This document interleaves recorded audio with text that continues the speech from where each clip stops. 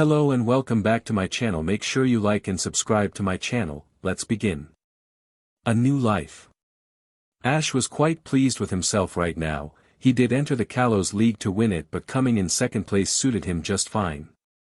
He was more proud of his Pokemon. Pikachu was just as strong as a Raichu, even though he did not want to evolve, and his Greninja was one of his strongest, having the ability to Mega Evolve without the use of the stones to do so.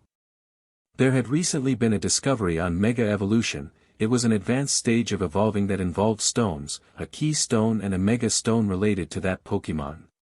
As well, the Pokemon had to be in the final evolved in order to do this. It would not work if they were not in this form. Ash was traveling with new friends. Their names are Serena, Clement and Bonnie. Ash knew that Serena had a bit crush on him, but he was not interested in her. Deep down Ash knew that he was in love with someone else he met a long time ago.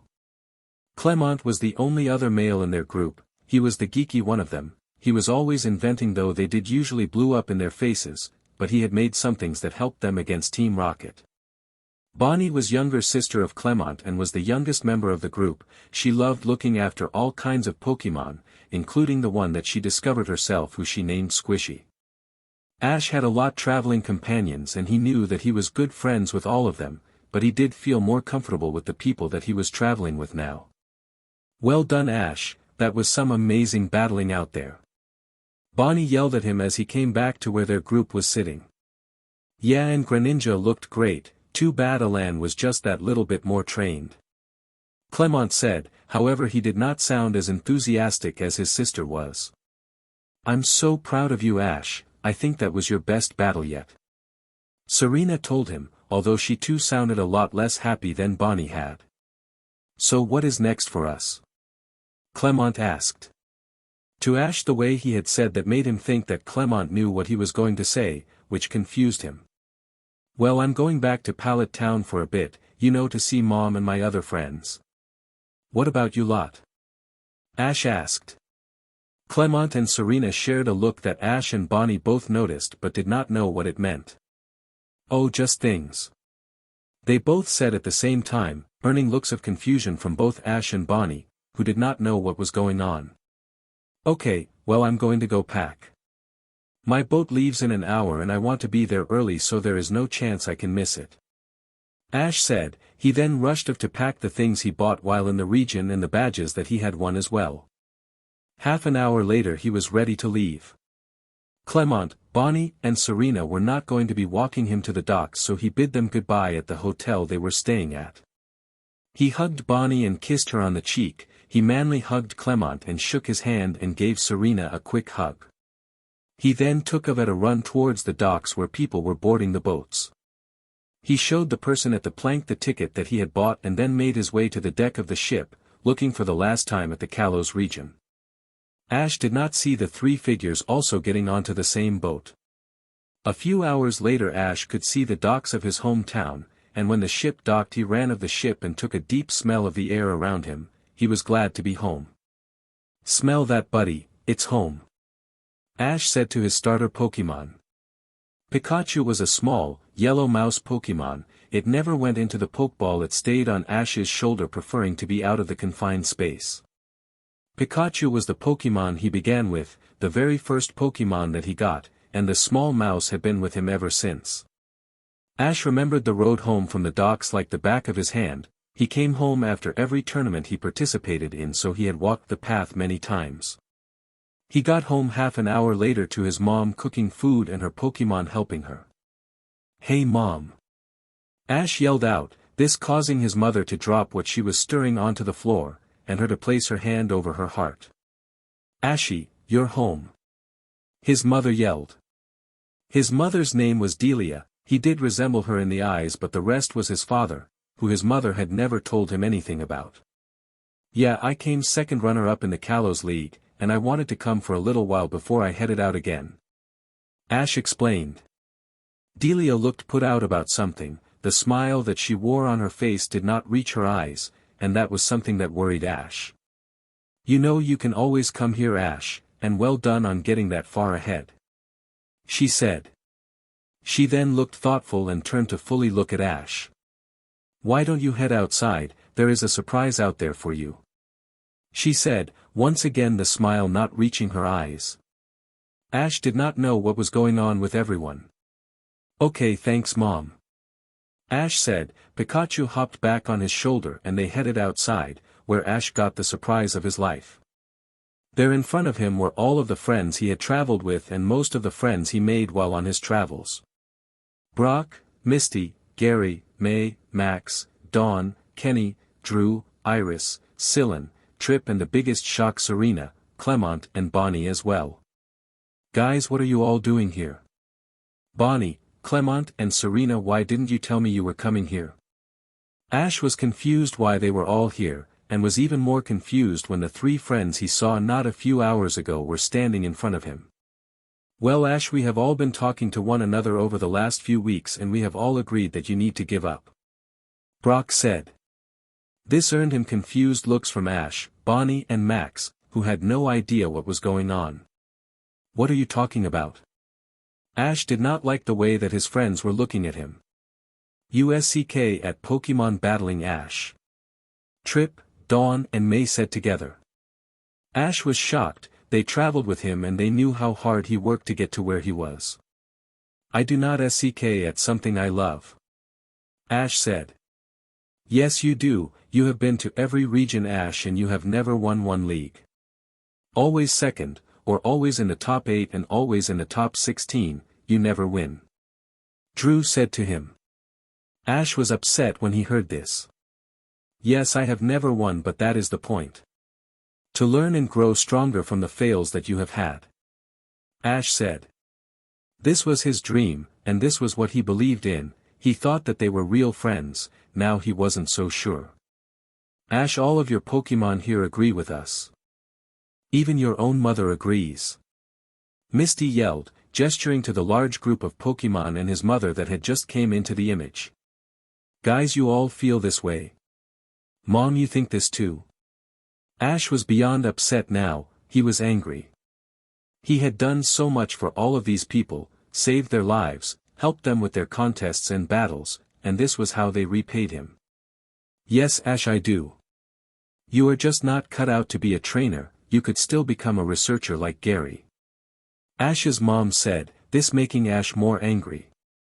Gary, Paul, Max, Bonnie. Do you agree with this? Ash asked. These were the people that he had bonded to the most in all of the groups he made. If they did not believe in him then no one ever would. Of course we do Ash, we do not think you should give up. Gary said, moving to stand next to Ash. You are one of the strongest trainers I know, never give up. Paul said, also moving to stand next to Ash. You should never give up on your dream Ash, just like I am never giving up on mine. Bonnie said, leaving her brother's side and joining Ash. I looked up to you years ago Ash, and I still look up to you now. Never give up when someone else thinks you are not strong enough, that is the lesson that you taught me. Max said, being the final one to stand up and make his way over to the person he admired. The group on the other side scowled. Come on, he is the weakest trainer there is. Bonnie and Max, you come back over here. May said. Max and Bonnie shot their siblings a look that could kill. If you think Ash should quit then we do not want to be around any of you. Seriously, he has saved your lives, helped you in battles, helped you in contests and let you see legendary Pokemon. You lot sicken me. Bonnie stated, liking the look on her brother's face as the words sunk in. Me too. I am shocked mostly at you, his own mother telling him not to go for his dream. I am sickened to think that you are even his mother. Max said, looking at the woman and the people around her in disgust. Ash released the Pokemon that he had caught in the Kalos region. When they were told what had happened they all had looks of anger on their faces, they all believed that Ash was strong. You don't want me to live my dream, then I will leave. Me and my true friends will grow stronger together and one day you will regret messing with the chosen one. Ash said, before he and the other four turned around and walked away, heading for the lab. When they got to the lab they explained to Professor Oak what happened. He too was mad that his friends, Pokemon and his own mother would do that. Ash, I am so sorry, but if you lot are going away then let me present with one last gift. This is called a Nanodex. It is like an update from the Pokédex. With this you can get information on every Pokémon in every region and you can hold an unlimited number of Pokémon with this. The Pokeball is literally absorbed into the Nanodex and holds them. When you want one you click the Pokémon and its ball will be released to you. The professor said. He gave the 5 of them one each and said that he hoped that he would see them someday in the future. Ash knew that his whole world had changed, but he also knew that he was leaving behind people who did not believe in him and was finally with the people who did. Ash had Pikachu, Greninja, Noivern, Talonflame, Goodra and Hawlucha with his as well. He was going to catch other Pokémon. Now that he and his friends had the Nanodex they could catch as many as they wanted. They were going to regret the day that they had betrayed Ash. He was going to train harder with people and Pokémon that believed in him, and he would no longer have to deal with those who used for their own needs. He wouldn't be saving them anymore, he wouldn't be helping them anymore and he wouldn't be showing them the legendaries anymore, that will be reserved for those who had stuck by him. Ash, Gary, Paul, Bonnie and Max did not know where they were heading now, all they knew was that they had to get far away from those that betrayed them. Hey Ash, where are we going to go? Bonnie asked. I have a place, I went there many years ago and haven't been back since. I met a Pokémon there that I grew very close with and I have broken her promise of returning to her soon. Ash said, he remembered the promise he made with the special Pokémon years ago and he knew that he had broken it. All he wanted to do was go and see her once more. Oh Ash, sounds like someone has a crush. They all said together. What are you on about? She is a Pokémon. Ash said, although inside he knew they were right. This was why he never liked or loved any girl that had a crush on him, because he knew that the only person for him was the Pokémon residing in Altomare. That does not matter, come on, we are your friends, it does not matter to us if you like a human or a Pokémon, if you like a male or female. You love who you love and that is all there is to it. Paul said. So what kind of Pokémon is it? Max said. No matter how old he got he was always going to be interested in seeing new Pokémon, especially one that Ash feels so strongly for. Oh, you will see when we get there, but I can tell you that it is going to be one hell of a surprise. Ash said. This earned some confused but curious looks from the small group. They realized that Max would have to go home and get things from there. Paul and Gary expected this to happen so they had come prepared, but it was all new to Max and Bonnie. However, she wanted to buy new things and she had her Pokémon on her, so Max needed to go and get his Pokémon. They took a boat to the Hoenn region where Max lived with his parents Norman and Caroline. They then walked to the house as it was not far from the docks. Norman and Caroline were sitting outside when they saw their son and his friends heading to the house. They were surprised to see that they all looked sad and that May was not with them. Max, honey, what is wrong? Why are you all sad? And where is your sister? Caroline started to ask questions. She was worried something bad had happened. That girl is not my sister any longer. Max said to his parents, with a hard tone to his voice. What are you on about? Of course she is your sister. Norman said. He was worried too, his son's behavior was very strange, especially since he left so happy. Not after what she did. Max seethed. He knew that his parents were worried. What has she done? She looked so happy when she left here with you. You both did. Caroline asked. She betrayed us, Mum. She said. That Ash should give up his dream. Max said, his eyes filling with tears as he looked at his parents. Norman and Caroline saw these tears and they were shocked, their son never cried in front of them. What do you mean, son? Norman asked. Max, however, just shook his head and ran to his parents, both of whom kneeled down to hug their distressed son. He means just that, she and some others all said that Ash was a useless trainer and that he should just give up his dream. Paul said, he remembered Norman from when he took this journey through Hoenn and he had a great respect for the man. I'm so sorry, Ash, I had thought she liked you. And you don't listen to her, you should never give up on your dream, even if everyone else around you believes that you should. My father wanted me to give up becoming a gym leader as I couldn't win leagues, but I never gave up and look where that got me. I have a loving wife, perfect son and a gym that my opponents are proud of. Norman did not mention his daughter. They raised May and Max to be kind to others and that they respected the people they traveled with, and she has not. Caroline was shocked and didn't want to believe that her May would do something like this, but these 5 people would not lie and they looked to be telling the truth. Yes, quite right, love, you must not let what these people have said get to you. You have your true friends and your Pokemon, you have got all you need. She said. This earned her another look of sadness from Ash. Mom, Dad. They convinced Ash's Pokemon that they would be better off with them rather than Ash. He only has the Pokemon that he has lately caught, all of the others except Pikachu left him. Max said. His tears had stopped and he had calmed down. That is shocking and so not what we raised that girl to become. Taking someone's Pokemon is wrong. Caroline shrieked. She was shocked that her May would do something like this to such a good person as Ash. The looks that they, and Ash's Pokemon gave him, Mum, they looked so mad. Not one of them regretted what they had said. Max said. Well, she is no longer a daughter to us. She can't respect others and takes Pokemon from other trainers. I'm a gym leader, to me this is an offense, and by my own daughter. Norman yelled. He cared for all Pokemon, he saw and battled all sorts of Pokemon, and his own daughter shows no respect to trainers, and steals Pokemon. Yes, Norman dear, and I have an idea. Ash, would it be okay to come with you for a bit? Me and Norman are getting sick of this gym now and we have wanted to travel for a long time. I know May and her new group will be coming here soon and I don't want to be here when she does. Caroline asked. She and Norman had been thinking of this since their children left. They wanted to experience traveling again, see the other regions and catch new Pokemon. Of course you can, we are going to head to Altomare. Ash said. He was glad that these people were coming with him. He had no mother now and he could see these people as parental figures. Yeah, Mum, Dad, Ash has a crush on a Pokemon.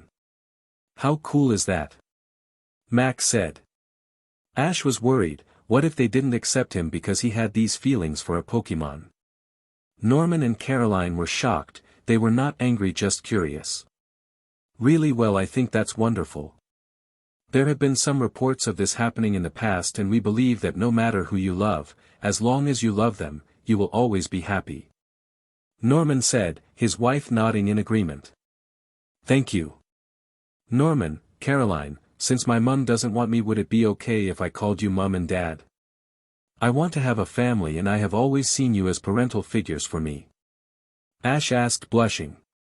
Of course you can, Ash. Me and Norman always wanted 2 sons, and Max here already sees you as a brother. How about we pack up, head down, and see Nurse Joy to see if she can make adoptions and then we can leave for Altomare? Caroline asked. Ash was shocked. He wanted to call them Mum and Dad, he did not expect them to want to adopt him.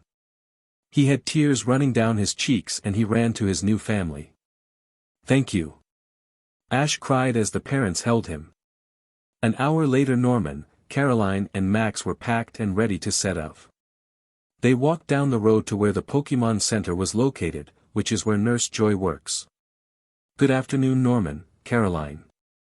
What can I do for you? Nurse Joy asked. We wondering if you could perform an adoption. Also our daughter, May, has been treating people and Pokemon badly, we for her to be removed from our family. Norman asked. Nurse Joy was shocked. As far as she knew the family were very close to one another.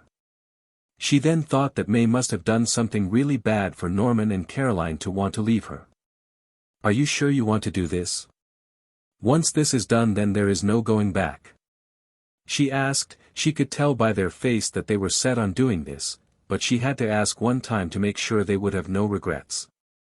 Yes, we are sure, what she did is unforgivable, and to such a nice person. Caroline said. She loved her daughter, but after hearing what she had she knew that she would not be able to love the girl she had become. Very well, I need you to sign this sheet with both of your names and she will no longer be a part of your family. Nurse Joy said, handing over a sheet from her desk. She has dealt with a few of these cases before. The sheet basically said that they were agreeing to legally remove someone from their family. They put their names where they were asked to, they put May's name as the one that is to be removed and then gave a reason as to why they were doing so. They put both of their signatures at the bottom where they were asked to before handing it over to Nurse Joy to read. Nurse Joy did not like doing this part. She had to read the reason why the person was being removed and she could agree with it or disagree with it. When Nurse Joy read what May did, then she understood why they were removing her. She was a nurse for humans and Pokemon. What May has done offends her as well. She immediately nods her head at the couple and signs her own signature on the paper to bind it legally. There, May Maple is no longer a part of this family. Now who is it you wish to adopt into the family? Nurse Joy had a feeling she already knew who was going to be in the family. That would be Ash Ketchum here. Norman said, placing his hand on his soon-to-be son's shoulder. I suspected as much. Well, here you are. As soon as you all sign this sheet, then it will be binding.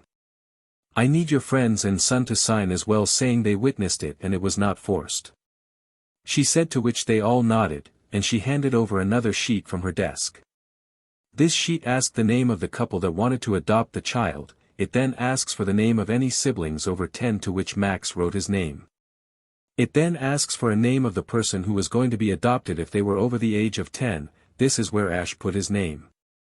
On the second to last section it asked for the signatures of the whole family, to which they did, and finally it asked for signatures and names of those witnessing the adoption. This is where Paul, Gary and Bonnie all signed their names. There we go, it is official. You have a choice, keep your name as it is or you can change it to Ash Maple. She explained. Ash thought about this for less than a minute before saying, can I change it to Ash Maple please? He asked Nurse Joy. She nodded and wrote down the new in the box. She then signed it herself before putting it with the other sheet they had filled out. What made you change it, Ash? Max asked. He was so excited. He had dreamed of having Ash as a brother and now that dream became a reality. Dreams really do come true. Well, Ash Ketchum reminds me too much of my old life, of my mother, of my old Pokemon and of my old friends.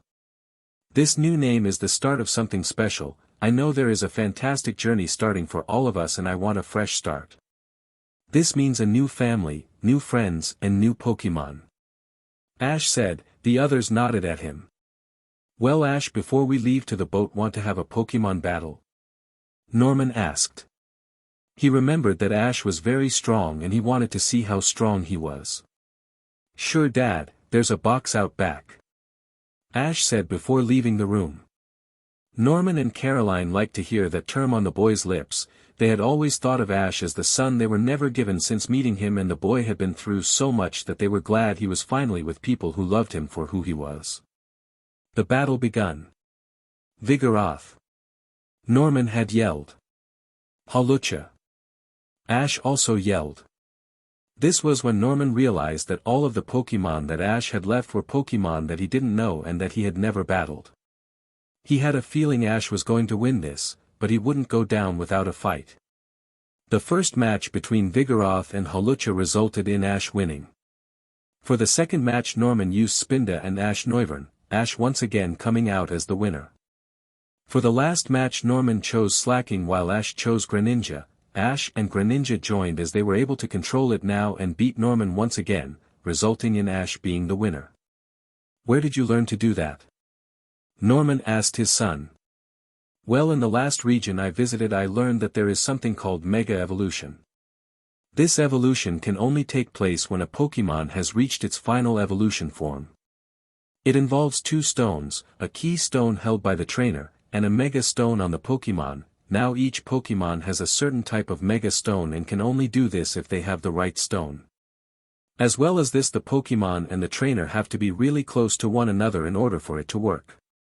With me and Greninja we have been told that we are so close to one another that we actually merge into one, which is why he looks so much like me when he Mega Evolves. If Pikachu became a Raichu then the same thing would happen with him as well, are so close.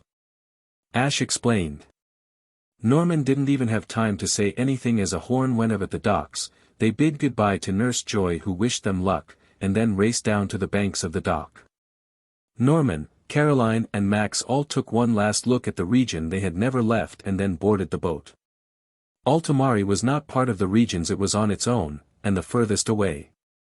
Ash had learned that Altomare did not want to be a part of the 5 regions and had settled somewhere far from where the regions were. This meant they had their own leagues within the area. Ash was going to visit the regions again one day as he wanted to catch more Pokemon from them, but for now Ash was content relaxing and staying low with his new family for now. Besides, there was plenty of Pokemon to catch in Altomare, and when he wins the leagues there he will travel to the regions and get even stronger. They were on the boat for the entire night, and when they woke up the next morning Altomare was in sight, Ash remembering all the memories he had made here, how beautiful the area was and a certain gorgeous Pokemon that he was in love with. "Everyone welcome to Altomare, our new home," Ash said as they got off the boat. However, Ash, Norman, Caroline, Max, Paul, Gary and Bonnie did not know that they would be going on one great adventure, one filled with surprises along the way. Ash couldn't believe that he was back in Altomare. Out of every place that he had traveled, Altomare was by far the best. It was the most beautiful, it was the most serene, it had a variety of Pokemon from all of the regions, and it was home to the girl that he loved. Ash and his new family had gone to the Pokemon Center. He had asked them if they had any problems with camping, since if they were invited to stay with his love then they would be sleeping outside. They all said that they did not have a problem with it. The Pokemon Center allowed them to stay somewhere in case they couldn't stay where he thought they would. It was free for the first few nights as was the food, so there was no problems. After they had unpacked their bags it was time for them to leave. Ash asked them if they wanted to go and meet the Pokemon that he was in love with. This was met with an enthusiastic response from everyone.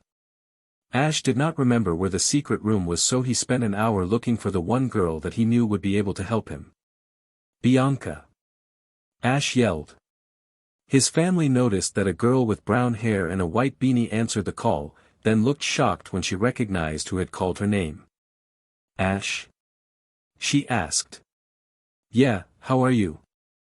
Ash asked. "I am fine, how are you?" Bianca asked. "I could be better, but it feels great to be back here. Can you take us to the secret garden? I have forgotten how to get there." Ash asks. He is shocked to see the look of sadness that crosses her face as he asks this. "Ash, you do not want to go there," Bianca stated. "Bianca, why not? Please tell me nothing has happened to her." Ash yelled. The way that Bianca was looking made him think that there was something wrong, or worse, concerning the Pokemon he came for. "She is alive, but I do not know for how much longer," Bianca stated sadly. Ash's eyes began to well with tears. "What do you mean?" Ash was almost afraid to know the answer to this. "After you left she just gave up. She had just lost her brother, she had been hunted, and then the one person who brought out the best in her left her. She thought you would come back as you promised you would. Every month that you did not come she just got sicker," Bianca explained. There was no trace of malice or anger in her voice, just sadness. Ash was shocked he was the cause of this. Ash thought that he should have stayed with her after her brother sacrificed himself. He knew he should have stayed with her, or at the very least come to her like he had promised. "How sick is she?" Ash asked. "Her coat has lost most of its color, her eyes are dull and lifeless, her powers are failing her and her body is shutting down," Bianca said. She had cried over this so many times that there were no tears left for her to cry. Ash, however, was openly crying his heart out. The Pokemon that he was in love with was dying, and it was all his fault. He should have come when he promised her. "Take me to her, please Bianca, I need to see her." Ash was begging now. He knew that the sight that he would see would be painful, but he had to see her, even if it was for the last time. "Very well, follow me," Bianca said, and she led the group to the secret garden. They came to a stop in front of a bunch of bushes.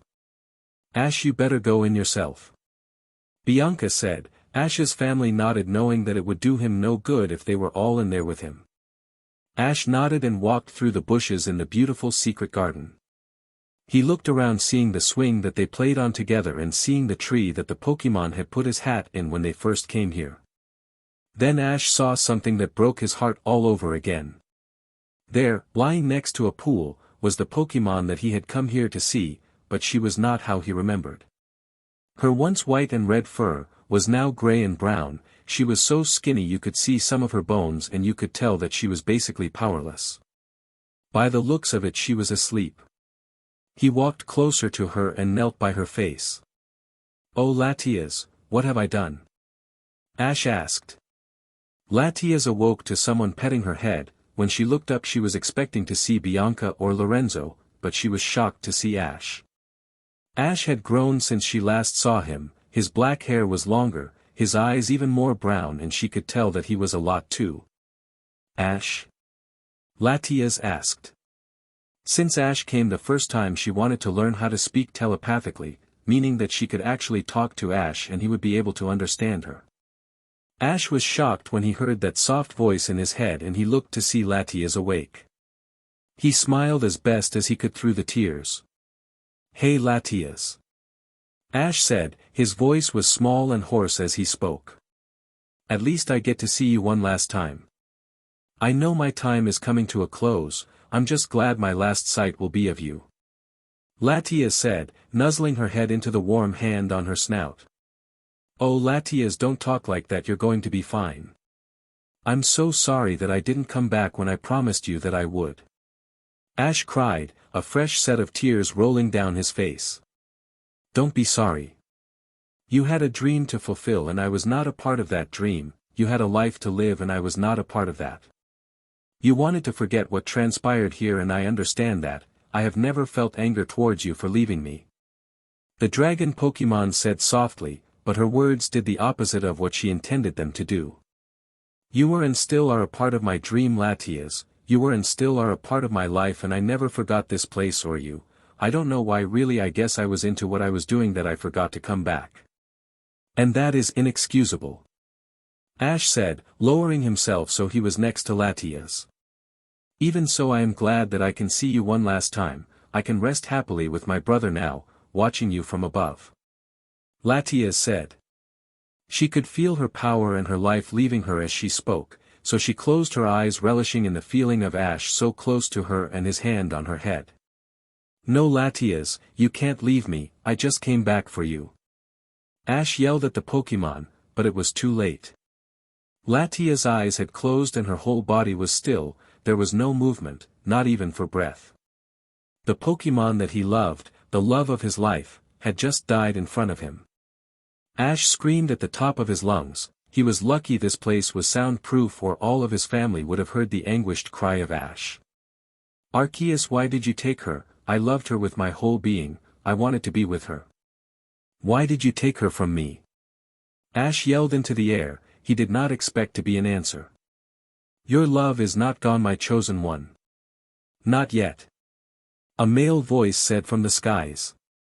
Ash looked up and saw a white Pokemon there. He was bathed in a golden light and had the plates of balance around his body. Ash could recognize this Pokemon from anywhere. It was Arceus, the king of the Pokemon. "What are you on about? Of course she is gone, she is not breathing." Ash yelled. He knew that he was angry and upset. What Ash did not know was that the world was feeling his pain. "Ash, she is not gone, she may not breathing, but her spirit is still close by. You must calm down, the world is already suffering because of your pain." Arceus said, it was in a fatherly tone, but with a hint of sadness. The legendary Pokemon, as well as all of the Pokemon in the world, were the children of Arceus and he would feel the pain of the loss. Ash was able to calm down some. "What do you mean the rest of the world?" Ash asked. He would still not move from the fallen Pokemon. "Ash, you are the chosen one, a being of great power. You are connected to all living things through your aura as well as being the chosen, your emotions affect the world and the Pokemon. If you feel happy then the world will reflect that in good weather, if you are sad the world will reflect that in rain, and when you are angry the world will reflect that in storms. As of now there are large storms and rain throughout the world and the Pokemon know something is wrong." Arceus explained. Ash knew he was powerful but he never thought that his emotions would be powerful enough to affect the world. "Is there any way to bring her back?" Ash asked looking at the still beautiful body of the female dragon. "Yes, there is a way, but it will come with a price. Are you willing to pay it? Arceus asked. He didn't normally do this when someone lost a Pokémon, but aspects of this made it different from any other case. I will pay anything. I love her and I will never love another. I would give up my life if it would mean she could live. Ash said truthfully, he could not live without Latias, but he would be happy to give his own life for that of the one he loved. I believe you would, young one, but you will not have to do that. I will be changing your body to that of a Pokémon. You would still be able to become a human as you are now, but you would be a Latios on all accounts. Arceus explained. To Ash this did not seem like a price to pay. He had always dreamed of becoming a Pokémon even though he knew that it was not possible. Now he has been given the chance to become one, as well as have his love with him. Yes, I accept, just bring her back to me. Ash said, and for once a true smile was seen on his face. Very well. Know this, I will be calling you again soon, Ash, and your family will also be summoned. We have many things to discuss and many more surprises for you as well as them. Be ready for when you are called, and let them know as well. Arceus said. He waited for Ash to nod before heading to where Latias was lying. He placed the tip of his hoof on the dragon Pokémon's head. Rise, my child, be with you love, and prepare for one hell of a journey. As Arceus said this, a bright golden light surrounded Latias, and bright blue light surrounded Ash, and Arceus disappeared. Ash waited with bated breath until he saw Latias begin to change. The gray and brown fur now became the bright white and red that Ash had loved to run his hands through. She gained weight and her powers were returning to her.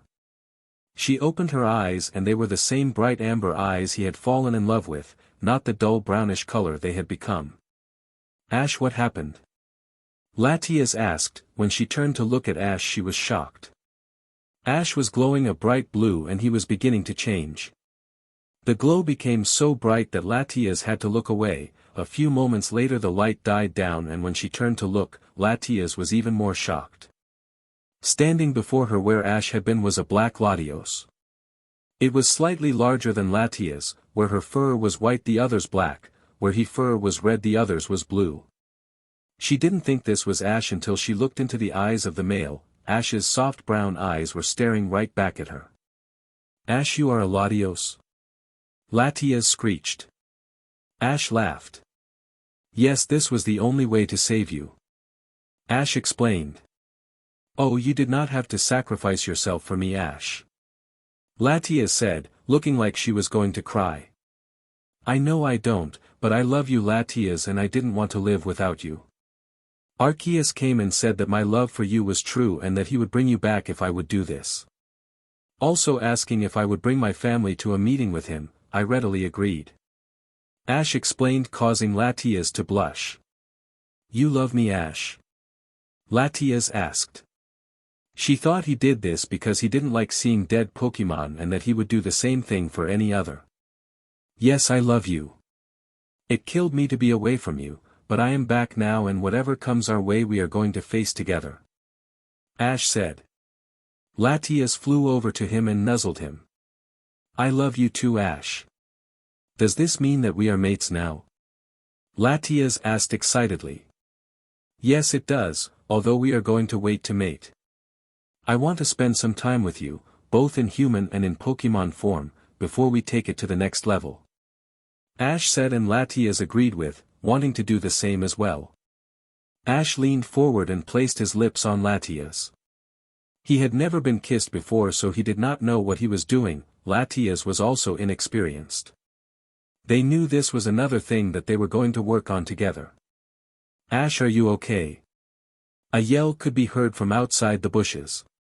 Ash had forgotten that his family were there too. How about you meet my family? That is the first step in a relationship. Ash asked, Latias replying with a happy nod. Ash concentrated hard on his human form and transformed. He looked at Latias and pointed to some bushes, wanting her to hide until he called her. She nodded, kissed him once more and flew behind the bushes. Yes, I am fine. You can come in now. Ash said. All of his family and Bianca piled in the garden. It was very large so everyone could fit in with no problem. Where is she, Ash? Bianca asked, worried that something had happened when she was out. When I came here I saw her lying near the pond, she looked so bad. She awoke a few minutes after I entered telling me not to blame myself and that she was glad she could look at me one more time. She stopped breathing right in my arms. Ash said. The memory still haunted him and made him flinch when he thought about it. The only comfort was knowing that Latias was fine and was waiting for him. So she is dead? Bianca asked. She was scared. Latias was the sister she never had, and even though she was a Pokemon didn't change anything. No, she is very much alive now. I begged Arceus to let her live, that I needed her in my life, and he came to us. He told me that she was not gone and that her spirit was still close. He said if I was willing to pay the price then he would bring her back. Ash explained. Arceus came to you? Where is she? What was the price? Questions kept firing at him over and over, so he answered them. I am known to the Pokemon as the Chosen One, a being chosen by Arceus who would become close to all Pokemon and close to the world. This is why I love Pokemon so much. As well as this, I have the power of Aura, meaning that I can take energy from any living thing and have the ability to communicate with Pokemon. I will tell you the price in a minute. My love, come on out and say hi to your new family. Ash yelled to the garden. Something white and red flew into view, and when everyone got a look at it, they stood with their mouths hung open. That's Latias, the legendary Ian Pokemon and one of the guardians of Altomare. Max yelled, startling everyone out of the daydream state they were in. Latias, you look like nothing happened. Bianca said and hugged her friend. Yes, in order for this to be possible I had to become a non-human. Ash said, again causing shock. So you're a vampire now? Bonnie asked. She thought it was cool but she did not want to be bitten. No, I am not. I am in fact a Latios, the male version of Latias. This was the price that I paid to bring her back. I was willing to sacrifice myself, but Arceus did not want that. He also said that another part of the price was that I had to tell all of you that we are going to be summoned to a meeting with Arceus and that there were many more surprises along the way. Ash explained. He concentrated once again and he was then floating in the air in his Latios form. Gary was going to have fun with him as the boy was a researcher. Wow, Ash, a full change to a Pokemon but still retaining the ability to change into your human form. This has never happened before. You have to let me study you so I can learn more. Gary begged. Ash nodded, more than happy to help his childhood friend. Paul then took out his Nanodex and pointed it as Latias. Latias, the legendary Ian Pokemon. Latias is very sensitive to emotions and has a coat that can turn invisible with light. Latias is able to comprehend human speech and at later levels is able to communicate telepathically. Latias is also easily spooked. If she senses an enemy she will disappear. This Pokemon is rarely seen. Latias as well as Latios both have the ability to overtake a jet plane by tucking their legs into their bodies. The Nanodex said. Wow, it even says that Latias is able to learn any move from any type of Pokemon. That means that she hardly has any weaknesses. Paul said, astonished. Once he had finished reading about Latias, not including all of her moves, he pointed the Nanodex towards Ash. Latios, the legendary Ian Pokemon. Latios has the ability to plant images into the mind of its enemies, making them see what they fear.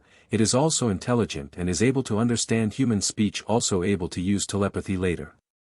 Latios will only reveal himself to those of a compassionate spirit. Both Latios and Latias have the ability to overtake jet planes by tucking their legs into their bodies. The Nanodex said. And again, wow, Latios also is able to use any move from any type. Like Latias, the higher level it becomes, the more moves it is able to learn. Paul said, once again astonished. Well guys, we are going to stay here from now on. It has gotten late and we need to rest. We will look for a new home for all of us tomorrow. I do not want Bianca and Lorenzo to be involved in this. Ash said. That is okay, Ash. Me and Grandpa are moving in a few days. We didn't think that Latias would make it and we found jobs and college. Bianca was sad to move now that she knew Latias was going to live, but she knew that Latias was going to have a new life with Ash and her new family. I am going to miss you, Bianca, and I will miss Grandpa too. Latias said. And we will miss you. What are you going to do, just live here and never compete again? Bianca asked Ash. Oh hell no. Just because those fools thought I was going to give doesn't mean I will. We are going to live here for a few years relaxing, then we are going to head of another journey. We will travel Altomare first. I want to compete in all of the leagues here, then we will go round the 5 regions once again, and this time I will beat them all and take the leagues as well as the titles. Once that is done we come back here and await the next journey that we are destined to be in. Ash explained. Once his family and Latias had heard the whole plan, they were on board as well. Latias was going to be able to see places outside of her garden, and the others would see regions that they have not been to yet, but they would also have a home for a few years where no one would judge any of them. You are lucky that you are technically a Pokemon. It is illegal for a Pokemon and a human to be romantically involved, but that will no apply to either of you. I wish you luck on your travels. And with that Bianca headed into the house. This is going to be the best time. I get to live in a nice place for a few years, then I get to see all the new Pokemon of Altomare, then I get to see all of the 5 regions and get Pokemon there too, and finally return home and wait for another adventure to come knocking. This is the best. Max said, their family nodding in agreement. I am glad. Everyone head to bed, we have a long day of house finding tomorrow. And with that said they all headed to bed. Good night Latias, I love you. Ash said to his love. And I love you too Ash, good night. Latias replied. They both curled around one another and fell asleep, the rest of Ash's family following close behind. Ash was so excited, he had been able to find a home for him and his new family. If he was being honest, it was more of a mansion than a house. It was large enough for all of them to live happily with their own space. It had a large pool in the back, a small forest surrounding the house, and plenty of space for Pokemon. Ash and his family were planning on catching a lot of Pokemon, and they knew that they needed the space for all of them as well as their Pokemon to be happy, and this was one of the only in the area. They had been living in the mansion for a few weeks and they felt like home. Latias and Ash shared a room, Bonnie and Max shared a room as they were the youngest, Gary and Paul shared a room as well as Caroline and Norman. They were all happy, but as time went on they began to see that there was something missing. As the weeks went by, Ash and all of his family were beginning to miss the thrill of adventure, the thrill of catching Pokemon and the thrill of making themselves as well as their Pokemon stronger. So one night, after staying in the house for 2 months, they decided to have a sit down and discuss what they really wanted to do. Ash, what are we going to do? I am getting bored staying in one place all of the time. I liked it when we were traveling. Max said. Yes, I agree with Max, this place is nice, but I prefer being out in the open and catching Pokemon. Paul said as well. Yeah, me too, I want to be out there, see all of the Pokemon and help them. Bonnie said. I agree to Sun, while I like living here I want to be out there with all of the Pokemon, I want to train and I want to battle. Norman put in as well. Everyone all said what they wanted to. The thing about this family was that there was no secrets between them. If there was something bothering one of them, then it bothered all of them. If one of them was sad, then all of them were sad, and if one of them had a secret, then they would share with the others. Ash listened to everything that his family had to say and thought on it. He too was missing the outdoors, the Pokemon. Catching and training his Pokemon, he also knew that the Pokemon he had now were happy here but wanted to be out and traveling once again. Well, how about this, we stay here in the house for another few months, let's make it to 6 months. After those 6 months we will all go out together, we will stay in Altomare, that is not changing. After catching the Pokemon and training what we want here, then we will move to one of the regions. How does that sound? Ash asked, although he got a feeling that they were not going to be so happy with it. I'm sorry Ash, but we would like to leave sooner if that is okay. We all agree that we want to be out and about in the city, we want to catch Pokemon and we want to train. I know we said that we would live here for a few years, son, but that is just not who we are. Caroline said softly, and Ash had to agree with her. He wanted to be out just as much as them, and he was happy to do so as long as he was with his family. Very well, we will depart tomorrow, but we will be remaining in Altomare. There are many Pokemon here that we can look at, catch and train. After we have done all we want here, then we will move to one of the regions. Is that okay with everyone? Ash asked, thinking that they would agree with this. They all nodded their head enthusiastically. Yes. They all said together. Very well. Go and pack your bags with everything you need. We will not be returning to this house for a long time. I will go and inform Latias of the news. Ash said before he walked out of the room. He did hear all of the yelling from inside the room before he moved to find his love. Latias and Ash had grown closer than ever. They were never that far apart from one another. As loved Latias and Latias loved Ash, she was even helping him master the abilities of being a Latios. Ash walked into the room that they shared. They had yet to be NTMT with one another, only going as far as kissing, but they both knew what they wanted and hoping it would come soon. Latias, my love, I have something that I need to tell you. Ash said to the room. When he looked around, he saw his mate in her human form getting ready for the day. Latia's human form was a sight that Ash was never going to forget. She was tall, just an inch shorter than Ash himself. She had midnight black hair like Ash's own falling down just past her shoulders. She had gorgeous curves and long beautiful legs that Ash could look at all day. But the thing that drew Ash in the most was her eyes. Like him in Latios form, Latias kept her natural amber-colored eyes in her human form. He knew that he had the prettiest girlfriend in the world, however he also knew that his family were going to get a shock as they had never seen the human form that Latias had chosen to take. Yes, love, what is it? Latias said. She was faced away from Ash as she put the human dress over her head and smoothed it down her slim body. She then to look at Ash only to see him drooling when he saw her. Latias smiled knowing that she had shown Ash her chosen human form, but he had not seen her all made up in a dress. Love, snap out of it. Latias said as she moved over to the bed where she sat down to put her heels on. It had taken her a little while to get used to walking on human legs, let alone wearing heels. Ash snapped out of the trance that he had been and walked over to sit beside his girlfriend. Well, all of the others said that while they love the house, they want to be out in the open, catching Pokemon and training.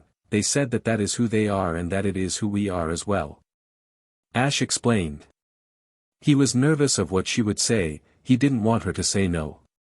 Of course they feel that way, Ash. They have adventure in their souls and so do you. I know that you want to go as well and that is fine with me. As long as you take me with you, then I have no problem with it. Latias explained, nuzzling her head into his neck. Even though she was in human form, she would sometimes show her Pokemon side as well. Are you sure? I thought that you wanted to live in a big house like this and relax for a bit before we go out. Ash told her. Ash darling, I am a Pokemon. I love being out in the open as I know you and the rest of our family do. While I love living here, and love relaxing like the others, I would prefer to be outside and looking at everything the world has to offer. Latias said. She knew that her family had always wanted to be back out and traveling. She wondered what had taken them so long to ask Ash. Very well. I have told the others to pack what they need as we won't be returning to this house for a long time, and that we would leave tomorrow. Is that okay with you? Ash asked his love. Latias smiled brightly. That is fine, Ash, but can we all go on one more trip around the market and say goodbye to the friends we made? I know that we will be traveling around to other places, but this feels like home. I want to say goodbye to people. Latias said. Latias had come a long way in her speech. Not only was she able to speak telepathically with her family, but she was also able to speak as a human would. They had decided this as they needed her to fit in with the populace, and she picked it up easily. Sure, anything for you, gorgeous. Ash said before he kissed her lightly and waited for her to put her makeup on and brush her hair. Latias was like any other girl, wanting her hair to be perfect and her makeup to be just right. Ash thought that she looked beautiful in anything that she did, but had told her that he liked her hair down and only a small amount of makeup on her face. For the next few hours Ash, Latias, Gary, Paul, Bonnie, Max, Caroline and Norman all walked around the market and spoke to people that they had met they first moved. Bianca and Lorenzo had come by not long after they first moved in. They wanted to say goodbye to them, and Lorenzo wanted to be sure that Latias was safe. After that they left to live a new life as well. After spending a few more hours down in the market and bidding a goodbye to all of those that they had come to see as friends, they all headed home. They went to bed early that night knowing that they would have a big day tomorrow. However, they were not expecting a visit that night or the surprise that followed. Ash felt like he was transported somewhere, like being pulled to somewhere else. When the feeling stopped, he opened his eyes. He and all of his family were in a very large room. It was all golden with many different colored patterns on the walls. Ash knew he had been here before, but he couldn't name it or say when it was. "I know where we are," Latias said, causing everyone to look at her. "Where are we, love?" Ash asked. He was surprised that Latias knew of this place, as she was just a Pokemon. "Welcome everyone to the Hall of Origin," Latias said. "No wonder this place looks familiar. Arceus brought me here whenever he needed to talk to me. Remember what I told you, that he wanted to speak with all of us and that we had to be prepared? Well, I think that this is it." Ash said to his shocked family. They had all heard of the Hall of Origin and knew it was the home of all legendary Pokemon. After Ash said this, a loud noise could be heard and a blinding light shone, a light so bright that they had to shut their eyes against it. When they opened their eyes once again, they were shocked at what they were seeing. There in front of them was every legendary Pokemon known to them. Arceus, Articuno, Azelf, Celebi, Cobalion, Cresselia, Darkrai, Deoxys, Dialga, Diancie, Entei, Genesect, Giratina, Groudon, Ho-Oh, Keldeo, Kyogre, Kyurem, Landorus, Lugia, Manaphy, Meloetta, Mesprit, Mew, Mutwo, Moltres, Palkia, Phyone, Raikou, Rayquaza, Regice, Regigigas, Regirock, Registeel, Reshiram, Shaymin, Suicune, Terrakion, Thundurus, Tornadus, Uxie, Victini, Virizion, Xerneas, Yveltal, Zapdos and Zekrom. I said I would summon all of you, and now it is time for your first of many surprises. Bonnie, please step forward, Arceus said. Bonnie gulped and stepped forward like she was told to. "Yes, Arceus," she stuttered. Arceus smiled gently. "There is nothing to fear, young one. You have a caring nature to all Pokemon, no matter what they are. You are always willing to help others before yourself, and for that I am proud of you," Arceus said. Bonnie smiled, being told that made her happy. Arceus stepped aside and a small Pokemon came up to Bonnie. It was pink and white with amber eyes and a red stone on its head with a long tail. This was Mesprit. Mesprit had chosen you to be her trainer. Take good care of her, young one, Arceus said. He lifted his head. A Pokeball appeared before Bonnie, who took and captured the legendary Pokemon. Arceus did this for all of them, and when it came time for Ash's family, all got theirs. Bonnie got Mesprit, Max got Victini, Paul got Cobalion, Gary got Tornadus, Norman got Thundurus and Caroline got Landorus. But it was Ash who got one of the biggest surprises yet. "Ash, my chosen, step forward." Ash did so right away. "You have proven that I was right all those years ago when I chose you, and although you have been betrayed, you moved forward and found those that truly loved you. For this you get all of the remaining legendaries at your command, as well as myself," Arceus said, bowing his head to Ash. "But what about the world? Your dimensions need you," Ash said. "No, we will all travel with you, and if there is something within our dimension, then we just leave to solve the problem and return to you. Nothing bad will happen. We don't need to stay there all of the time," Arceus explained, and Ash nodded his head. Ash then caught each of the remaining Pokemon and Arceus. When he was done, Ash had Arceus, Articuno, Azelf, Celebi, Cresselia, Darkrai, Deoxys, Dialga, Diancie, Entei, Genesect, Giratina, Groudon, Ho-Oh, Keldeo, Kyogre, Kyurem, Lugia, Manaphy, Meloetta, Mew, Mutwo, Moltres, Palkia, Phyone, Raikou, Rayquaza, Regice, Regigigas, Regirock, Registeel, Reshiram, Shaymin, Suicune, Terrakion, Uxie, Virizion, Xerneas, Yveltal, Zapdos and Zekrom. Thank you for this gift. Ash said after he had released them all for now. His team had already grown so much and he hadn't even caught them on his own, they chose to go with him and on top of that they were all legendaries. Ash, you have 2 more surprises.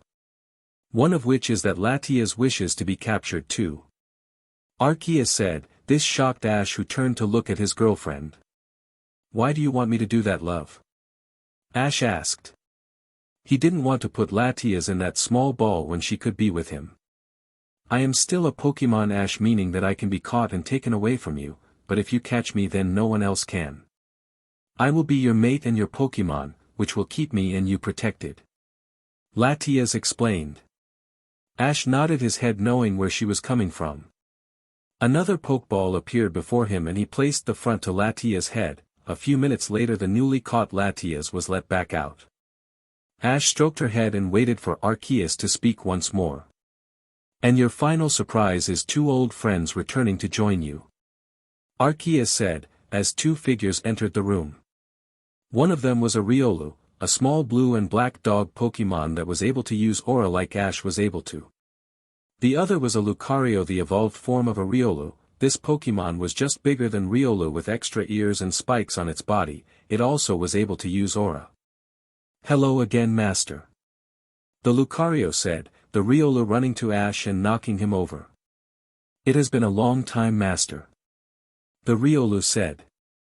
Ash looked to Arceus for help. This Riolu is the one you helped a while back, the only Riolu that has ever been able to use Aura Sphere. Arceus explained. Ash gasped in shock as he remembered the small dog Pokemon, before smiling and stroking its fur. It's good to see you too, Riolu. Ash said before turning to look at the Lucario. And this Lucario you have also helped. This Lucario once belonged to your ancestor Sir Aaron. He sacrificed himself to the Tree of Life in order to save Mew, but your pain freed him. He is here to help you learn Aura, as is the young Riolu. Arceus explained. Ash once again went into shock as he remembered the Lucario. I never thought I would see you again. Ash said, hugging the Lucario, who returned it. It is good to be back with you, Master. He said. Another 2 Pokeballs appeared before him and he caught the 2 of them. That is all for now, my friends. Catch your legendary Pokemon and I will transport all us to the mansion where you live. Once there you must catch me once again and then sleep. Tomorrow we begin searching for the rest to complete our team. Arceus said. They all did as they were told and a few minutes later found themselves in their sitting room. Well, I guess it's lucky that we were all given a Nanodex. I think we will be having Pokemon joining this little family. Ash said. Once Caroline and Norman had adopted him, they had contacted Professor Oak, who was happy that Ash had found a family. He happily sent over 2 more Nanodex for his new parents. Okay, everyone back to sleep, we leave. Tomorrow and we need to be well rested. Ash said. Everyone said goodnight to one another before they all went to their rooms to rest. Good night, Ash, I love you. Latias said to her mate. Ash was lying down on their large bed with her lying on top of him, her head in the crook of his neck. It was their favorite position to lay in when in bed. Good night, Latias, I love you too. Ash said. Latias leaned up and kissed Ash on the lips for a few moments before she lay back down and fell asleep. Before Ash fell asleep he couldn't help but think that he was the luckiest man alive. He had a loving family that he knew loved him for who he was, he had a great team of Pokemon that was only going to grow in size and power and a loving girlfriend who he loved with all of his heart and who loved in return, all of his faults included. Yes, Ash was very lucky, and he would get even more so as the years went on. Everyone in the house awoke early the next morning. They all wanted to head out to have an early start, however Ash did not want to get out of bed. Come on, Ash, you need to get up. We are leaving soon. Latias said to her mate. She hated it when Ash got like this, sometimes he wouldn't get out of bed for hours. Don't want to. Ash ummed, he was still half asleep so his speech was slurred. Well, if you won't get up then I may have to kiss Gary. Latias said. She knew that this would get Ash up. she had learned very early on that Ash was very protective of her as well as the rest of their family. As soon as she said this, Ash jumped up from the bed, grabbed her and pulled her down onto his lap. "You will do no such thing, you are my girlfriend and should only be touched by me." Ash growled out.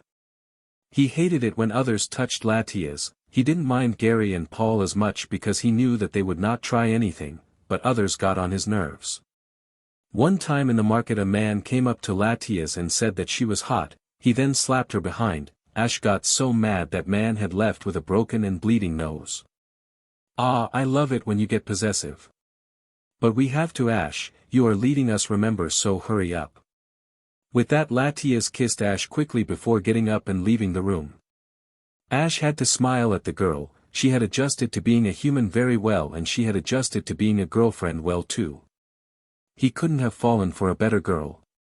Ash quickly got dressed. He was looking forward to the trip as well. While he loved settling down in a home, it is not something that was easy for him. He had always dreamed of traveling the world and looking for Pokemon. Now he was fulfilling that dream with his true friends and family, though he thinks of all of them as his family. They all met at the front of the house. Right, Altomare is also known as the City of Water. This means that there is a high chance most of the Pokemon we catch here will be water Pokemon. There are some flying Pokemon also. There is not much forest, so grass, ground and a few others will not be here. Ash explained to his group.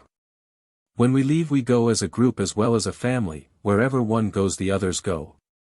No one is left behind. Ash finished.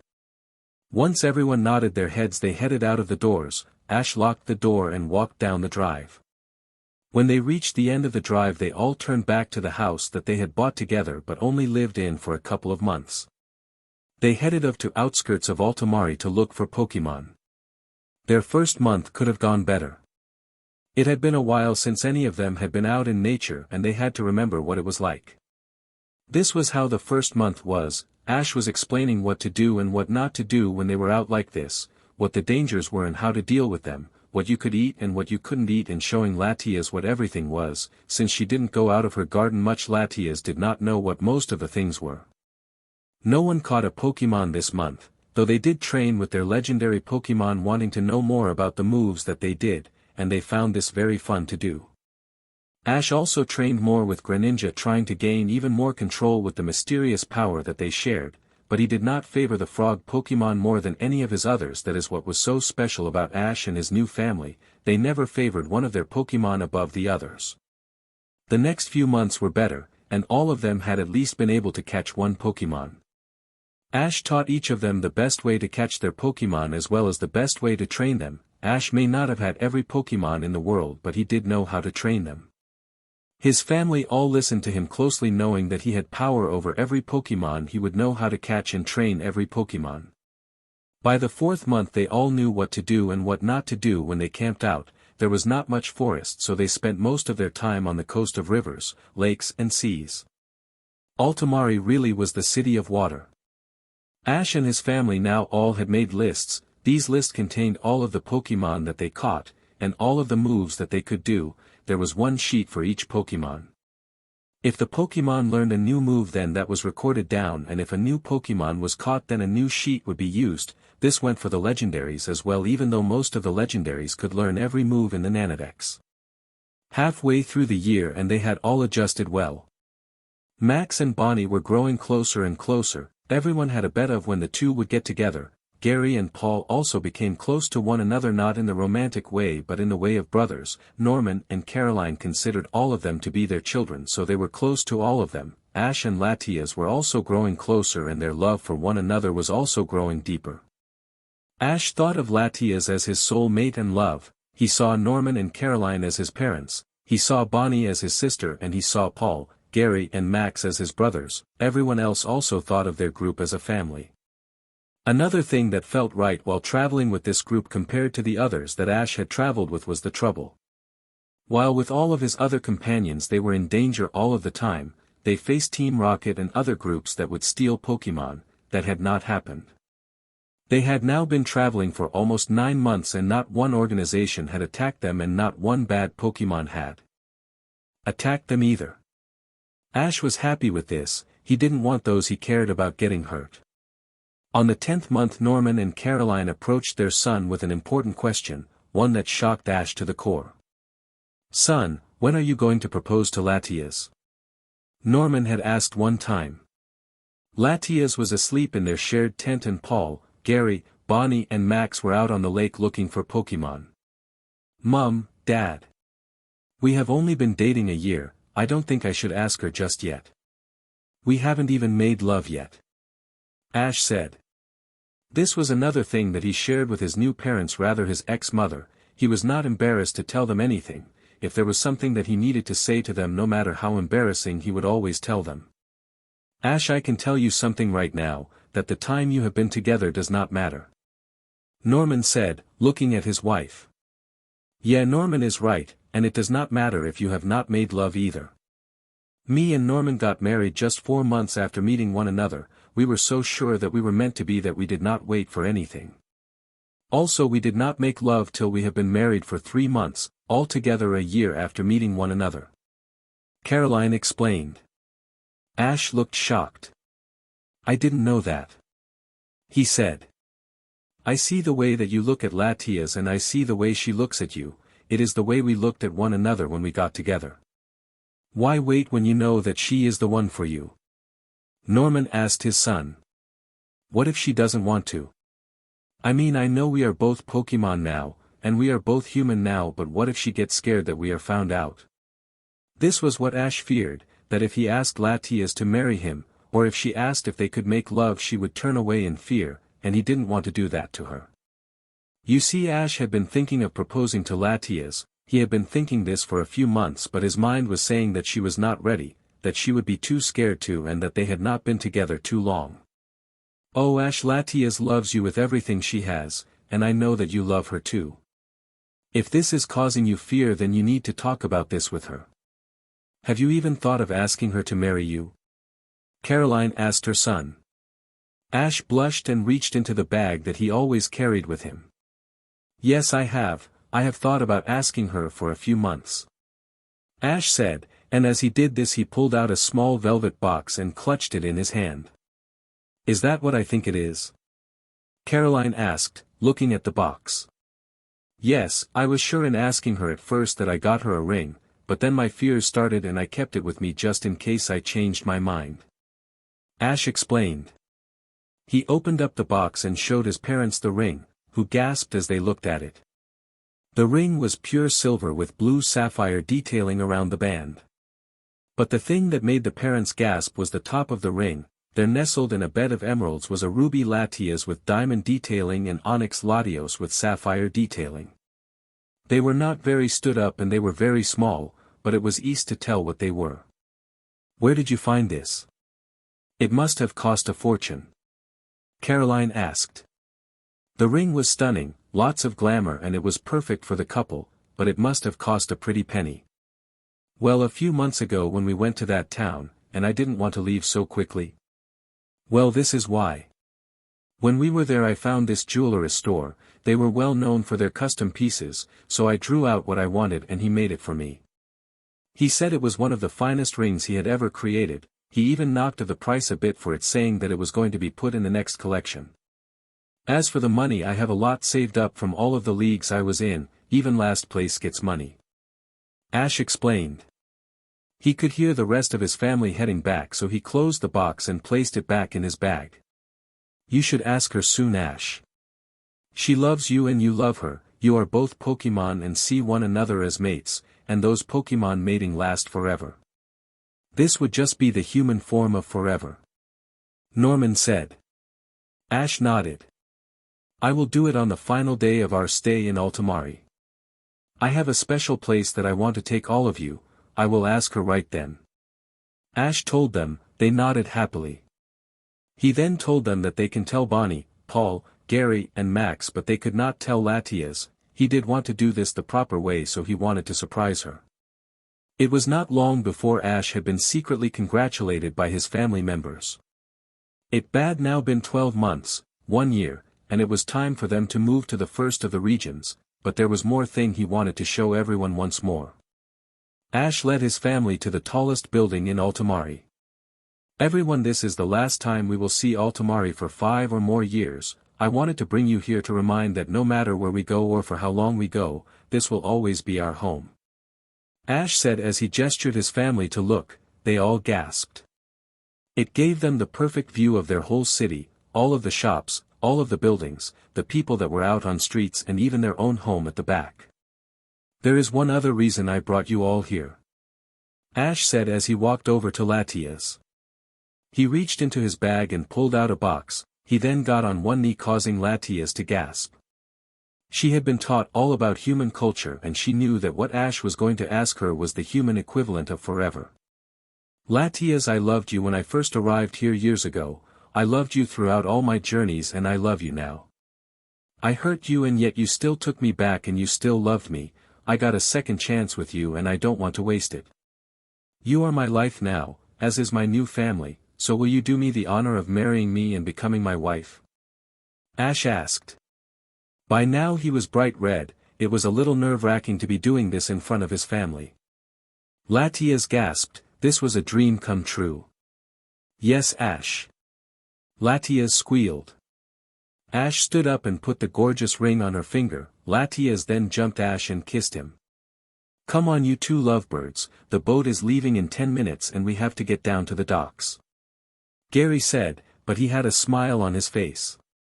They all went to the docks and boarded the boat. They looked back at Altomare, their home, and said goodbye to it as they would not see it for a long time. Ash was happy. He had a family, he had a fiancé, he had Pokemon and he was going to get even more Pokemon, and he couldn't wait to challenge all of the leaders again. But this time he was going to win the leagues and he was going to become the champion. Ash was sure that there was only 5 regions, but when on the boat to their first region they found that he was wrong.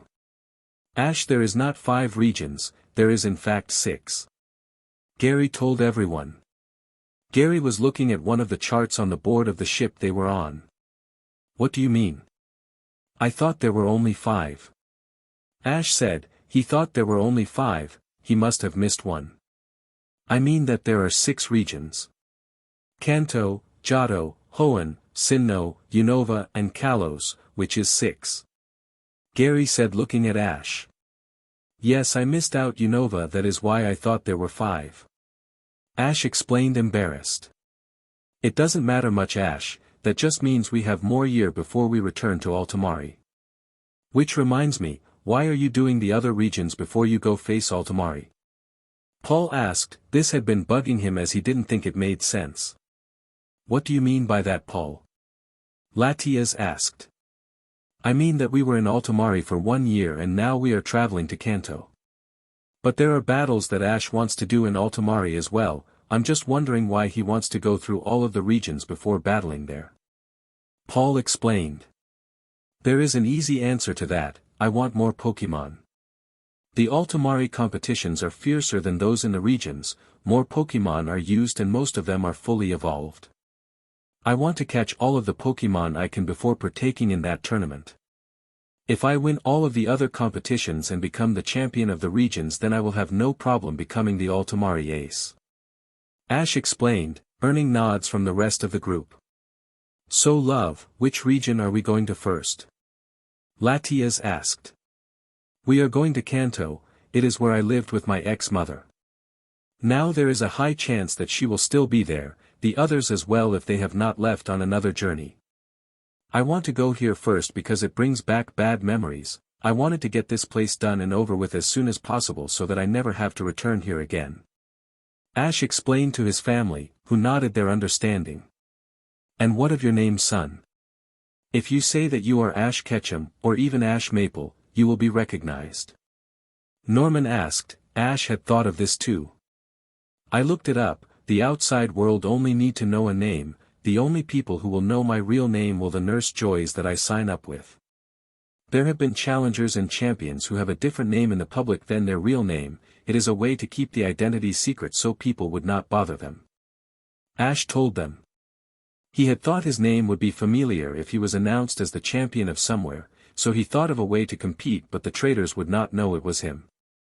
And have you chosen a name to cover with? Caroline asked. Yes, I did, Red Satoshi. The red is after my real father who disappeared when I was young, and Satoshi is Japanese for Ash. Ash said. And it suits you well, my love. Latias said, and with that they chatted amongst themselves until they came to a stop in Kanto. A few hours later they arrived in Kanto. Like the previous year, the first month was spent looking around the area. They traveled all around Kanto, and then went back to a spot they liked the best and worked their round. Kanto was a lot different from Altomare. There was hardly much water and a lot of forests surrounding the area, which meant that there would be Pokemon that they had never seen before. Also, like last year, they turned to Ash for help. They asked him what Pokemon there were, what moves Pokemon would have, and asked for help on catching them. The few months following that was spent wandering the area, looking for Pokemon that they were interested in catching. All of them tried to get a Pokemon, but by the third month only Ash had been able to catch a Pokemon, the others couldn't get it right. Ash then spent another month showing them all how to catch forest and ground-type Pokemon and what attacks would be best used on them. Thanks to his help, by the end of the fourth month everyone in the group had been able to capture at least one Pokemon. Ash had talked about his gym battles with his family. There were others that wanted to compete as well as Ash. This included Gary, Paul, and Max. They had thought this through and decided that they begin the battles at the same time on their sixth month, meaning that their battles would be quick ones. The fifth month was spent training their new Pokemon. Most of the newly caught ones were only on their first evolution cycle, meaning that they were not very powerful as of yet. So the last month before any battling was all about training and building up the strength that the Pokemon would need to go against a gym leader. Ash knew that if one of these struggled, then there would always be one of his Kalos Pokemon or one legendary there waiting. Ash had made sure that he carried at least one of his strongest Pokemon into a battle with a gym leader. He knew how strong they were.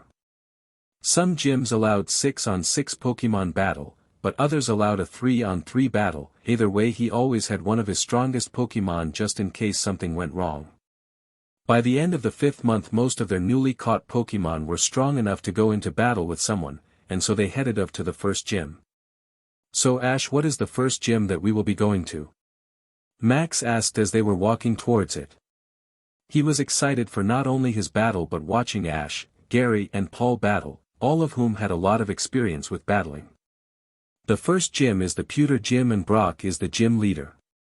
Ash told them, earning shocked looks from his family. You're going to face Brock? Latias asked.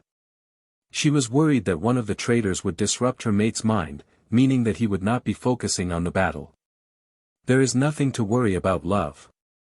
When I get into battling I forget about the person that I am battling and focus on the battle, on my Pokemon and on the people cheering for me. Besides, he won't know who I am, there is no problem. Ash told her. Ash and Latias had been working on their telepathic link. Since they were both psychic Pokemon, they believed they could communicate telepathy. They had learned how to do that. Good, I don't want you losing to the likes of him. Latias said. They headed to the gym and it was the same as Ash remembered it, though it did look more taken care of than when they were last here. He walked up to the door, knocked and waited. It wasn't long before a face which he wished he could punch answered the door. Yes, how may I help you? Brock asked the people. I'm here for a battle. I'm taking on the Kanto League and this will be my first badge. Ash said. He spoke in a slightly deeper voice in case it was recognized. Ash had also taken to changing his eye color. Now that he was a Latios he was able to choose how he looked, meaning he could change his features to look different. He had chosen blue eyes, tan skin and got rid of the zigzags he had on his cheeks. Aren't you a little old to be doing this journey? Brock asked him. I lost the league once, so I am starting all over again, and I am not old. I look younger than you. Ash told him calmly, though he was seething on the inside. Very well, come in.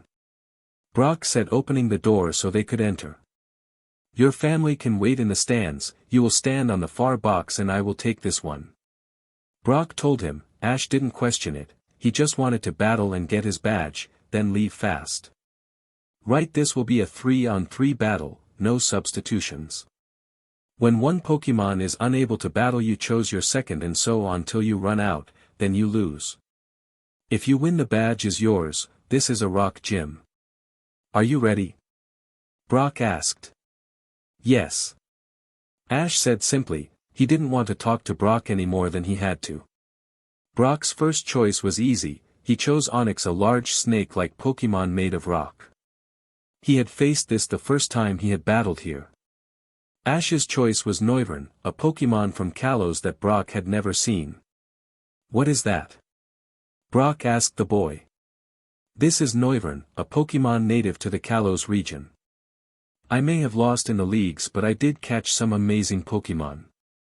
Ash told Brock. Brock did not know how to fight the Pokemon and so ended up losing, mainly due to the fact that Noivern could produce sounds loud enough to knock his Onyx out cold. Brock's next choice was also seen, however it was not a rock-type Pokemon, which Ash found odd.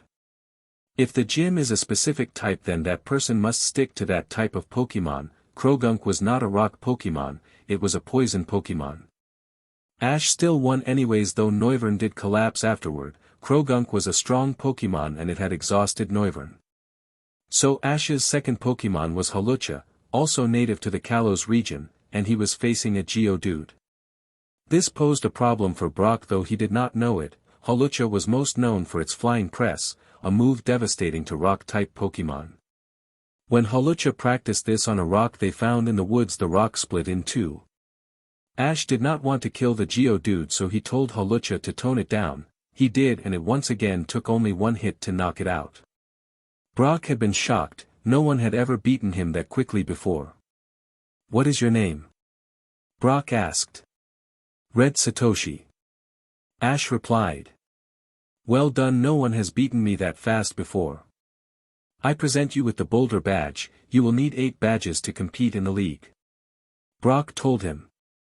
Yes, I know. Ash said. Brock reached out his hand to shake, and while Ash did not want to, he was a battler, and they were always polite even if they should not have been. They then walked away and headed for the next gym. After camping out in the forest for the night, they then headed for the next gym. If they kept this pace up, then they would be finished all the battles within a week. The next gym is the Cerulean Gym and it is led by Misty. Ash was really not looking forward to seeing her again.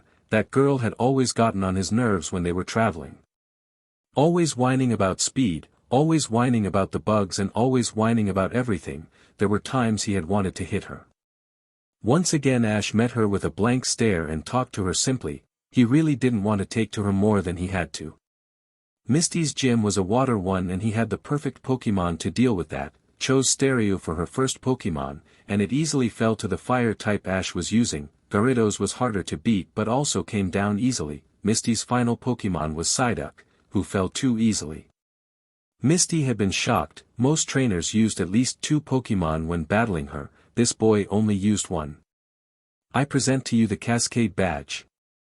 Misty said before shaking Ash's hand and walking into the back. 2 down and 6 to go. Ash said as he placed the badge into a case he had gotten. The next gym in fact took 2 days to travel, as Cerulean was quite far from any of the other areas. It did not bother the family as much though. The next gym that we are visiting is the Vermilion Gym. The leader is Lieutenant Surge. He was a bit of a hard one when I last faced him. Let's how he measures up to one of the legendaries. Zapdos, you want to have a go? Ash asked out loud. The thing with the Nanodex was that their Pokemon could hear them. The Nanodex stores the Pokeballs inside it and therefore when talking out loud the Pokemon inside can hear also. It was also easy to call them as well. I'm charged up, Ash. Came the response. This would be the first time he used a legendary in a battle. He wanted to see how it would go. When they got to the gym it was packed. There seemed to be a show going on. Surge was making a show out of battling the kids, and laughing when they lost. Come on Ash, we will come back. Caroline said, thinking how mean that man was. No mother, he has to be taught a lesson. Me and Zapdos are going to be the teachers. Ash said as he made his way to the gym. Is there no one else to challenge me? The man taunted. The way he spoke seemed to really grate on Ash. I will. Ash said as he stepped through the crowd to the stage set up in the middle of the gym. Really well, if you want a badge that may be hard, not one trainer here has won one from me. Surge gloated. Oh, I have won one from you before and I am going to do so again. Besides, I have a Pokemon that you are not going to be able to beat. Ash exclaimed, this causing the rest of the room to quieten to watch. The rules were then stated and they stepped up to their ends of the field. It would be a one-on-one battle and Ash knew he was going to win. Surge chose his Raichu, the one that Pikachu beat when they last fought. Come on out, my friend. Surge, if you are a true electric trainer then you will know who this is. Ash said as a bright emitted from his Pokeball. When the light had vanished, so had the smile Surge had been wearing. Zapdos! Surge yelled. Many in the audience looked confused, they didn't know who this Pokemon was. Zapdos is the legendary electric bird, part of the 3 legendary birds. Its electric power is unmatched. How did you get it? Surge had asked. I saved it a long time ago, it joined me soon after. Sure you want to continue this battle? Ash asked. Although Surge was scared, he didn't stop. Zapdos absorbed the electric attacks Raichu shot at it. Ash tried telling Surge to stop but he didn't listen. It came as no surprise that Zapdos was the winner. You are a strong young man, you must be if this magnificent Pokemon joined you willingly. I present to you the Thunder Badge, and I wish you luck. Surge said. He shook hands with Ash then moved on to the next person who had challenged him. The next gym was only a day away. They arrived in the early morning light and headed straight to the gym. We are going to the Celadon gym next. Max told them looking at his guide. Well, this is a grass-type gym, why don't we use Moltres, she's been dying for a good battle. Ash said smiling, all his Pokemon liked battling and training. Erika easily accepted Ash into the gym, telling him that they would begin immediately. Ash remembered that this was one of the ones that was overconfident when they last battled. Erika started out with Weepinbell and Ash called out Moltres. He knew that the grass Pokemon's weakness is fire and Moltres is the legendary bird of fire. Erika obviously saw who this was and gulped, she was nervous now. Weepinbell was easily beaten with a Skull Bash from the fire Pokemon. Erika's second Pokemon was Tangela, however it was easily beaten with a Flamethrower. The final Pokemon that Ash went up against was her Gloom, her closest friend and best Pokemon. It was able to do some damage to Moltres with a Stun Spore, but they did not last long with the legendary. Overall it was defeated. I must say I never expected to see Moltres let alone fight it. You must be great to have that Pokemon training with you. Ash then told her he was impressed she had damaged Moltres, usually that did not happen. I'd like to present you with the Rainbow Badge, and good luck on the rest of your journey. She told him, shaking his hand before he left the gym. The group decided to wait 1 week before they moved on to the next gym. The way this was going they would be starting their next leg sooner than they thought. And a week later they set off to the next gym which had told them was the Fuchsia Gym. This gym was a poison one and so Ash planned for 2 of his Pokemon and then a legendary if there was a problem. The first Pokemon he had to face was Ariados, her main Pokemon, and Ash chose Hawlucha.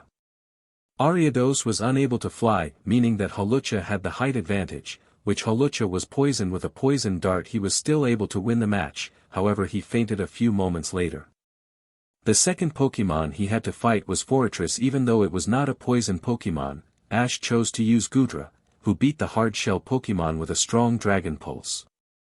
The final Pokemon that he had to face was Crobat, a small but deadly Pokemon. It was able to take Goodra out with a well-timed sound attack, but it was time for Ash to pull his ace. He chose Celebi. He thought one of his bigger Pokemon would cause too much damage to the small bat. Against Celebi, Crobat had no chance, it was knocked out with the first attack. Well done, my Crobat is tough and has never gone down with one hit, especially from a Pokemon I don't know. Ash then told her that Celebi was a legendary and that is why it was so strong. Well, good luck to you, Red, though I know you will go far. I present you with the Soul Badge. She had told him, shaking his hand, and they departed from the gym. 5 down and 3 to go, love. Did you do this well the last time? Latias asked, earning a snort from Ash. "Oh no, I really didn't. For one, my traveling companions kept getting us lost, 2, they always got into trouble, 3, Misty and Brock couldn't stop complaining, and 4, I got so distracted in some battles that I had to go back and re-challenge them. I am doing 100x better this time around than I was last time." Ash explained, earning a giggle from Latias. It was one of the sounds that he loved to hear her make. "What's the next gym, Max?" Norman asked. Max, Gary, and Paul had decided that they did not want to battle anymore. They had sat down and thought about before the first gym. Max found that he loved researching Pokemon and navigating. Gary was already a researcher and didn't really want to do any battling unless he wanted to or had to, and Paul had found that he liked caring for Pokemon more than putting them through battles. Max was now researching and noting all of the Pokemon that they captured as well as faced. Gary was doing his researcher work as he traveled, and Paul was the one who checked over all of the Pokemon after battles and made sure they were all right. "It is the Saffron Gym, Ash," Max told him. "It only them half a day to get to this gym, so Ash had 2 battles in one day. Luckily he wasn't using the same Pokemon." The gym leader was called Sabrina and was a psychic master. Her strongest Pokemon was a Kadabra, which managed to beat them time and time again. Ash decided he was going to use Pikachu, to show how strong he had gotten. The first Pokemon that he had to face was Hypno. Ash chose Noivern to face this Pokemon. Ash won by Noivern giving of a specific sound that weakened the psychic Pokemon and then followed it with a wing attack. The second Pokemon was a one he knew all too well, a Mr. Mime, a Pokemon that his mother had as well. Once again it was beaten by Noivern, who used Sonic Boom to stun the Pokemon and followed it with a wing attack, knocking the Pokemon down. The Sabrina pulled out her ace, Kadabra, the Pokemon that Ash had lost to. It was able to deflect the Sonic Boom and was able to defeat Noivern. Ash then called out Pikachu. This was one of the hardest matches, yet they exchanged attacks one after the other, but in the end with a well-timed Iron Tail followed by an Electro Ball. "That is one strong Pikachu, it reminds me of someone. Anyway, congratulations, it's hard for someone to beat me. I present you with the Marsh Badge, and good luck on your journey," Sabrina said. They shook hands before Ash walked out of the gym. They decided to spend the night in the forest before they headed up to the next gym. Ash ran into an old friend there, the Haunter that he had made friends with when he was here last time. Ash asked if he wanted to join him, to which the ghost replied with a happy yes. Ash caught him. And they all fell asleep waiting for the day to arrive. When they awoke in the morning they headed of, this gym was going to be the closest to them, meaning they could finish the last 2 gyms in one day. The first one was going to be the Cinnabar gym, the leader being Blaine, another one of the tough ones that Ash almost lost to. The first Pokemon he faced was Ninetales, a beautiful but powerful Pokemon, and Ash decided to counter with a legendary. He chose Suicune. Blaine was shocked but continued. Ninetales could not land an attack on the legendary water Pokemon, and so it was knocked out with a water pulse. Rhydon was next, and it was not a fire type, meaning that water would not work on it, so Ash used Aurora Beam, which defeated the strong Pokemon quickly. The final Pokemon he had to face was Magmar. It landed a fire spin on Suicune that damaged it but not put him out. He managed to gain enough strength to shoot a whirlpool to the fire-type Pokemon, which took it down immediately. Ash returned his tired water type to its ball for rest. "Well done, young man. Not every day you battle a legendary. You must be powerful to have that Pokemon helping you. Here, you deserve this volcano badge." Ash said thank you and placed the badge in his case. He only had one more to go now. He then said goodbye to Blaine before heading up to the final gym. The final was the easiest one in Ash's opinion. It was the Viridian gym, and it was led by Blue, someone who looked remarkably like himself. Alakazam was first, and it was powerful. Noivern used its Sonic Boom to disorientate the Pokemon, then hit it with a Dragon Pulse, knocking it out. The next Pokemon was a Rhydon. Noivern used Hurricane and Moonlight together as a combo. This broke through the tough shielding around Rhydon and caused it to faint. The last Pokemon that he had to face was Blastoise, who was able to take out Noivern with a water cannon in the air. Ash chose to use Moltres again, causing both Blue and Blastoise to panic. Moltres used Fiend Fire and Blastoise could not stand it. While seeing the legendary molters in real life was an amazing thing, and seeing it battle was also amazing. You deserve this Earth badge. Ash cheered, as did his family, as he put this badge in his case. He now had all 8 badges and he was on his way to the league. It had only taken the group 1 month to complete all of the gyms, so they now headed to register at the league. Ash had won this league no problem. Now he thought back on it, he wondered why he hadn't won this in the first place. It was so simple. His mind came up with one thing: the traders he used to call friends were always yelling at him during the event and always asking for his help before the event, meaning he had never concentrated on the battles. Now that Ash thought about it, it was all clear. Had he not been traveling with Misty and Brock, he would have won those badges and the league last time. Ash had not used a legendary at the event even though he wanted to. He wasn't ready for important people to know yet. When it came time to battle the elites, he battles one every month. This was because they had a year to travel Kanto, so they spaced it out. So in the 7th month he challenged the first elite, Lorelei, who was Ice Master with Pokemon. Dugong was the first Pokemon Ash came up against, and Ash chose Talonflame. The Ice type was strong, being able to withstand one flamethrower with a lot of damage, but Talonflame was able to survive the Ice Beam as well, meaning it had another shot of a flamethrower. Dugong was not able to withstand this one and fainted. The second Pokemon he came up against was a Lapras. It was not an Ice Pokemon, rather a Water Pokemon. Lorelei didn't think that one through, as Ash was to go first and Water was more susceptible to fire than Ice was, meaning that Lapras did not withstand the Water Beam shot at it. The final Pokemon was a Jinx. This Pokemon was weak against a Fire type as it was both Ice and Water typed, and even though Talonflame was exhausted, it managed to win with one strong flamethrower before passing out. A month, 8th month, later he faced the second elite. His name was Bruno and he was an expert in fighting types. The first Pokemon was an Onix, so Ash chose Noivern as he had had luck with these two Pokemon fighting. Turns out he was right again. One boom burst from Noivern and Onix was down. The second Pokemon was a Machamp. It was weakened by the boom burst, but it was not down.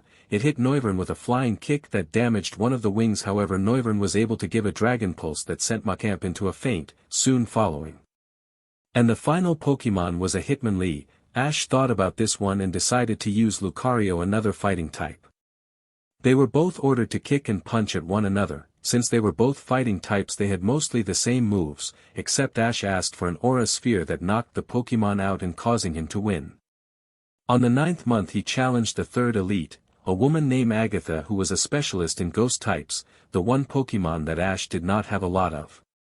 The first Pokemon that he had to go up against was Arbok. Ash had a lot of practice with this type of Pokemon since Jessie of Team Rocket had this Pokemon, so he chose Pikachu, who took out the snake with one strong Thunderbolt.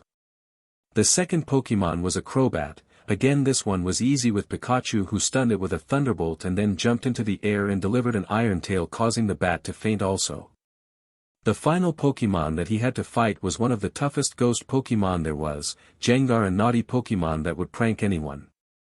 This Pokemon was still not good enough to beat Pikachu. After using Volt Tackle to paralyze the ghost, he used Thunderbolt at close range to win the battle. On the 10th month it was time for Ash to face his final elite before moving on. The last elite was Lance, a man who specialized in Dragon-type Pokemon. Ash could not get worried or nervous now. He had to do this, to prove all of his ex-friends that they were wrong about him. Ash also knew he wouldn't lose with Latias and his family cheering him on. The first Pokemon was a Dragonair, so Ash called on Goodra. Goodra used Water Whip to grip onto Dragonair, then sent a close-range Bubble Beam to the Pokemon. A Bubble Beam that closed would cause severe damage. Dragonair was down. Ash then had to face Dragonite. By using Tackle and Body Slam, Dragonite was down in a matter of minutes. The final Pokemon was Aerodactyl, a partly legendary Pokemon but not as powerful. This Pokemon was able to take Goodra down with a wing attack from above that Goodra could not protect against. Ash thought that if Lance was using a partly legendary then he would use a full one, so he chose Lugia, a dragon and water Pokemon. This fact seemed to startle the elite, obviously not expecting an actual legendary, but he didn't falter in his battling. Aerodactyl was strong, but Lugia was stronger still. By using a combination of Bubble Beam and Dragon Pulse he was able to defeat Aerodactyl and his final elite. This was it. He had gotten all of his badges. he had won at the Kanto League and now he had defeated the 4 elites of Kanto. This means that he was going to be facing the champion in 1 month. Ash had to admit that the elites were strong, stronger than the gym leaders and those in the league, but still not strong enough to beat him. In the 11th month of being in Kanto, Ash went to face the champion. He found out that it was someone by the same name he was going by to the world, Red. When Ash came to face the champion, he decided that he was not going to use any legendary. He didn't want people to think he won because he had a legendary. No, he wanted people to see he won because he had strong Pokemon and a special bond with them. So you're here to challenge the champion. It has been a long time since I have battled someone wanting this title. My name is Red. The champion said, sticking his hand out for Ash to shake. My name is also Red. Red Satoshi. Ash said, taking the hand. Oh, so you're the trainer I hear is doing all his journeys again because he didn't win leagues, and that he had caught some legendaries? Red asked with a smile on his face. Yes, that's me, but I won't be using them in this battle. I want to win for my talent with my Pokemon, and I know the legendaries do have more power than the normal Pokemon. Ash explained. Okay then, but after this battle you have to show me all of the legendaries you have. Will you? I've never seen one. Ash just nodded his head and the match began. The first Pokemon the champion selected was a Pikachu, so Ash decided to go with Goodra, who Red would not know much about. Red only thought this was a dragon Pokemon, so he launched an Iron Tail, but it was blocked by Bide. It was then Goodra to go. Goodra used a mix of Dragon Pulse and Water Pulse. It hit Pikachu directly, causing it to faint. Red complimented Ash on his technique of choosing that Pokemon with 2 attacks combined and chose Poliwhirl as the second Pokemon. Ash took out Goodra and chose Noivern, who used Sonic Boom and the field to make it uneven for the water Pokemon to stand on. With Noivern in the air and Poliwhirl stuck on the ground, it was easy for Noivern to use Wing Attack, causing the frog-like Pokemon to be taken out. Once again Red congratulated on his use of moves, and the way he had been able to use the field as well, and then chose his third and last Pokemon, which was a Snorlax. Ash let Noivern keep battling, but the loud sounds it made only made the large Pokemon more mad, so it attacked and caused Noivern to be knocked out, so Ash called back Goodra, who was very tired, and went out with a single body slam. Ash only had one more Pokemon left and he didn't know if it was match for the power of Snorlax, but he then heard his finance cheering him on, and his family doing the same thing, so he called out the final Pokemon. Hawlucha was much smaller than Snorlax, but they had the same power and the same type of battling, so he thought this would give him a chance. Hawlucha and Snorlax went at it with punched and kicks. Snorlax shot an ice beam and Hawlucha dodged it. However, Hawlucha had one move that would win this match, Feather Dance. This move meant that Hawlucha was hidden behind a load of feathers in a way that Snorlax would not be able to find him, so after the large Pokemon was blinded, Hawlucha rose above it before doing a combo move of Sky Attack and Sky Drop. This then made the large Pokemon wobble before collapsing to the ground.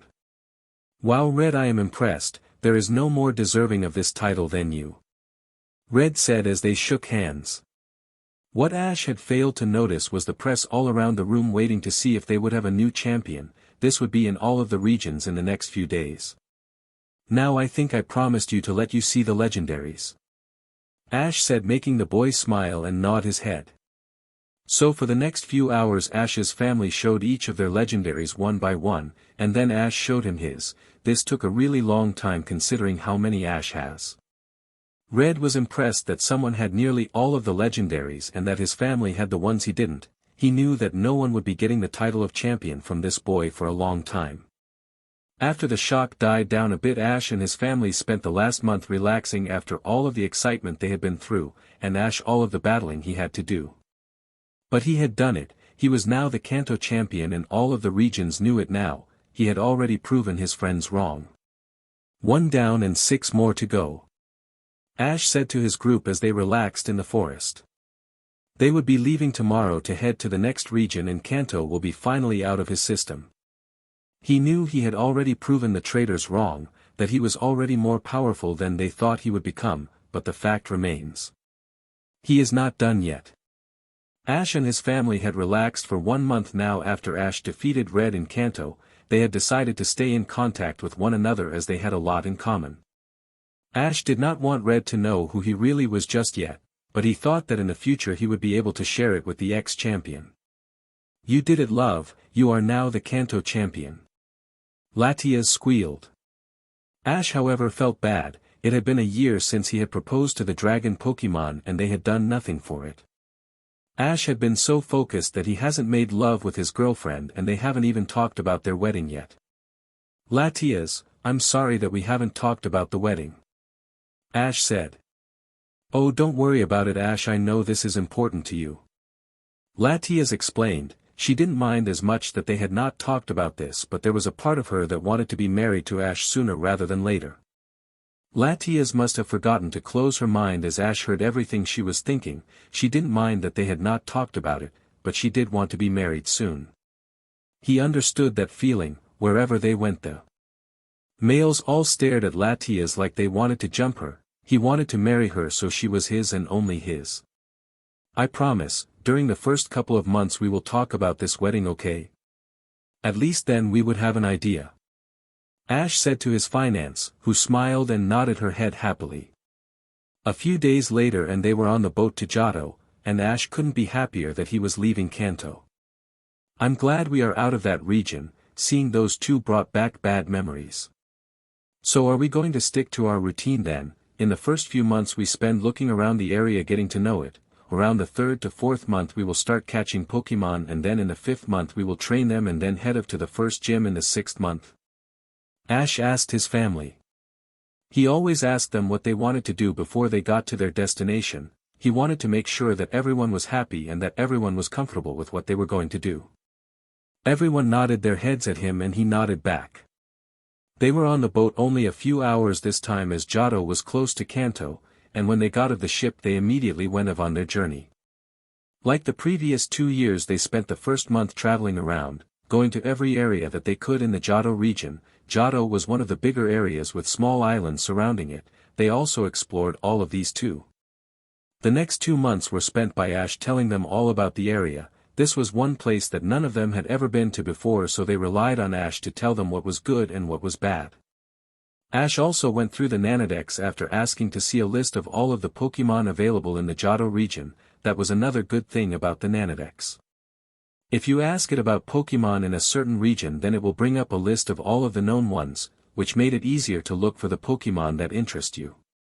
It took them a few days to listen to Ash explain and show them all of the Pokemon, but at the end they all had Pokemon that they wanted to catch. By the 4th month everyone had new Pokemon and were asking Ash on how best to train them. For the rest of the 4th month and all of the 5th month they stayed in one area and trained their new Pokemon as well as their old Pokemon. By now some of the older Pokemon had begun to evolve, and on top of that some of them were even able to Mega Evolve now that they looked in each region for the Mega Stones. It was now the 6th month and they headed in search of the first gym. The first gym we will be going to is Violet Gym, led by Faulkner, Max said as he looked at his navigator. Ash nodded and they headed over to the gym. Ash also knew this gym and that it was a flying type gym. "Yes, may I help you?" the gym leader asked them, and Ash challenged him to a battle. By the look on the man's face he had not had a battle for a little while and was clearly looking forward to this one.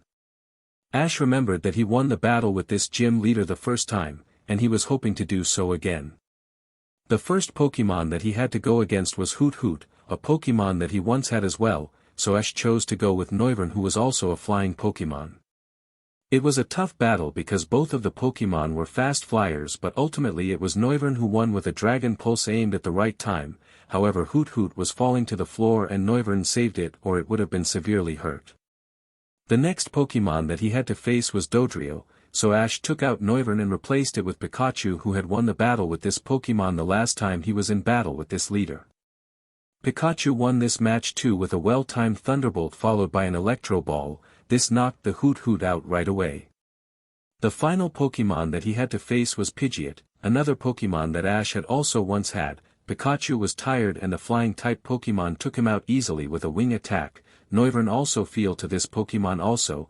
It was now down to Ash's final Pokemon. Ash chose Diancie, who won the battle quickly with Diamond Storm. This move put many hard diamonds against Pidgeot, who was not able to stand the onslaught. this made Ash win the battle and the badge also. Ash was congratulated on his win, as well as capturing a legendary Pokemon and given the Zephyr badge as a show of his win. They shook hands before Ash and his family left the gym and headed for the next one. The next gym was called Azalea Gym and was led by Bugsy, who specialized in bug-type Pokemon. The gym was also quite close to where they were, but it began to rain, so they went into the shelter of a cave until the rain stopped. When the rain stopped, they headed up to the gym and they arrived in 3 hours. Ash decided to go with a legendary first this time. He wanted to see if they could go the full battle without having to be changed out.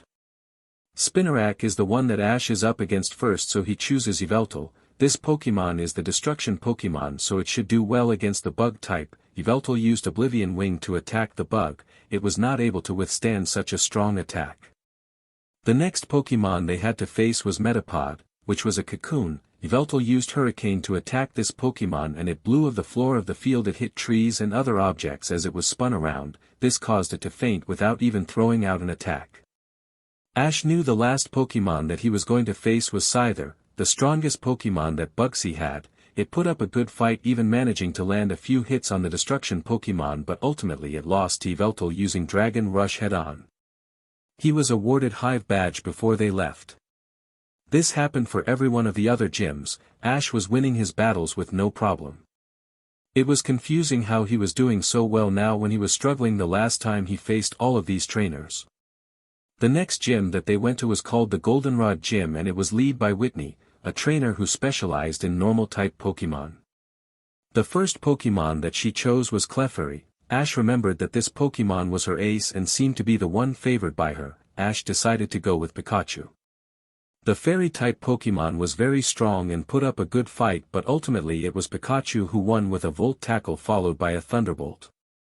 The next Pokemon that he had to face was Nidorina, who was able to beat Pikachu by poisoning him. Ash then chose Talonflame, who beat Nidorina with a wing attack followed by a flamethrower.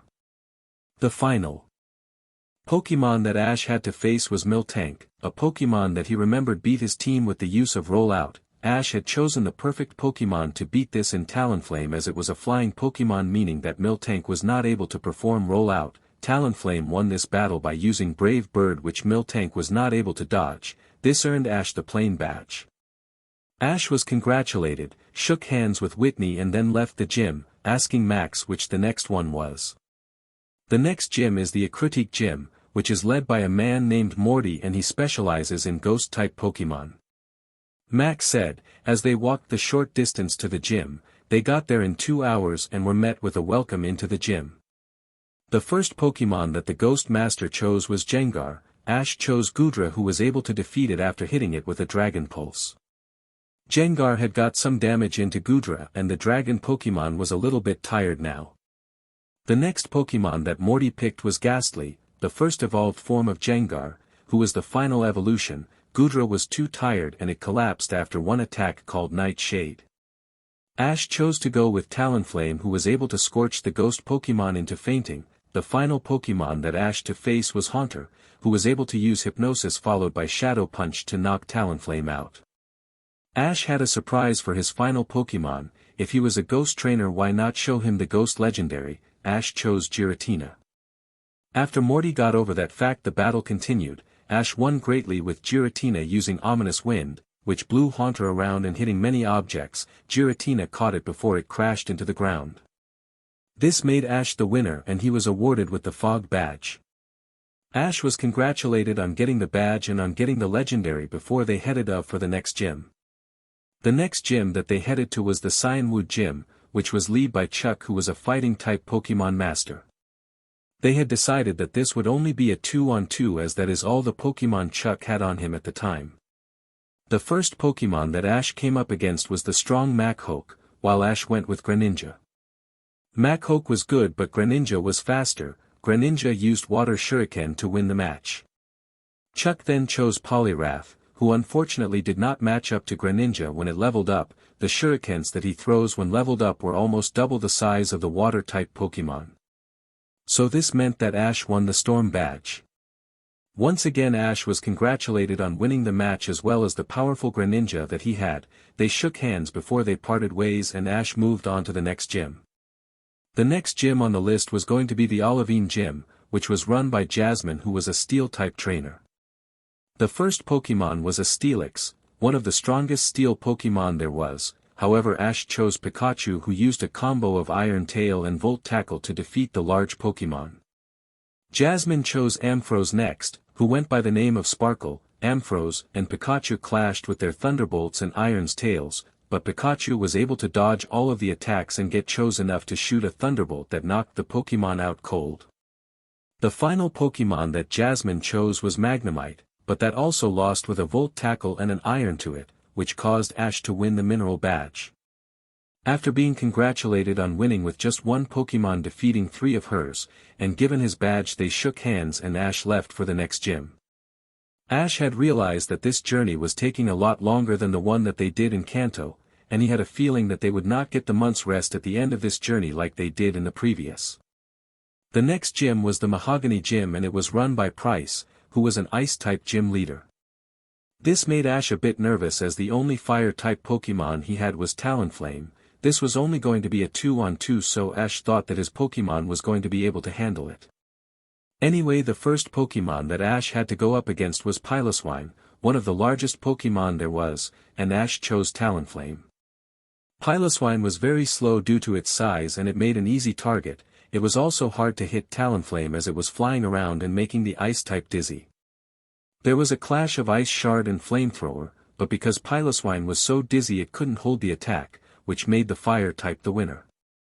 The next Pokemon was Dugong, and it was strong. It used Water Pulse and Ice Shard as a combo move which hit Talonflame directly and caused massive damage.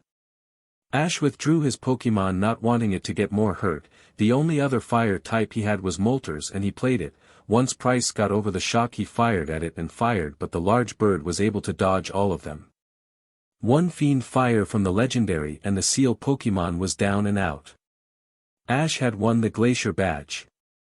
Like all of the others that he had faced with a legendary, the man shook his hand and congratulated him, not only winning the badge but on capturing such a strong Pokemon. With that done, Ash moved on to the next gym. This was going to be the last gym before they entered the league. By this rate they would be going to the league in the 7th month, then they will have 1 month for each elite and then the final month with the champion. The next and last gym that they were going to was the Blackthorn Gym, and it was run by Claire, who was a master at Dragon-type Pokemon.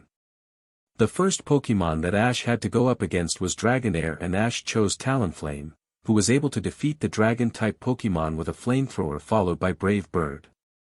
The next Pokemon Claire chose was Gyarados, who was able to defeat Talonflame with a Water Cannon, but it was defeated when Ash chose Pikachu and it was hit with a close-range Thunderbolt. The final Pokemon that Claire chose was her shiny Druddigon, which was able to defeat Pikachu with a Dragon Pulse at close range. However, Ash chose the legendary dragon Pokemon Reshiram last, and it was able to knock Druddigon out with Fire Fang and Blue Flare. After Claire got over her shock, she congratulated Ash and gave him the Rising Badge. Ash had now gotten all of the badges and was going to compete in the league the next month. Like in the Kanto League, this was no problem whatsoever to Ash, and he once again wondered how he was doing so well now when he had not the first time he did this. It seemed to come to him more naturally now than it ever did before. Everyone in the regions now knew of the name Red Satoshi. They heard how he had been the Kanto champion and how he was going for all of them, and they had also heard that he had legendaries on his team, but he did rarely use them. Ash was now going to face the first elite. He had 5 months left in Johto and he wanted to put it to good use. The first elite was Will, who was a psychic Pokemon master. This was only going to be a 2-on-2 battle, and the first Pokemon from Will was Xatu, while the first Pokemon from Ash was Talonflame. Xatu was able to float, but it was not able to move quickly to avoid Talonflame using Quick Attack. Xatu went down when Talonflame used Brave Bird on it.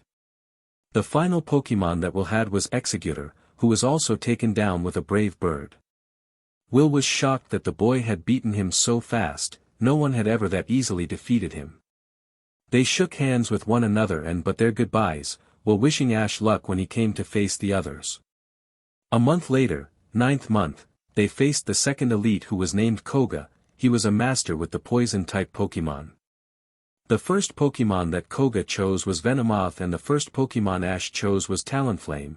Venomoth tried to fire a poison sting, but the flamethrower from Talonflame was able to burn right through the attack and hit Venomoth directly. This knocked it out. The next Pokemon that Koga chose was Golbat, but this Pokemon also fell to a flamethrower from Talonflame, although it was preceded by a Brave Bird attack as well. The final Pokemon that Ash faced was Scyther, but this one was not a poison Pokemon. Talonflame was taken out with one swipe of the sharp blades on Scyther. Ash chose to go with Goodra next, and it was able to take Scyther out with a Dragon Pulse fired at close range.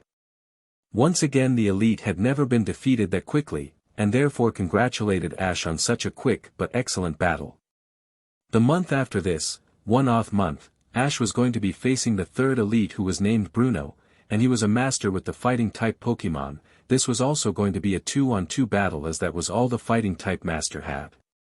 The first Pokemon that Ash came up against was Hitmonchan, while Ash chose to go with Riolu. This would be the first time that Ash included this Pokemon into a battle. Bruno underestimated Riolu and set an attack for the fighting type to move closer to Riolu. This had been what Ash wanted, and Riolu fired of an Aura Sphere, which is unusual for a Riolu to do. The final Pokemon that Bruno chose was Onix, which Ash had faced the last time. Riolu was able to land some good hits with the Aura Spheres, but they were not strong enough to break the tough exterior, so it was knocked out. Ash then chose to go with Pikachu, who was able to knock Onix out with the use of Iron Tail at close range. Ash was once again congratulated. This was not as quick as the other battles, but they came in close. Another month later, 11th month, it was time to face the last Elite, who was called Karen, and she was a master of the Dark-type Pokemon. The first Pokemon that Karen chose was Umbreon, while Ash chose Noivern. Umbreon was fast, but it was not as fast as Noivern, who also had the height advantage as well. Noivern was able to defeat Umbreon with a Boom Burst that knocked the dark Pokemon out. The next Pokemon that Karen chose to go with was Murkrow, but that too was easily defeated by a Boom Burst from Noivern. Karen's final Pokemon was Houndoom. This Pokemon was able to take down Noivern with a well-timed Dark Pulse directly to the flying Pokemon. Ash chose to go with Greninja, who was able to beat Houndoom in its speed. It also was able to take the dark Pokemon out with 2 Shuriken Stars thrown at just the right time. This was a good battle and the longest that one of the Elites lasted up to Ash. Karen shook Ash's hand and wished him luck when he went up against the champion. Ash and his family had decided to go and challenge the champion in the start of the 12th month.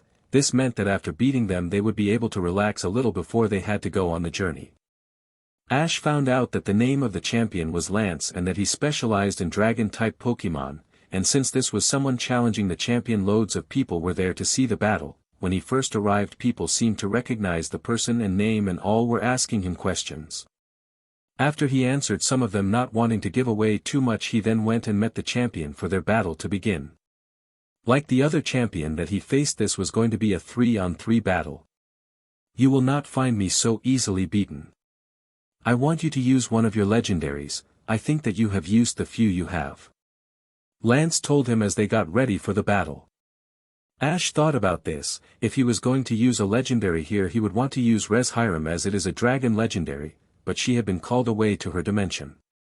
Ash thought about who he could use when the perfect Pokemon dropped into his head like a crate.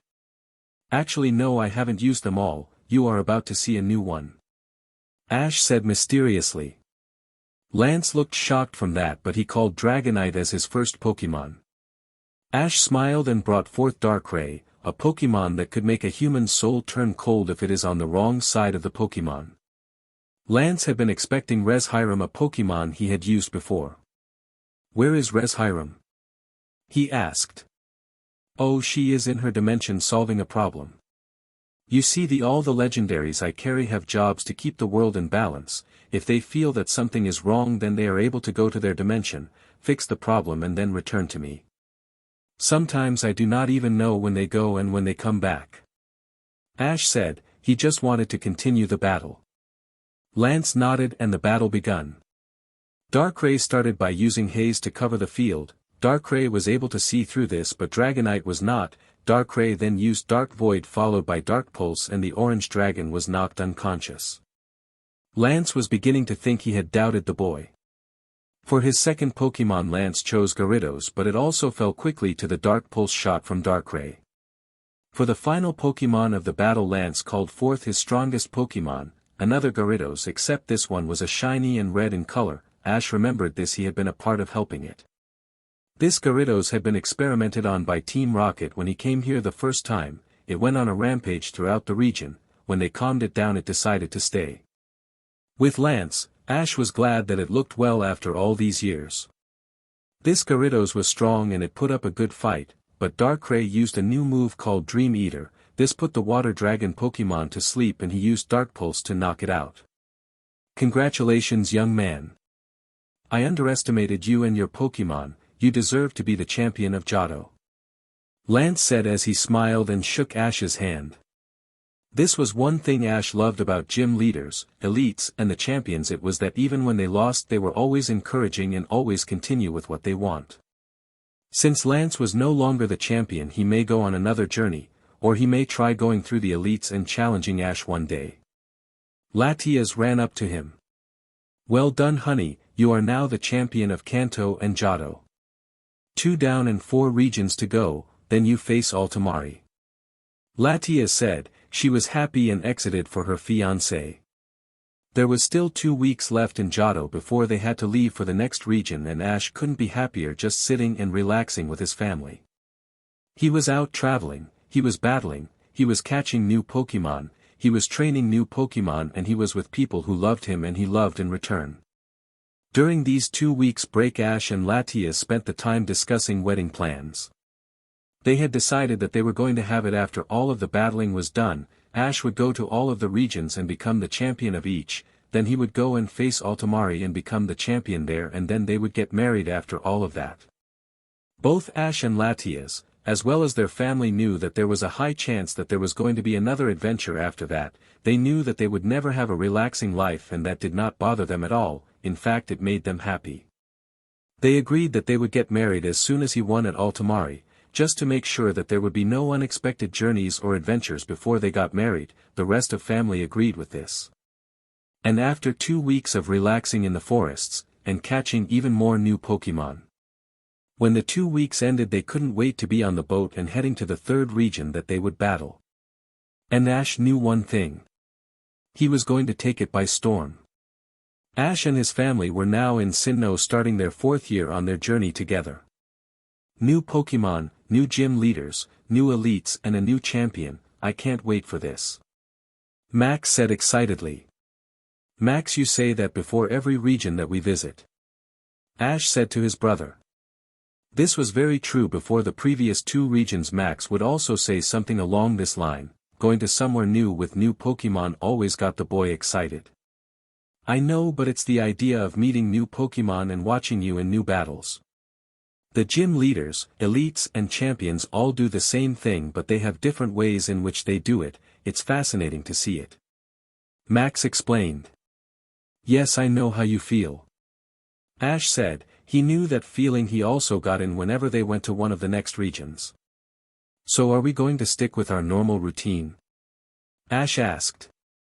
We have done this for 3 years, Ash. I think we will stick with it. Besides, you are the one who has been here before. We need our knowledge of Pokemon to help us learn more when the Nanodex does not explain it all. Caroline said. Ash was really close with everyone in his little family. His fiancée loved him without question, and he knew that she would always remain by him. His parents took care of him, telling him when he was in the wrong, when he was in the right, or giving him advice. His brother was also caring and willing to help when he could. The others were all part of the family too, giving Ash advice on what to do. They were a family and a team working as one to help Ash get through what he needed to do. Like every year, the first month was walking around the entire Sinnoh region. This meant going to all of the cities within it, going into all of the forests and going into the mountains if there were any. This way they would know their way around the area when they began their journey. The first and the second month are also where Ash tells his group about all of the Pokemon. If someone in the group saw a Pokemon that they liked, they would resort to the Nanodex for a name and some basic information, and then they would turn to Ash, who would tell them more about the Pokemon.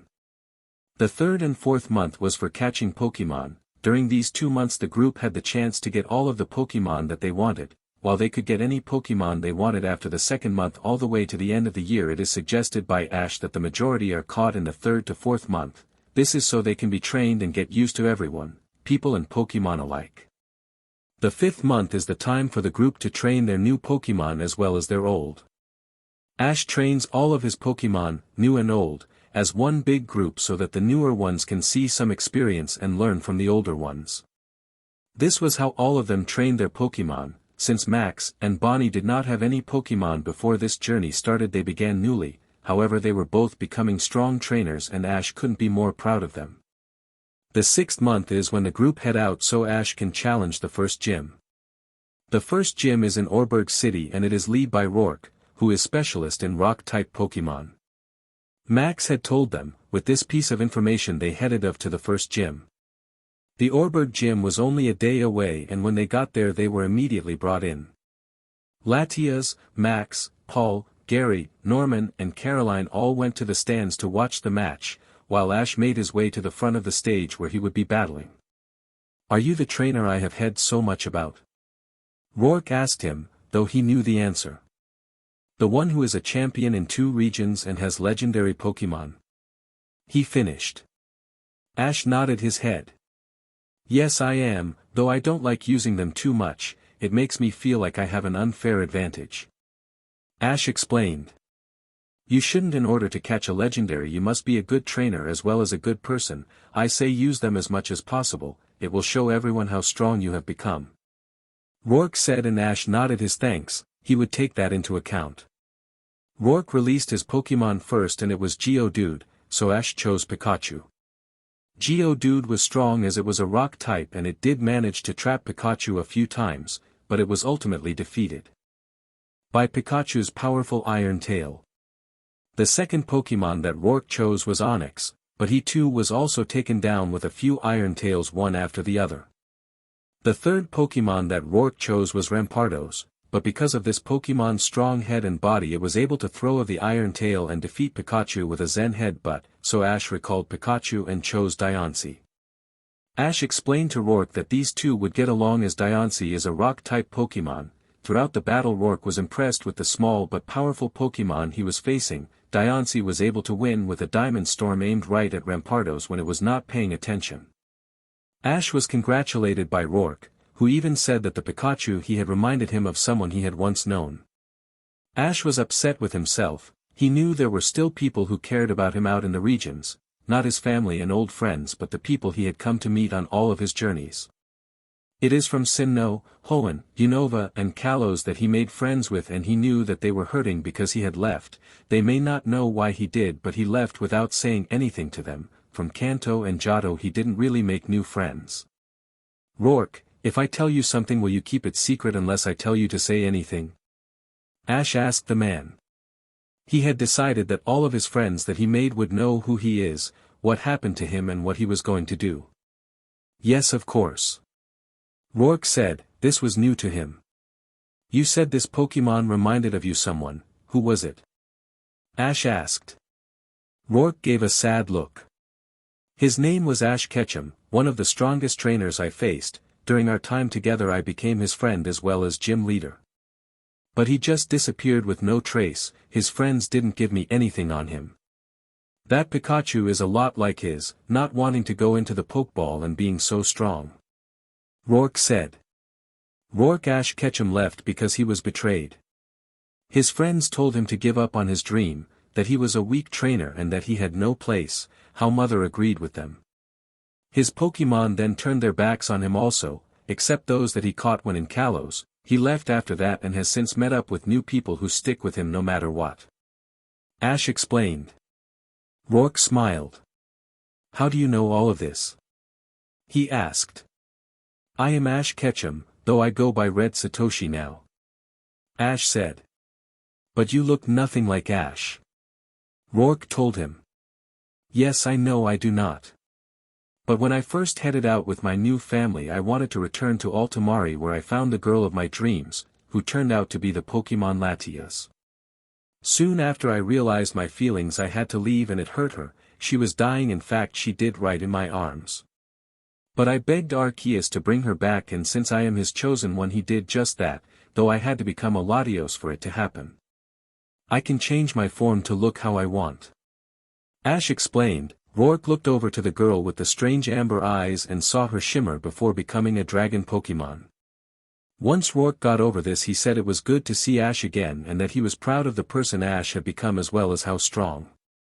Ash was awarded the Coal Badge with no hesitation. They then left the gym, Ash promising to keep in touch with Rourke.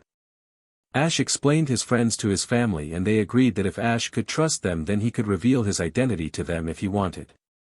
The next gym was 2 days away and was called Eterna Gym. It was led by Gardenia, who specialized in grass-type Pokemon. The first Pokemon that Ash had to face when he got into the field was Cherubi, and Ash chose to go with Noivern. Cherubi was indeed very fast and agile when it came to battling, but Ash remembered how he beat it last time. By ordering Noivern to fly up to the sun, Cherubi was not able to see it coming in. By doing this and then using Wing Attack, Noivern was able to defeat the small Pokemon. The second Pokemon that Gardenia chose was Turtwig, however it was easily defeated with a Boom Burst from Noivern. The final Pokemon that the grass trainer chose was Roserade, her strongest Pokemon. It was able to beat Noivern with a Petal Dance and Leaf Storm combo, but it had also been weakened by the Boom Burst Noivern had sent at it. Ash thought he would take Rourke's advice and use his legendary. Gardenia had been shocked when she saw Virizion on the field. Being a grass trainer, she knew all about this Pokemon. Virizion was able to win the battle for Ash using a small Hyper Beam and causing the Roserade to faint. Ash was congratulated and given the Forest Badge. Before they shook hands and Ash left the gym. The third gym that they were going to was called the Veilstone Gym, and it was run by Maylene, who was a specialist in fighting-type Pokemon. Ash knew right away which Pokemon he was going to use. Lucario, who he had found, was hiding something amazing. Aaron's Lucario was not the typical Lucario. It had used a mask until it fully trusted Ash as its new trainer. Lucario was not the blue and black Lucario it was meant to be. No, this Pokemon was pure white and silver with black eyes. Lucario was a shiny Pokemon and even more powerful than any other Lucario. Lucario did not show Ash's family, or Ash's Pokemon this form up until last year, when he had been with Ash enough to know that he was trustworthy. Ash was going to shock Maylene with this Lucario in their battle. 1 week later and they arrive at the Veilstone Gym, where they welcomed by Maylene and Lucario. Maylene chose to go with Meditite while Ash chose to go with Hawlucha. Meditite was able to see the moves that Hawlucha was able to do and used that against them, but Ash had a trick up his sleeve. By using Body Slam as a cover, Meditite was open to an air attack from the side. This caused Meditite to be knocked out. The second Pokemon Maylene chose was Machoke, but it too also fell to Hawlucha using Wing Attack and Body Slam. Maylene finally called in Lucario, who was able to easily defeat Hawlucha with a Bone Rush as Hawlucha was too tired to continue. Ash then smiled and told her that she should have kept Hawlucha in there compared to what he was giving her next. Maylene and Lucario were shocked to see another Lucario standing beside Ash, but this was pure white and silver, no black and blue, and instead of the normal red eyes there was now black eyes. Ash's Lucario was able to easily defeat Maylene with a Bone Rush followed by a couple of Aura Spheres fired at one time. Maylene was a friend, so Ash told her who he truly was, and when he told her of the betrayal she was shocked and angry. Dawn had helped her get her confidence back a few years ago, and because of that she became a great gym leader. Even Paul chimed in his agreement here, as well as an apology for how he acted all those years ago, to which she accepted. She gave him the Cobble Badge before they said goodbye to each other, and Ash headed off to the next gym. 3 days later and they arrived at the Pastoria Gym, which was led by Crasher Wake, who was specialist in water-type Pokemon. When the battle began, Crasher chose Gyarados and Ash chose Talonflame. Gyarados easily fell to the powerful fire attack from the bird. The second Pokemon that Crasher chose was Quagsire. It was able to land some good attacks on Talonflame, but it too was able to fall to the powerful fire attack of Flamethrower. The final Pokemon that Crasher chose was Floatzel. However, Talonflame was too tired and too damaged to do any more, and with one more water cannon it was knocked out. Ash thanked his friend and decided to go with a legendary Crasher would know. Crasher was shocked when he saw the form of Lugia in front of Ash. One Hydro Cannon and Rain Dance later and Floatzel was out of the battle.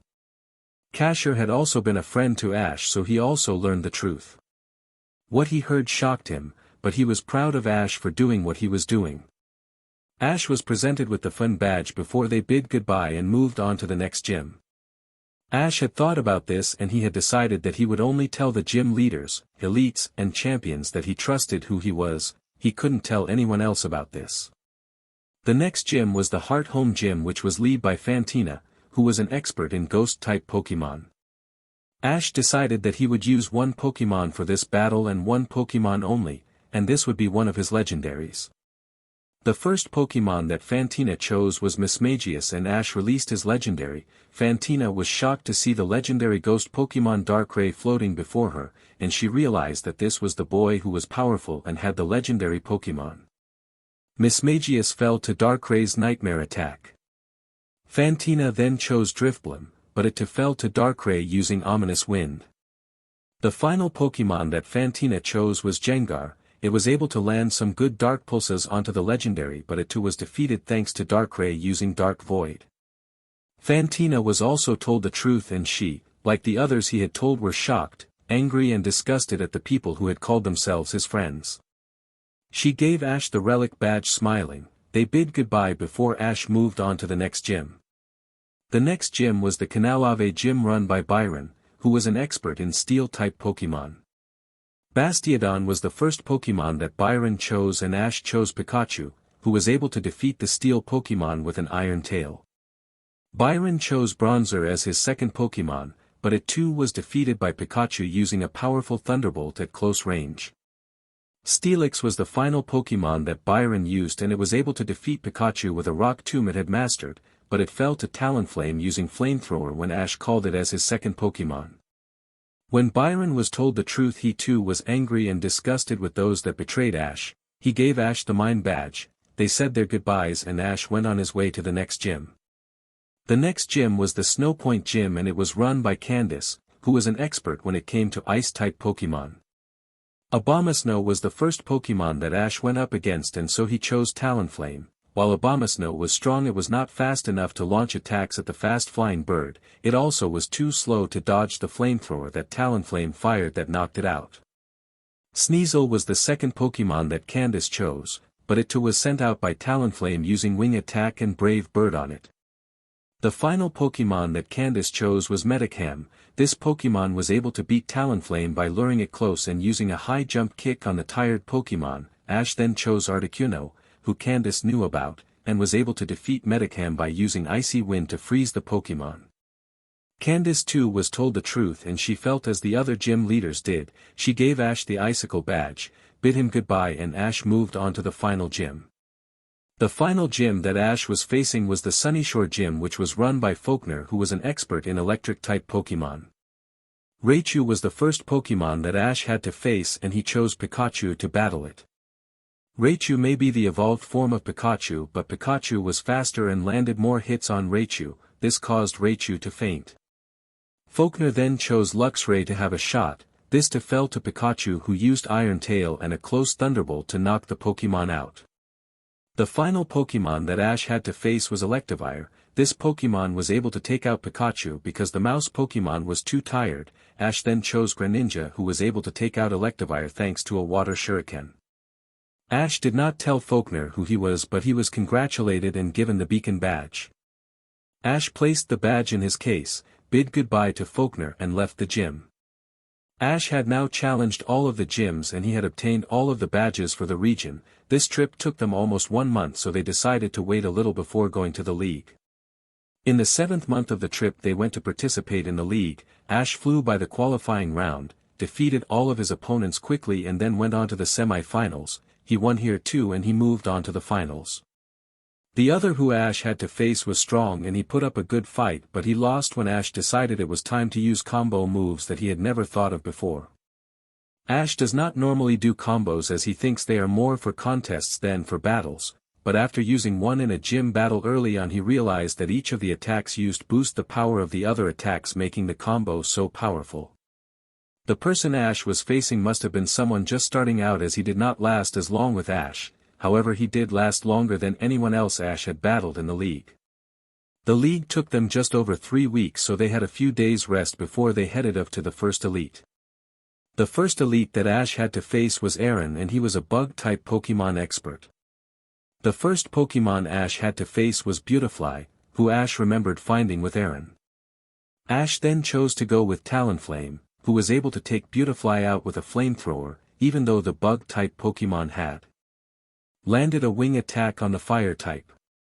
Aaron then chose to go with Drapion, who was able to defeat Talonflame with a poison sting attack. Ash then chose to go with Greninja, who was able to defeat the dark ghost type with the water shuriken fired from the frog-like Pokemon at close range.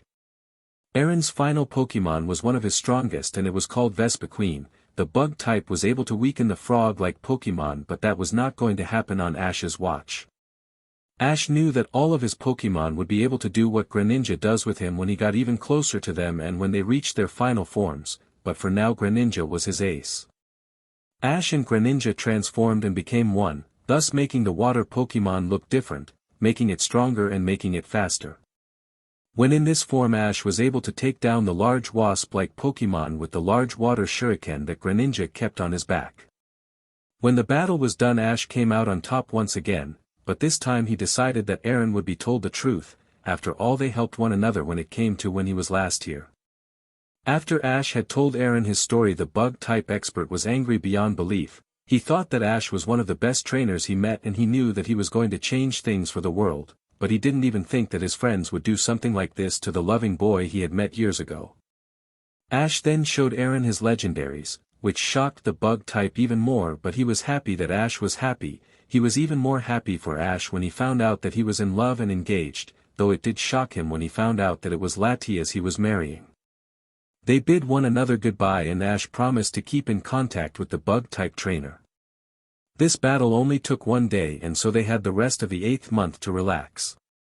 They spent this time training their new Pokemon and even catching some new ones that they did not beforehand, and when the month came to end they began their 9th month heading up to the second elite. The second elite that Ash would be facing is called Bertha, and she was an expert in ground-type Pokemon. The first Pokemon that he had come against was Glisker, another Pokemon that Ash once had, and Ash chose Pikachu to fight it. He knew the electric mouse hated all those Pokemon that betrayed them. Maybe this would give Pikachu some satisfaction. Pikachu was relentless, and the ground and flying Pokemon was down with a strong thunderbolt. The next Pokemon that Ash faced was Golem, but it too was taken down by Pikachu, who used a strong iron tail. The final Pokemon that Bertha chose to face Ash was Hippowdon. This Pokemon was able to defeat Pikachu only because the mouse was tired and the larger Pokemon used Body Slam to win it. So Ash chose Noivern, who was able to stop this large Pokemon and win the match. Ash was congratulated and they left for their short break. The 10th month came around and Ash left to take on the third elite. This one was called Flint, and he was an expert on fire-type Pokemon. Ash had been told that the elite only had one Pokemon with him, and that was Infernape. This meant that they would only have one Pokemon each instead of the 3 usual ones. Ash chose to go with Greninja, who was able to beat this fire type easily with a Hydro Pump and a Water Shuriken. Flint was shocked, but he was impressed with the boy before him. Ash shook hands and then they left, going for another break before they faced the last elite. The 11th month rolled by faster than any of them thought it would, and before they knew it, it was time to go and face the final elite. This elite went by the name of Lucian, and he was an expert in Psychic-type Pokemon. Ash learned that Lucian only had 2 Pokemon on him, so this was going to be a 2-on-2 battle. Ash first had to go up against Bronzong, but he was able to defeat this Pokemon with the use of Hawlucha, who was able to do a wing attack followed by a body slam. The final Pokemon that Lucian chose was Girafarig, but it fell to Hawlucha and his fast, precise moves. Ash was congratulated on making it past all of the elites and wished luck on defeating the champion. Ash nodded his thanks and then they headed out to the forest to relax for the upcoming battle. It was now the 12th month, the final month that they would be spending in the Sinnoh region, and Ash was about to go against the champion. Ash knew this trainer as well. Her name was Cynthia and she was an expert in various types of Pokemon. Ash also knew that she would be another to know the truth of him because they had become good friends when he was last here. Cynthia was a bit shocked though when her elites told her that they had been beaten. She had not faced anyone for the title of champion in a long time, and it was refreshing to do so. So she accepted the challenge. The first Pokemon that Ash had to face was Garchomp, and Ash chose to go with Pikachu. He was able to defeat the dragon type with an Iron Tail and Thunderbolt. Cynthia then chose Gastrodon, but it too was defeated by Pikachu using Volt Tackle and Electro Ball. Cynthia's final Pokémon she had chosen was Glaceon, and it was able to defeat Pikachu with an Ice Beam. Ash then chose to go with Talonflame. This fire Pokémon easily brought down the ice Pokémon with a flamethrower, though Glaceon did manage a few hits as well. Ash was congratulated on his success by the ex-champion herself, and when all of the reporters and the press left, Ash told Cynthia everything. To say she was shocked, angry and upset was an understatement. She had met some of these friends and she thought that they were good for Ash, and then they go and do something like this? It sickened her to think about it. She was even more shocked when she found out that not only was Ash going to marry a Pokémon, a legendary one at that, but also at the fact that Ash too was technically a Pokémon. Ash was a Latios that could make his body that of a human, whether that is his old self around his family or someone who he made look like him, but not exactly when he was around others. That did not matter, he was still Pokémon. Cynthia was shocked but happy at the same time. Ash had found someone he loved and she loved him in return. In some ways Cynthia thought that the betrayal Ash suffered did more good than anything else. Ash was winning in leagues, Ash had a caring family, and Ash had a love that she knew was going to stand the test of time. Ash never would have gotten any of this if his ex-friends had not said anything to him. However, while a part of her thought this, another part also hated them for it as well. She knew that she liked the gym leaders, elites and other champions that Ash told the truth to would never talk to any of those that betrayed Ash again, if they did come in their area. To her and the others Ash told she knew that those traitors were never going to be hurting Ash anymore, and that when they find out who he was they were going to wish they had kept their mouths shut. She also knew that when they saw his power they would come begging back like they always did, making up an excuse as to why they did it. However, Cynthia knew that this time they would not be welcome back. Ash had found his true friends, his true family and his true love. He didn't need nor want what they had to offer him. Ash promised that he would keep in touch with Cynthia just as he had with the others he trusted and the ones that he will tell in the future. Cynthia and a few others had now made it on the friend forever list. He considered Paul, Bonnie and Gary as his brothers and sister even though they were not in any form. Norman and Caroline were his parents legally and Max was his brother legally. Ash thought of these people as family and not as friends, which is why those he told in Sinnoh, Rourke, Maylene, Aaron, Candace, Fantina and Crasher were considered his true friends. He would add more to this list as he traveled, but for now this was it. Ash and his family spent the remainder of the month with each other, as well as the gym leaders, elites and Cynthia that he had told the truth to. They chatted together, learning more about each other than ever before. They played some games with one another. They looked at each of their Pokémon as well. All of the gym leaders, elites and Cynthia were shocked at how many legendaries Ash had, as they had only seen the ones that they had battled, and they also had mini battles with one another as well to see if anyone was able to beat Ash. This however did not happen, and before they knew it, it was time to board the boat heading for their next region. They bid goodbye to the true friends they had made in Sinnoh, promising to stay in touch, and then they headed up to the boat ready to start their new adventure. Ash only knew one thing. It was going to get more interesting as time went on. This was another part of the trip where Ash, Max, Norman and Caroline were least looking forward to going to above the others. They were going to the Hoenn region, which is where Norman and his family all lived before they left. Norman had left his assistant as the gym leader when he had gone traveling. He would be the one to battle Ash though when it came time for them to battle. "It feels wrong being back here," Max said as the boat was docking into the harbor. "Yeah, I know how you feel, son. This is the place where we once lived. It brings back memories of May that we don't want to remember," Caroline said, Norman nodding his head in agreement. "I doubt she is here, guys. She's probably with her new friends wherever they are. She won't come back here unless she wants something," Ash said. He had traveled with May for a long time and she was a winner, and whenever she wanted something she would always go to someone else. When she wants something only her parents can give her, then she will come home. If she was to come home and they were not there, the assistant is to tell her to leave the gym, but he is not allowed to say why. They will all tell her that as they knew they would be seeing her in the future. Like in any of the other regions they had been to, their first month started out walking around the entire region just to get the feel of the place, just in case they got lost, then they would know how to get out and back on track. The second and third month is when Ash explains all of the new Pokemon to the others. The Nanodex gives them a sentence or two on the Pokemon they want to learn about, but Ash had seen them all and captured some of them, so he explained all of the Pokemon that his family wanted to know about. He even gave them advice on which Pokemon he thought would be better for them to catch to improve their teams. All of his family took this advice and used it in what Pokemon they wanted to catch. The fourth month was spent just doing that, catching new Pokemon. When they liked the look of a Pokemon, they would go to Ash and ask what it was, what type it was, and other questions that they felt they needed to know. If the Pokemon appealed to them, then they caught it, and if it did not, then they would leave it and go find something else. By the end of the fourth month, everyone had new Pokemon to add to their team. Ash suggested that they try to catch the most Pokemon in the fourth month so they can train them for a bit in the fifth month, but if there were Pokemon throughout the rest of the year that they wanted to catch, then they could. The fifth month they trained their new Pokemon.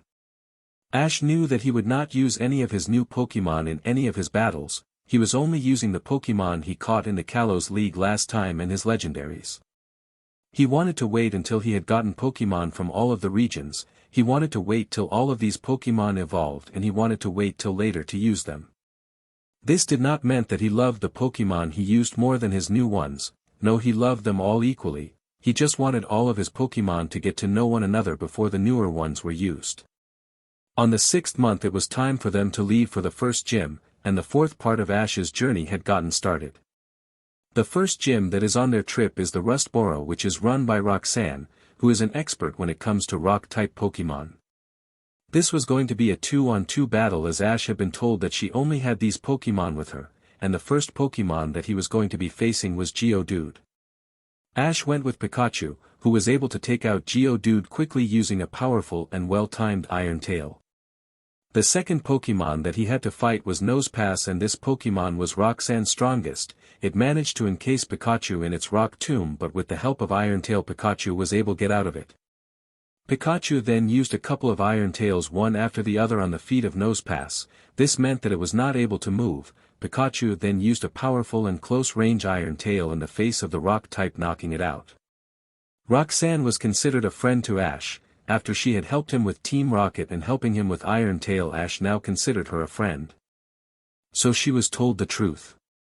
Roxanne had kind of guessed who he really was, only because she remembered only one trainer that Max had traveled with, and when she had found out what May had done, she was furious. She remembered May, but the May she knew was kind, selfless and friends with Ash. The May that they were telling her betrayed them and took nearly all of Ash's Pokemon was just some horrible shell of the girl she knew. Roxanne was shocked but happy when Ash told her about Latias, and she was even happier when she found out he had been adopted by Norman and Caroline. She was introduced to all of the legendaries Ash had, and was surprised by how many he had as well as the others who did have one of them. After the explanation, Roxanne and Ash said they would stay in touch, and Roxanne gave him the stone badge before shaking hands. Ash then left for the next gym.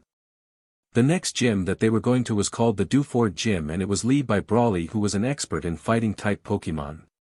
Ash was told once again this was going to be a 2-on-2 battle, and the first Pokemon that he was going to be facing Machop, so Ash chose to go with Riolu.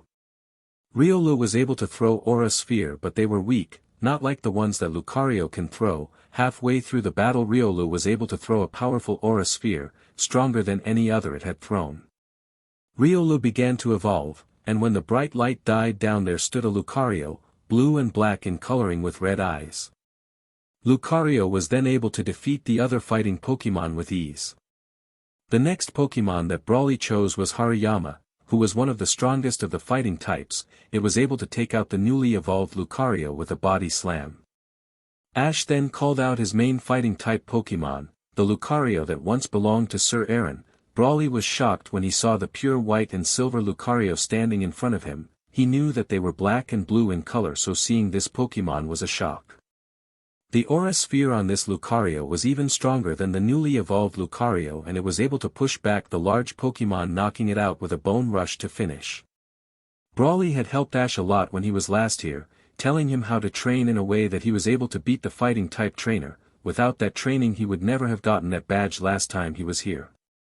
Brawly also helped Ash see that he should train his Pokemon while having fun with them. This is what he still uses in his training now. So Brawly was told the truth, and when he heard what the traitors had done to Ash and his family he was angry. He thought of Ash as a good friend and a brother in Pokemon training. He didn't like hearing when people betrayed their friends. Brawly was happy when Ash told him that he had been adopted into the Maple family, and that May had been kicked out of the family. He was even happier when Ash told him about Latias. He was shocked when he heard that Ash was marrying a legendary Pokemon, and he was even more shocked when he heard that Ash was a legendary Pokemon himself, but he was happy as long as Ash was happy. They told one another they would keep in touch with each other, and Brawly gave Ash the knuckle badge, before Ash bid goodbye and left the gym heading for the next one. The third gym that they were going to was the Mauville gym, which was run by Watson, who was an expert in electric-type Pokemon. Magnemite was the first Pokemon that he had to face, and Ash chose to go with Pikachu, who was able to defeat the magnetic Pokemon with a single iron tail. Watson then chose to go with Voltrob, but it too was taken out by Pikachu using a powerful Thunderbolt at close range.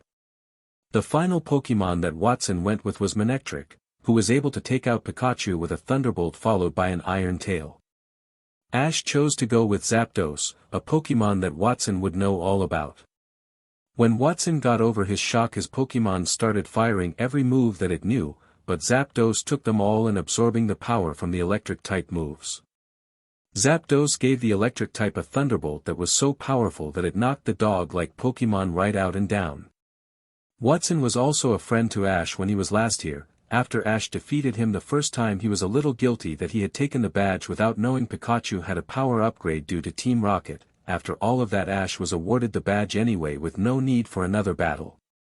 Watson then later helped Ash with Team Rocket when he returned to this area later on in his last journey, so he was considered a friend to Ash.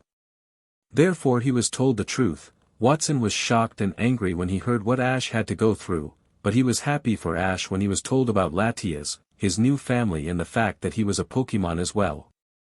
Watson gave Ash the Dynamo badge. They bid one another goodbye, saying they would keep in touch before he left the gym. The next gym that they were going to was the Lavaridge gym, which was run by a trainer named Flannery, who was an expert in fire-type Pokemon. The first Pokemon that Ash had to face was Magcargo, and Ash chose to go with Greninja. This was a Pokemon that the fire-type trainer had never seen, so Ash had the advantage. Greninja was so fast that none of the fire attacks was able to hit it, but it was able to land a water pulse on the snail Pokemon as it was so slow. This knocked Magcargo out of the battle. The next Pokemon that Ash had to go against was Slugma, but it too fell to Greninja using water pulse. The final Pokemon that was chosen was Torkoal, but Greninja also managed to defeat this Pokemon with Water Shuriken. Flannery was also considered a friend to Ash. She helped with Team Rocket, she helped him train even better, and he helped her with her field so that they could have a battle, so she was told the truth. She also was angry at those that Ash once called friends, but she was happy when he told her about how he was adopted by the Maples, that he had found true friends that would not leave him, and that he now had Latias to be with, though she was shocked when she heard he was a legendary Pokemon now. Flannery gave Ash the Heat badge. They promised to stay in touch, and then they went their separate, Ash heading for the next gym. The next gym was the Petalburg gym, which was run by Norman. He was an expert in normal-type Pokemon. An assistant of Norman's was handling the battles, but Norman wanted to battle his son by himself even though he knew that he would be beaten. The first Pokemon that Norman chose to go with was Vigoroth, and Ash chose to go with Talonflame. The fire type was able to defeat Vigoroth with a Brave Bird attack. Ash then had to face Slakoth, but it too was defeated by Talonflame using Flamethrower. Norman's final Pokemon was Slaking, and it was able to take down Talonflame by jumping and grabbing its feet, then body slamming to the ground. Ash then chose to go with Noivern, who was able to take out Slaking with a Boom Burst. Norman already knew the truth as he was now Ash's father and traveling with him, but he gave Ash the Balance badge. They shook hands and then bid Norman's assistant goodbye and telling him how good he was at maintaining the gym. They then headed off to the next gym. The next gym that they had to go to was the Furtree, which was run by Winona, who was an expert in flying-type Pokemon. Ash had to first face Altaria, and he chose to go with Noivern. Noivern was faster than Altaria and was easily able to defeat the Pokemon with a Boom Burst. The next Pokemon that he had to face was Pelipper, but it too was taken out by Noivern using Sonic Wave. The final Pokemon that Ash had to face was a shiny Swellow, and this brought back memories of the Swellow that betrayed him, but he plowed through it and won the match by using a Boom Burst at such close range. Winona was a friend to Ash as well. She taught Ash to think on his feet and that anything can happen in a battle. She also helped Ash use Brave Bird with his Swellow, but that was something he did not want to think about. She was told the truth, and when she was angry at what his friends had told him to do. She had a dream herself as a child and she never let anyone tell her to give it up. On top of that, his own friends said this and then took his Pokemon. She was so angry at them. She got happier when she was told that he had been adopted into a new family, that he had found true friends and Pokemon that he knew would never leave him, and that he now had the love of his life with him, though she was shocked to learn that it was Latias and that he was a Pokemon too. Winona then gave the feather badge. They bid one another goodbye and Ash headed for the next gym. The next gym was the Moss Deep Gym, and it was run by a brother and sister tag team named Tate and Lisa. They were experts in psychic Pokemon. This was going to be a 2-on-2 battle as each leader only had one Pokemon with them. The first that Ash was going to face was Lunatone, and this was Lisa's Pokemon. Ash chose to go with his legendary Cresselia, who the twins knew about as it was known in the region. It was able to beat Lunatone with Lunar Dance and Psycho Shift. The next Pokemon that Ash went up against was Solrock, and this Pokemon was Tate's Pokemon. However, it too was defeated by Cresselia using Moonbeam and Mist. Tate and Lisa were also friends of Ash's. They taught him that in tag battles you must not only work together with your own Pokemon, but you must also work together with your partner as well as their Pokemon. Ash had only just learned about tag battling when he came to this gym the last time, so he was surprised when he battled the both of them for a badge. When the twins heard of the news, they were shocked that friends would do that to one another. The last time they saw Ash, he and his friends were as close as brothers and sisters, but Lisa and Tate could not imagine betraying each other like Ash's friends had done to him. They too were happy when they heard of Ash having new family, new friends, and finding the love of his life, who they were shocked to learn was a legendary Pokemon. They were also shocked to see Ash as a Pokemon too, but as long as their friend was happy, then they would be too. They gave Ash the Mind Badge and told him to keep in touch. Ash said he would, and they left the gym heading to the last one of this region. The last gym he had to face was the Sotoples gym, and it was run by Juan, who had taken over for Wallace many years ago, and he was an expert in water-type Pokemon. The first Pokemon that Ash had to against was Milotic, so Ash chose to go with Talonflame, who was able to take out Milotic with a flamethrower. The next Pokemon that water-type trainer chose was Lovedisk, but it too fell to the flamethrower Talonflame attacked it with. The last Pokemon that Ash to face was Celio, but once again it fell to Talonflame using Brave Bird followed by Flare Blitz. Juan was not close to Ash and therefore he was not told the truth. Ash was given the Rain Badge, shook hands with Juan and then left the gym to start training for the league. The 7th month began and it was time for the league to begin. Ash flew right through the qualifying round and made it to the semi-finals. Like in the other 3 regions he has been to, Ash did not use any of his legendary Pokemon in the league. He didn't want people to think he relied on his more powerful Pokemon to win his battles. Instead, Ash stuck with Pikachu, Greninja, Talonflame, Noivern, Hawlucha and Goodra, and they never let him down. When the finals came, Ash had a little talk with announcers who wanted to know if he was the Red Satoshi with all of the legendaries and who is now the champion of 3 regions. Of course Ash answered with yes. This in turn made Ash's opponent for the final mad that Ash was getting all of the attention, so he challenged Ash to battle him with one of his legendaries. Ash chose to go with one he had not yet used, Yveltal, who crushed all of the Pokemon that his challenger had set against him. Ash had told the Destruction Pokemon to tone it down a bit as the Pokemon he was facing were quite weak in comparison. Ash won the league and headed off to prepare for his first elite battle. This league did not take them very long to complete. Ash had won in just 2 weeks. This meant that he had 2 weeks to train his Pokemon before he headed off to face the first elite. The first elite he would be facing was named Sydney, and he was an expert in Dark-type Pokemon. Sydney only had one Pokemon and that was a Zangoose. Ash chose to go with Pikachu. It was quite a long battle as Ash chose a Pokemon that would prolong the battle, but Pikachu wasn't hurt at all no matter how many attacks the Zangoose threw at him. Ash had had enough and told Pikachu to end it with an electro ball, which he did. Zangoose dropped down fainted after this attack. These battles with the elites took only one day to complete, and then they had the rest of that month to do as they will. Norman and Caroline spent time together going on a lot of dates that the kids didn't want to know about. Max as well as Paul and Gary spent a lot of time looking around the area for new Pokemon that they wanted to add to their team. Latias and Ash spent more time together. Ash knew that Latias loved him, but he felt as if he wasn't spending a lot of time with his fiancée no matter how much she told she didn't mind.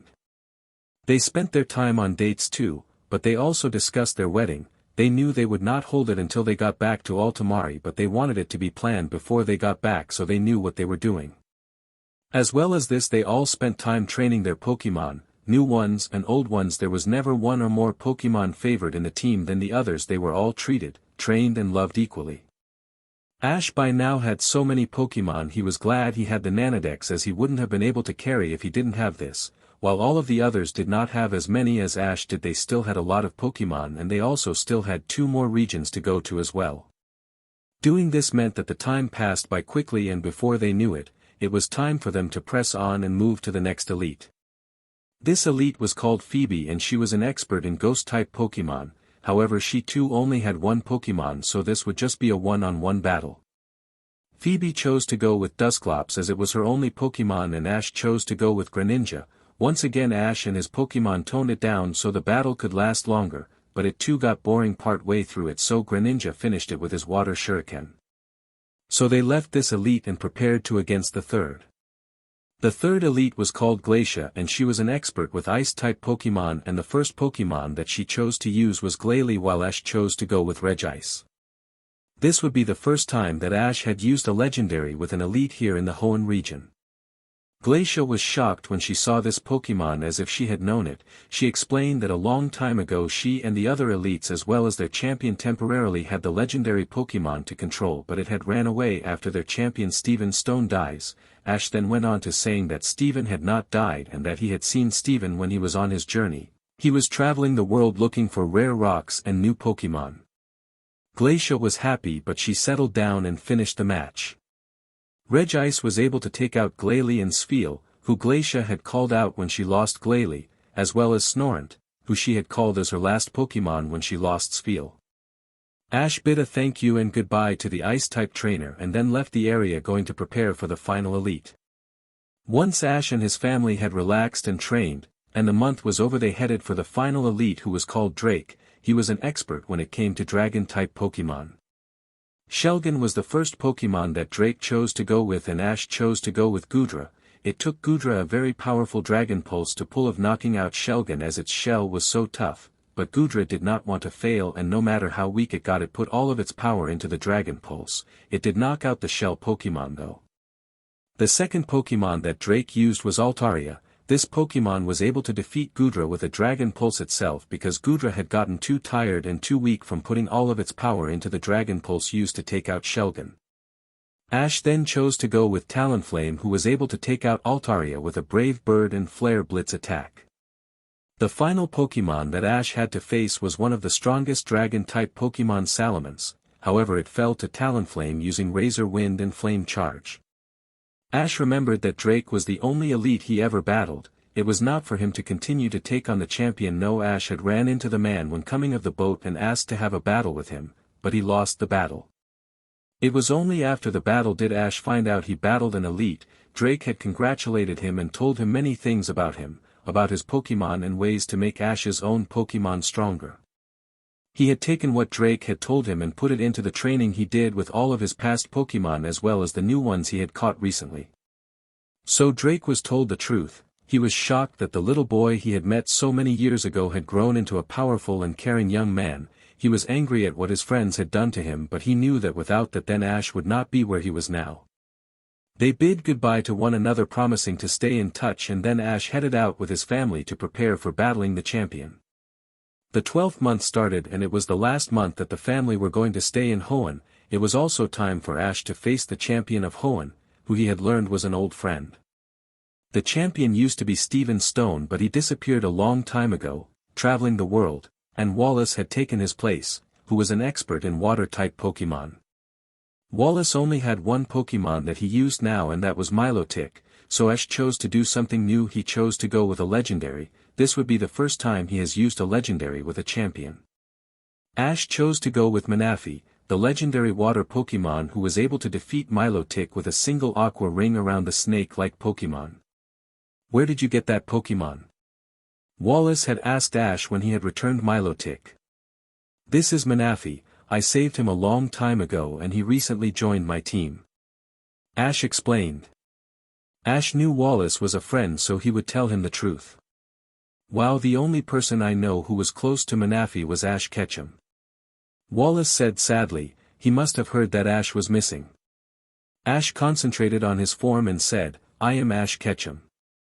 He then opened his eyes, showing the true brown eyes they were meant to be, the black hair he was supposed to have and the zigzags on his cheeks that he should have had. Ash, it's you, but how? Dawn said you just left them one day and didn't come back. Wallace said to the stunned boy. Wallace was shocked that Ash had changed his appearance as he did, and he wondered what that was about.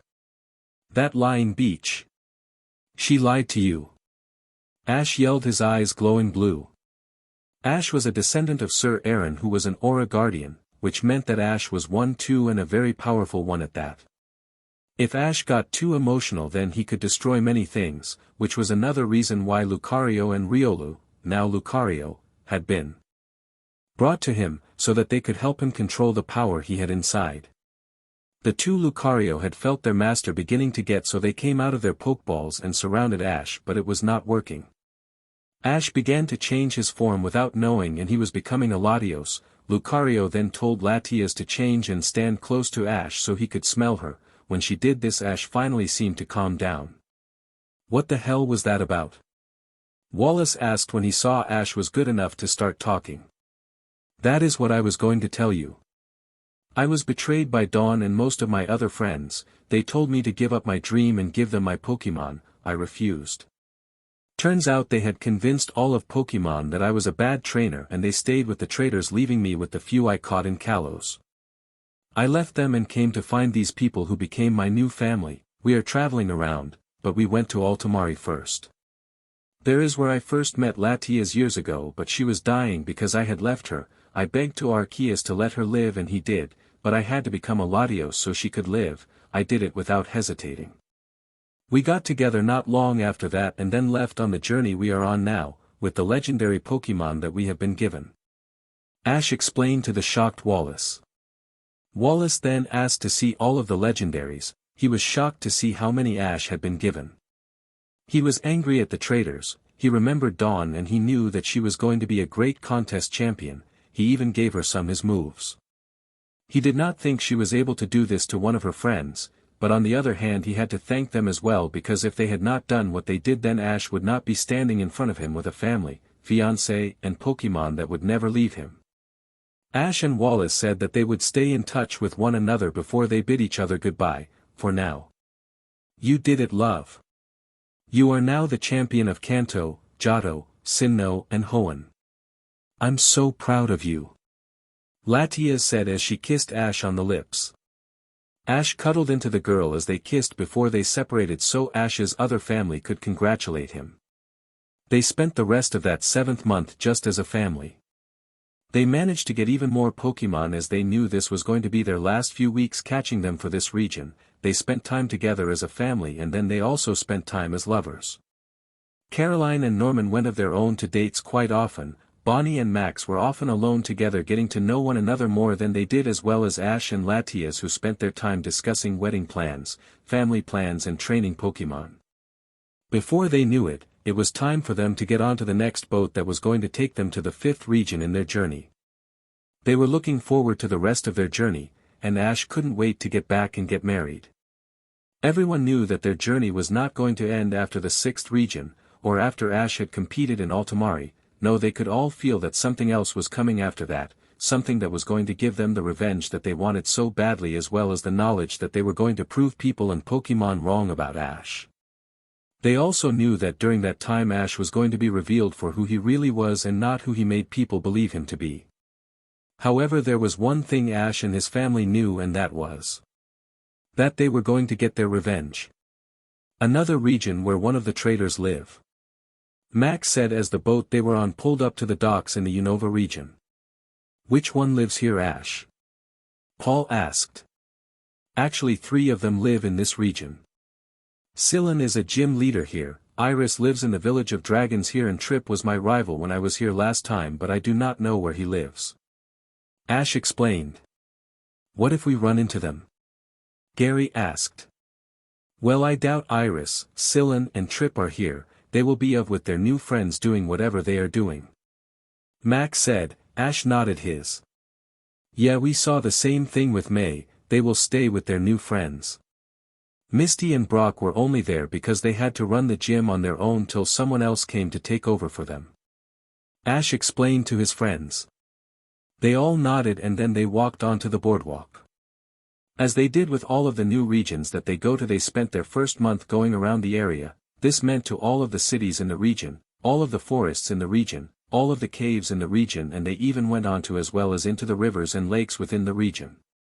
Unova was known for its beauty, some say it is the most beautiful of the regions. They looked around the area like this each time so that they knew their way around. If they were to get lost they would know how to get back on track easily. This was not the case when Ash was traveling with the traders, as they were always getting lost and no one was able to find their own way out of it.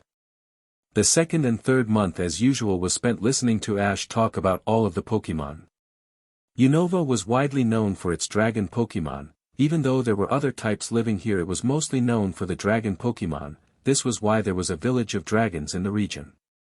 Ash had to explain to all of his family that dragon Pokemon were the ones that were harder to catch. They were a lot more temperamental and at times they had more power than most of the other types. So spent all of the second month and all of the third month telling his family ways to catch all of the Pokemon, giving them advice on which Pokemon would suit them better and information on all of the Pokemon in the region. The fourth month as usual was spent catching the Pokemon they had learned so much about. They would not separate from each other, wherever one of the group went the others also followed. Max, Paul, Gary, Bonnie, Caroline and Norman spent this month asking Ash more questions on the Pokemon. They would ask him if this Pokemon would suit their team well, how best to catch this Pokemon, and can you tell more information on this Pokemon. By the end of this month everyone had caught quite a few more Pokemon, though Ash once again was able to get the most amount of Pokemon. The fifth month was spent training the Pokemon as well as relaxing. They trained all of their Pokemon one by one. Unless they wanted to test attacks then they would be using 2, there were way too many Pokemon in everyone's Nanodex to let them all out at one time. This was why they all slept in their Pokeballs so as not to cause problems. All of the new Pokemon that are caught don't take long to fight in, even though they have just been caught. Being around other Pokemon helps them a lot. This also made it easier for them to be trained as well. By the 6th month all of the new Pokemon had been trained some, but like in all of his other battles Ash did not use any of these Pokemon. Ash still remained set on sticking with Greninja, Hawlucha, Goodra, Noivern and Talonflame as well as his legendaries for his battles. While all of his other Pokemon were strong he was not used to battling with them and most of them were still too young to be in battles in his opinion. He knew that when they evolved then he would use them in his battles. They set up for the first gym at the start of the 6th month. Ash was ready just in case Scylla, Iris, or Trip were to be seen when they were in this area. Ash and his family knew that there was a time where they would meet all of the traders again and then they would have their revenge. It was not the time just yet. The first gym that they were going to visit was the Striaton Gym, which was run by a set of triplets named Cress, a water-type Pokemon trainer, Chili, a fire-type Pokemon trainer, and Scylla, a grass-type Pokemon trainer, who was one of the ones that betrayed Ash. But just as they had predicted, Scylla was not there, leaving the gym to his 2 brothers. Ash had a choice: face one brother all of his Pokemon, or face both brothers and face one Pokemon from each. Ash chose to go with facing one Pokemon from each other, the brothers. Ash first went against Chili, who was the fire-type trainer, and chose Pansear as his Pokemon. Ash countered this with Greninja. Ash was actually losing as he had never used Greninja against this type of Pokemon, but Ash and the frog Pokemon powered through it. This in turn activated Greninja Mega Evolving, leaving Ash Greninja remaining. With the frog Pokemon now more powerful, Pansear was easily taken down with a Hydro Pump. Ash then had to face Cress, who was the water-type trainer, and chose Panpour as his Pokemon. This was going to be a tough for either of them to win as both of their Pokemon was a water-type Pokemon, but that was all Panpour was while Greninja was also a dark-type Pokemon as well. This meant that Greninja could use Feint Attack followed by Shadow Sneak. This made the water-type Pokemon faint quickly. "Where is the third brother?" Ash asked them. He wanted to know what had become of the green-haired trader. "That man is not our brother. There was a trainer a few years ago called Ash Ketchum and we became quite close to him, but Sillin decided to betray the great friendship he had with Ash," Chili said. "He came to us bragging how he had gotten rid of the pest and that he could finally move on from Ash Ketchum. He asked how we felt and he thought us to be proud. We told him that we liked Ash and that we thought he was powerful trainer. He threw a fit at us. He told us that he had made true friends and had a family with people that really used his talents, so he stormed out of here claiming that he was no longer going to be a part of this gym. If we are being honest with you, he's gone. Me and Chili have been doing great in the restaurant and in the arena without Sillin putting people of coming in." Cress finished for his brother. Ash had grown close to the two brothers and he knew that Cress and Chili would not tell Sillin or any of the others that betrayed him the truth, so Ash showed the two who he really was. Cress and Chili were happy to see their friend alive and well as powerful. Ash explained what happened, which made the brothers even angrier, but then he told them about how he was adopted by the nice family, how he had found the true friends that he had needed and all about Latias as well as how he became a Pokemon. Cress and Chili were shocked but happy for their friend, knowing how much he must have suffered, but they could also see the happiness in the eyes of Ash and they both knew that being betrayed was the best thing to happen to Ash. They gave Ash the trio badge and made Ash promise to stay in touch with them, to which he did so. Ash then left the gym and headed to the next one. The next gym that Ash was going to was called the Nakreen Gym and was run by a woman named Lenora, who was an expert in normal-type Pokemon.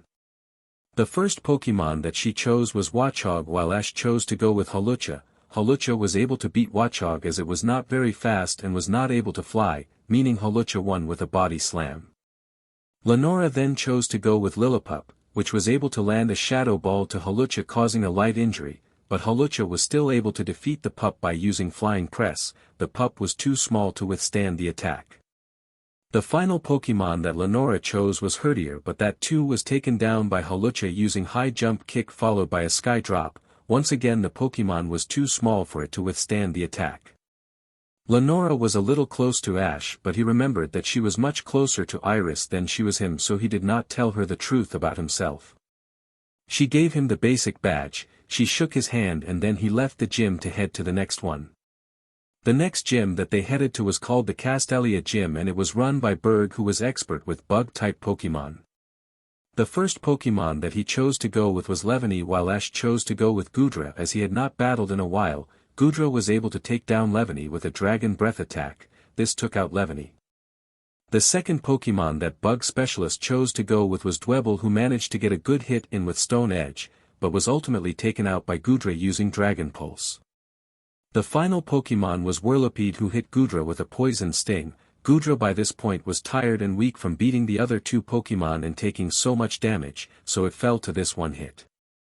Ash then chose to go with Noivern. Whirlipede was slow and couldn't fly, this meant that Noivern would have an easier target. Noivern was able to knock the bug-type Pokemon out using Boom Burst and the little bug had no way to escape it. Berg was close to Ash, he did help his Pokemon, before they betrayed him, and he did give Ash more advice on how to train his Pokemon, so he was considered trustworthy enough. When Berg learned that this trainer was actually Ash Ketchum, he was shocked but happy. This trainer in front of him had to be the strongest Pokemon trainer he had ever battled. He knew Ash was strong, but he didn't think he'd be this strong. When he heard what happened with Iris and Sillin, he was mad. He had met the two of them and he thought they seemed nice, though he thought they just hung with Ash just because he was so good, but to hear that a person would do this as well as turn someone's Pokemon against them just shocked and angered him. When he learned about Latias, his new family and all of the new Pokemon, Berg couldn't have been happier for Ash. He was on his way to completing his dream. Ash was already the champion of 4 regions, he was already completing his dream, but the traders had been too quick to judge him. Berg awarded Ash the insect badge, bid him farewell, promising to stay in touch before Ash left the next gym. The next gym that they were going to was called the Nimbasa Gym, which was run by a woman named Alessa who was an expert in electric Pokemon. The first Pokemon that Ash had to go against was Zebstrika, while Ash chose to go with Pikachu. Pikachu was able to defeat the Zebra Pokemon using Volt Tackle and Iron Tail.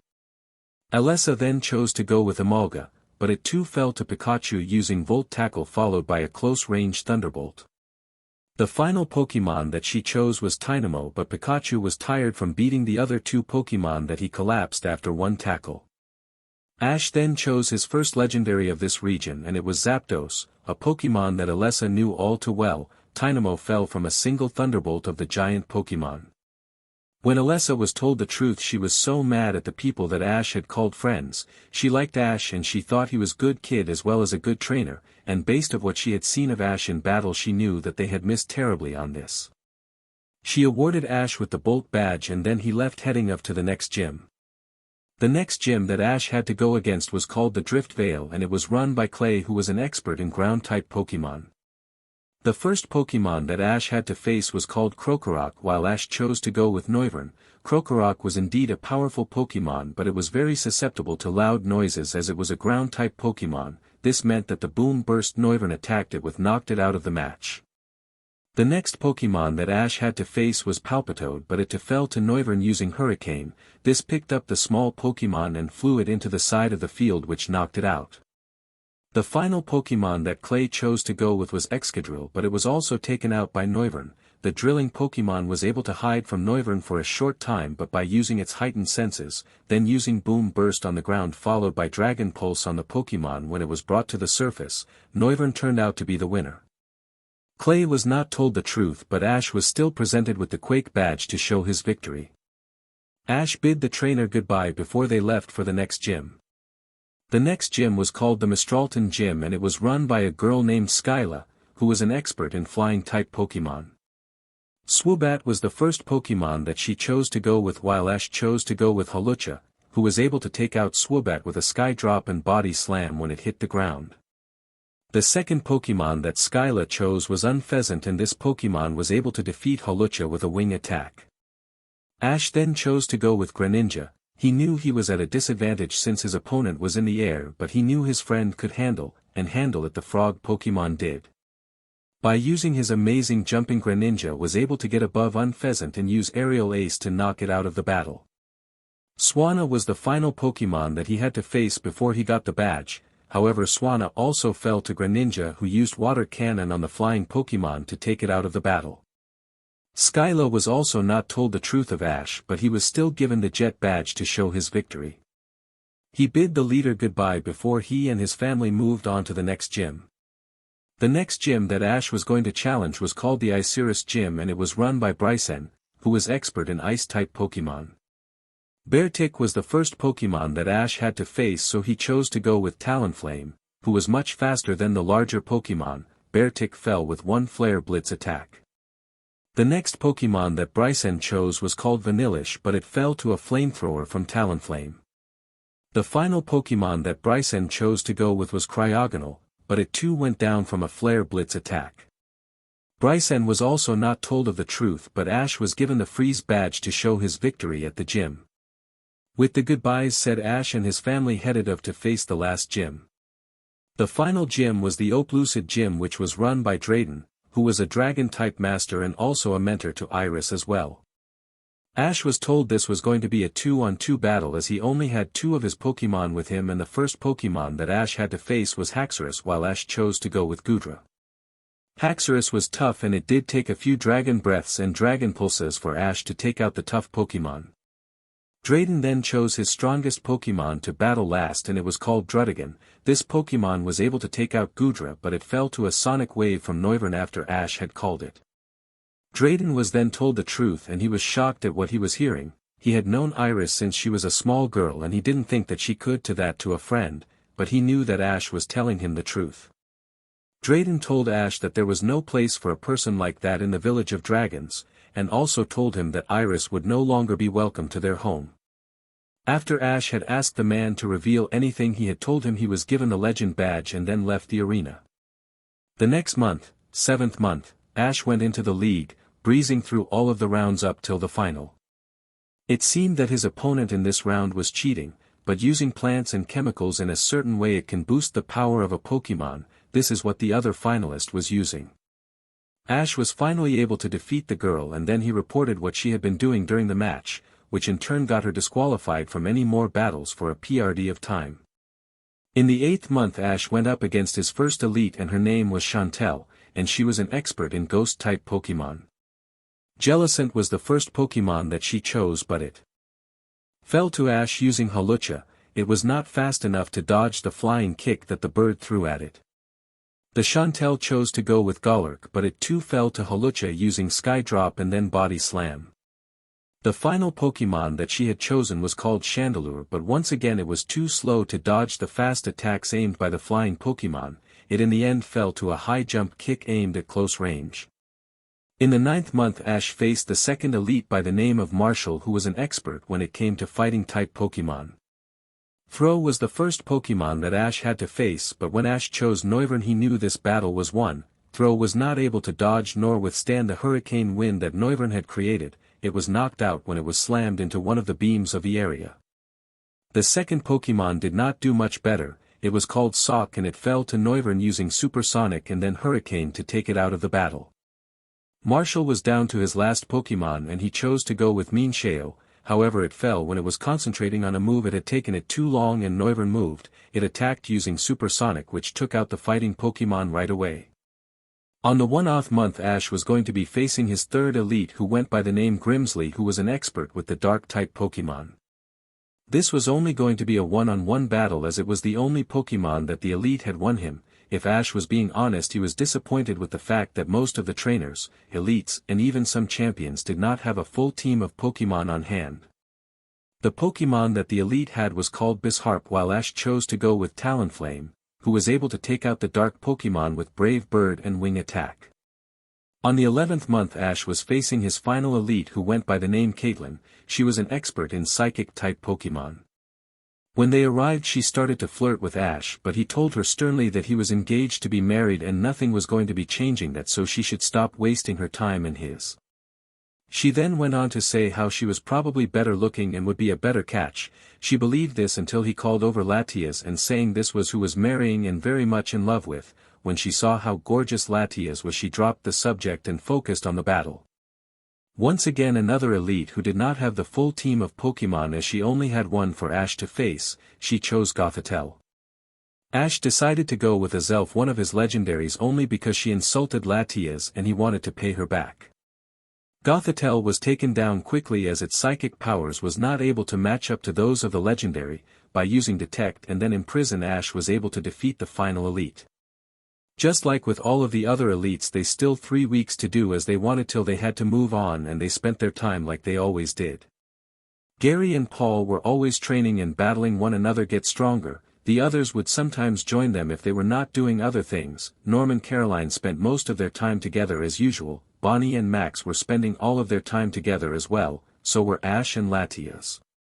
However, they did spend time as a family as well. This included talking about Pokemon, training as a group, and even talking about the wedding they would be having in 2 years. Ash and Latias had been waiting years to get married, and now they only had to wait 2 more years. Before they knew it, the 11th month ended and the 12th month began. This signaled that it was time for Ash to face the champion, as well as make it clear that this would be their last month in the Unova region for a long time as well. As with all of the battles against the champion, there was a crowd. In the regions, when all 4 elites are defeated, then the entire region find out about it. And when they do, they all come to see the battle against the champion to see if they would be having a new one or if the challenger was going to be crushed. The champion that Ash had to go against was a man he knew well, also a person he had met that Iris knew about. He was named Alder and he was a master with varying type of Pokemon.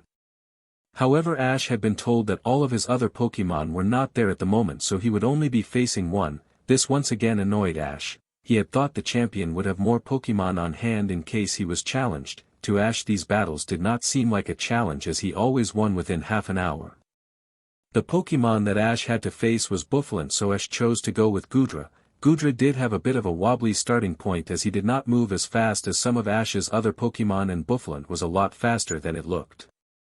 However, Goodra managed to use Rain Dance on the field. This made the area slippery enough for the bull to keep falling whenever it tried to run around again. Straight after the bull was down, Gudra used Aqua Tail on the bull Pokemon to take it out of the battle. Ash had once again beaten the champion of one of the regions, and while he did not like having an audience with people other than his family, he was happy that people were now seeing him as someone powerful and strong, even if it was under a different name. For the rest of the month they spent time wandering around the region. This meant looking into all of the cities and buying whatever they wanted. This meant eating the food that was only available in this region, and finally looking through all of the forests, lakes, caves, and other places once more just in case there was Pokemon that they wanted. Before they knew it, the month was over and it was time for them to leave the Unova region and head to their final one. Ash was excited about this fact. He knew that after he won at this final region, then he would be returning to Altomare, and once he won there he knew he would be able to settle down with his family and get married after many years' wait. However, when they were on the boat to the next region, there was a nagging thought on Ash's mind, and that thought was that even after he defeated in Altomare he knew that something else would be coming, another adventure for him and his family to take. This was when Ash had a single thought before drifting off to sleep next to his love. That there was always going to be an adventure waiting for them. Ash didn't know if he was happy or sad at the present time. This was going to be his last year traveling. After this he would be returning to Altomare to live life there. He was happy that he was going to be able to settle down with his family as well as have his own family, but he was also upset that he would not be traveling after this year. He had told his fears to Latias and she understood where he was coming from. In the years that they had been traveling she had grown to like it, all of it. She had told Ash that she had a feeling that there was going to be something happening after their victory in Altomare. She said that she felt they would settle down for a little while before they would be called to another adventure. Ash then told her that he had been feeling the same thing and that if she didn't want to do it then he would not. He only wanted to do more adventures if his family were up for it. Latias brought this to the attention of everyone in the family and they all felt the same. They were looking forward to going home and living calmly, but they all knew that traveling was in their blood now and they would not be getting from it. They also said they felt as if they knew something else was coming, something that was going to give them all they wanted. Ash felt happier now that he knew he was still going to be able to do what he loved. Ash had also found some key stones and a mega stone, which are the two stones used in Mega Evolution.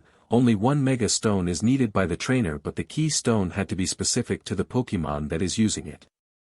So far Ash had been able to find a stone for Noivern, Gudra, Hawlucha and Talonflame. Greninja and Ash had a special bond that allowed him to Mega Evolve without the use of the stones. This was also the case with Ash's two Lucario. He was close to both of them through the aura that they shared, so they too were able to Mega Evolve without the use of the stones. Ash had learned of another dream he wanted to have as well as the one he had now, and that dream was to find new ways for EV to evolve other than the forms they had now, as well as finding all of the key stones for all of the Pokemon that he had. He knew that by the time his journey was over he would have all of the key stones you could get. Ash already had all of the key stones for his Pokemon from the Kanto, Johto, Hoenn, Sinnoh and Unova regions, and now that he is in the Kalos region he will be looking here too. Ash had a lot of Pokemon by this time and he had stones for all of them to Mega Evolve when they reached their final evolved form. The first gym that Ash went to was a one that he knew well, the Santalon gym, which was run by Viola, who was an expert with bug-type Pokemon. This was going to be a 2-on-2 battle and Viola chose to go with Surskit while Ash chose to go with Talonflame. Surskit fired an ice beam while Talonflame fired a flamethrower, and the two attacks hit each of the Pokemon, knocking them both out and out of the battle. Viola chose to go with Vivillon while Ash chose to go with Noivern. Noivern was able to take out the bug Pokemon using a sonic boom to disorientate it and then use Dragon Pulse to take out the bug Pokemon. Viola was considered a friend after all they had been through together when he was last in this region, so he told her the truth. She was shocked when she heard what two of the people Ash traveled with had done to him, but she was happy that Bonnie had stayed with Ash. She was also happy when she found out about Latias as well as Ash being a Pokemon and him having a new family. Viola then gave him the bug badge and made him promise to stay in contact with her and her sister. Ash then left the gym and headed to the next one with his family. The next gym that Ash went to was the Sillage gym, which was run by Grant, who was an expert when it came to rock-type Pokemon. Ash had been told that this too was going to be a 2-on-2 battle. Grant chose to go with Onyx for his first Pokemon while Ash chose to go with Pikachu. The electric Pokemon was able to defeat the rock Pokemon by using Thunderbolt followed by an Iron Tail from close range. Grant had then chosen Tyrant but it too fell to Noivern using Boom Burst followed by Hurricane. Grant was also told the truth as he was helpful to Ash many times when he was last here and he had the same reaction as Viola when he was told. He gave Ash the Cliff Badge and made him promise to keep in contact. Ash then left the gym and headed for the next one. The next gym on the trip was called the Shaller Gym and it was run by Corona who was an expert when it came to fighting type Pokemon. Lucario was the first Pokemon that Ash had to face. He remembered that this Pokemon was able to Mega Evolve and it did a few moments later. Ash then chose to go with his own Lucario but not the rare one. Both of the Lucario were able to Mega Evolve but they would not need to use the stones. It was a tough battle but when Ash chose to go into Mega Evolution that's when he won it. Lucario and Corona were shocked when Ash and Lucario merged together for it to Mega Evolve. They were too shocked to know that it was Ash's turn and Lucario was taken out of the battle.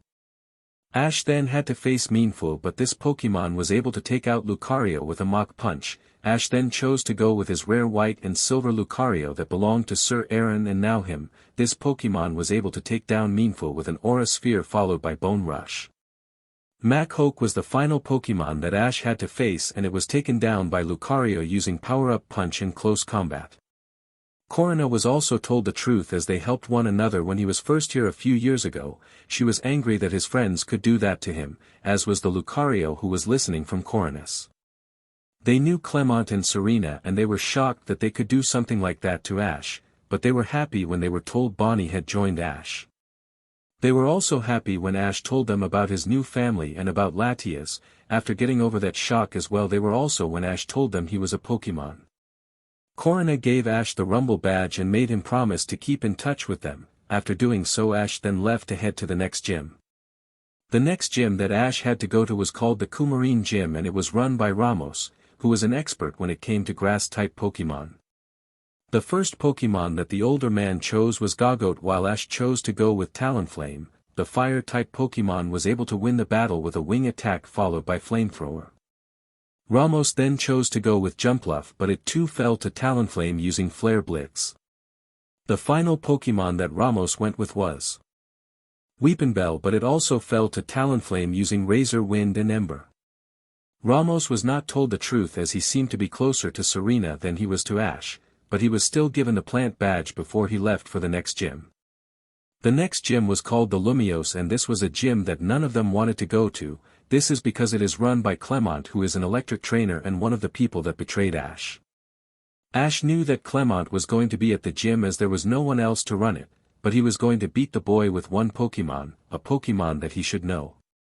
Ash had been told when he got there that the only Pokemon he had was Heliolisk. When asked why this was, Clement looked angry and stated that most of his Pokemon left him when he betrayed a boy. This was something to Ash as he didn't think this would happen. He had also been told that the same thing happened to some of the other people who had betrayed him, except Misty and Brock whose Pokemon all stuck with them. Ash smiled. He would only have to remain here for one battle then he could leave. Ash chose Zapdos, a Pokemon that Clement was very knowledgeable about. It was able to easily defeat the small Pokemon with Thunderbolt and Razor Wind to make an electric tornado which knocked out the lizard Pokemon. Ash was given the Voltage Badge, shook hands quickly with Clement and then left the gym as fast as he could, eager to leave the boy and get to his next gym. The next gym was the Lavere Gym and it was run by Valerie who was an expert in Fairy-type Pokemon as well as a fashion designer. Ash first had to face Spritzy and Ash chose to go with Lucario, not his rare one. The black and blue dog Pokemon was able to take down the smaller Pokemon by using close combat on it. The smaller Pokemon was not fast enough to dodge and it was not strong enough to take the damage done. The next Pokemon was called Sylveon but it too was taken down by Lucario using extreme speed and Metal Claw as a combo move. The final move that the fashion designer used was called Mr. Mime but it too fell to Lucario. While this Pokemon was strong psychically it was not fast nor was it strong so it easily fell to Lucario using Power-Up Punch and Metal Sound. Valerie too was told the truth as they both helped one another out when he was last here, however he had been reluctant at one point as she had grown close to Serena and Bonnie more than him. Valerie recognized Bonnie and Ash decided to tell her the truth. She was angry when she heard what Serena had done and what the brother of Bonnie had also done, but she was happy to know that Bonnie had stuck with the right person. She was also happy to hear that Ash and Bonnie now had a loving family and that Ash was now a Pokemon as well as engaged to Latias, even though that one caused her to go into shock a little. Bonnie, Ash and all of the group had promised to keep in touch with her and she gave Ash the fairy badge before he left for the next gym. The next gym was a gym that Ash remembered all too well. It was the Anistar gym run by Olympia, who was an expert in psychic-type Pokemon. When he was here the last time he was told that he was destined for great things as was his Pokemon, but he had a sense that there was something that had not told. Maybe when this battle was over he could ask her. Ash had been told that this was only going to be a 2-on-2 battle, and he remembered this from when he had faced her the first time. Olympia had asked him if this battle could be a tag battle and he agreed. She would be using her 2 Meowstic while Ash chose to go with Pikachu and Lucario. Pikachu was able to take out the female Meowstic by using Iron Tail followed by Wild Charge, while Lucario took out the male Meowstic using Power-Up Punch and Metal Claw combination. Ash was congratulated and told the truth. The psychic woman, she was not as shocked as thought she would be. It was like she knew it would happen. I did know this was going to happen, child, that is why I never said anything when we first met as your friends were with you. She told him. Then what is it I am supposed to do? Ash asked her. That is for you to find out, young one, you are already on your way there.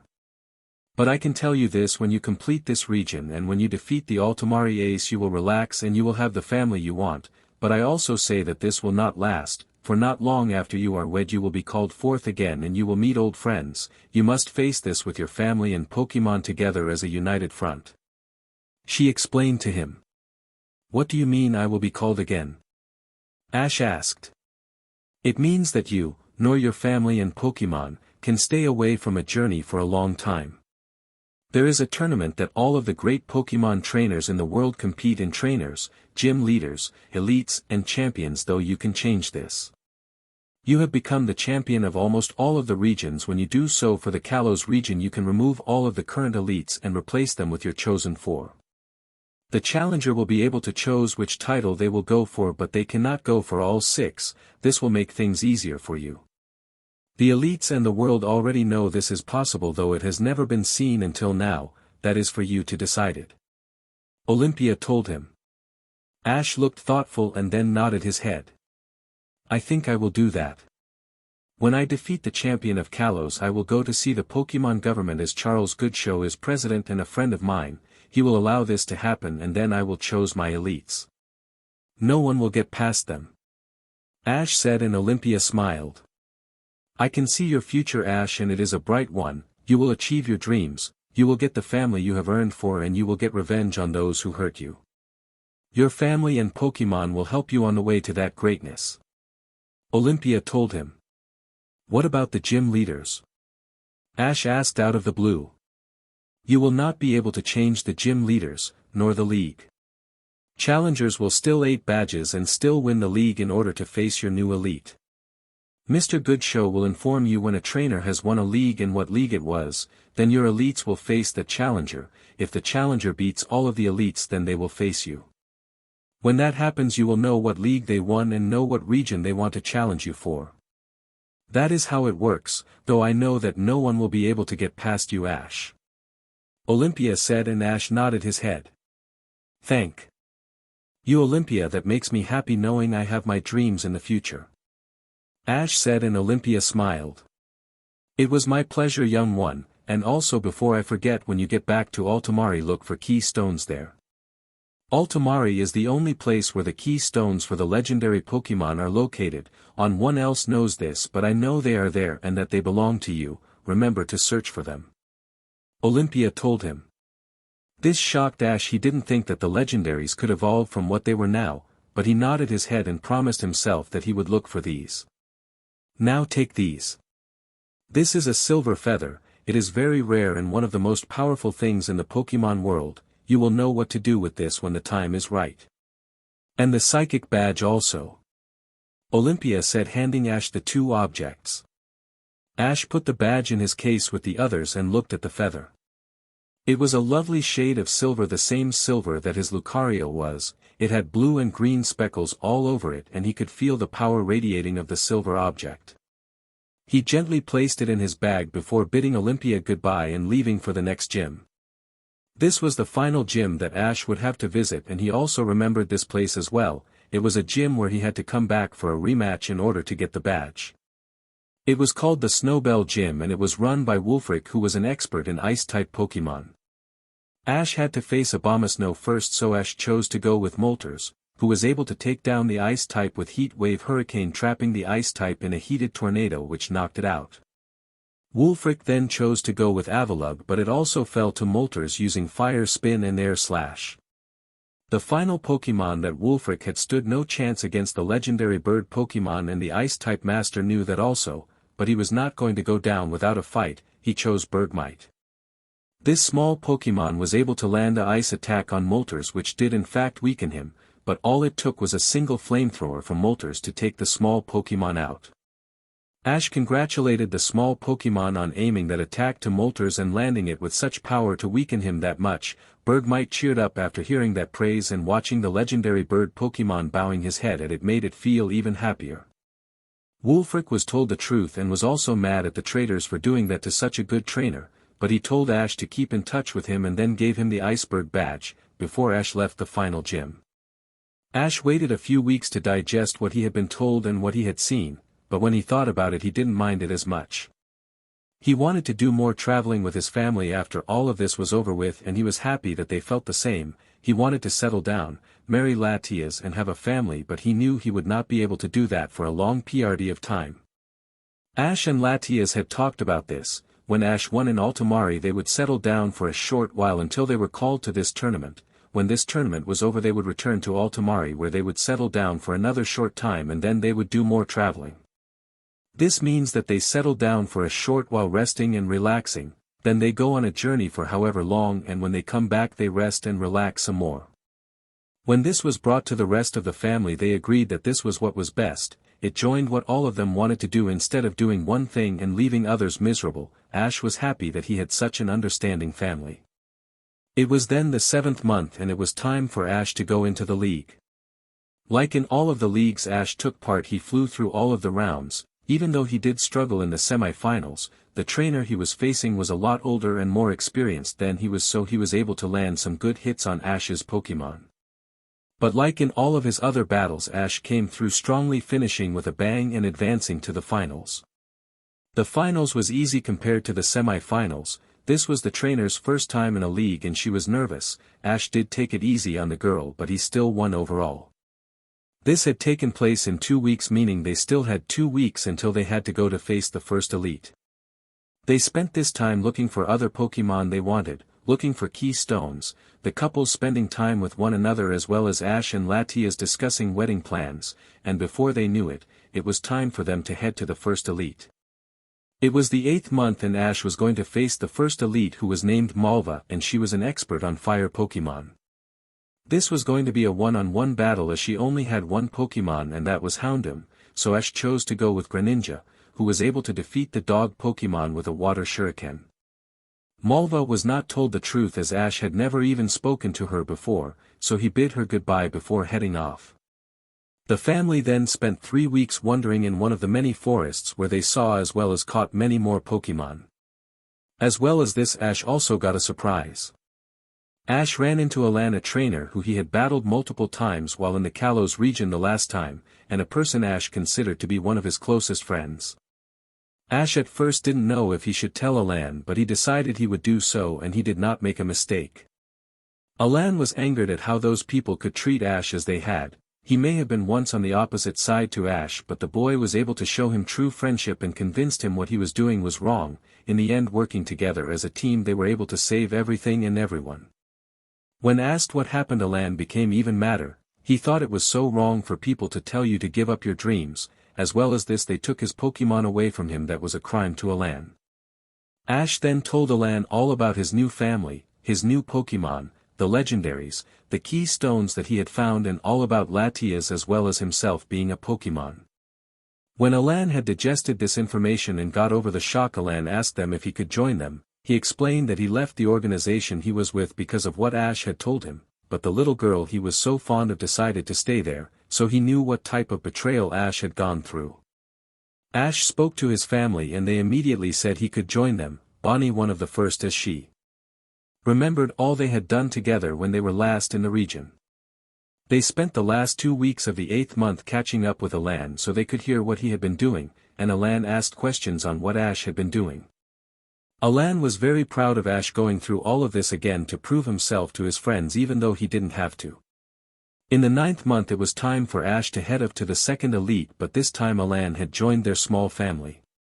In the 2 weeks that they had been together Alan had grown close to Paul, the only other person in their small group who had grown up with a childhood like his own. Alan was close to all of them after learning more about them, but he was closest to Ash and Paul the most. Norman and Caroline once again took the roles of mother and father. Alan was happy about this as he had never known the care of a mum and dad. He had been raised by the organization, and Ash, Latias, Paul, Gary, Max and Bonnie became the brothers and sister that he never had. Seabold was the next elite that Ash had to face, and he was an expert with water-type Pokemon. When Ash had gotten there he was told that this was going to be a one-on-one battle as his other Pokemon were not available.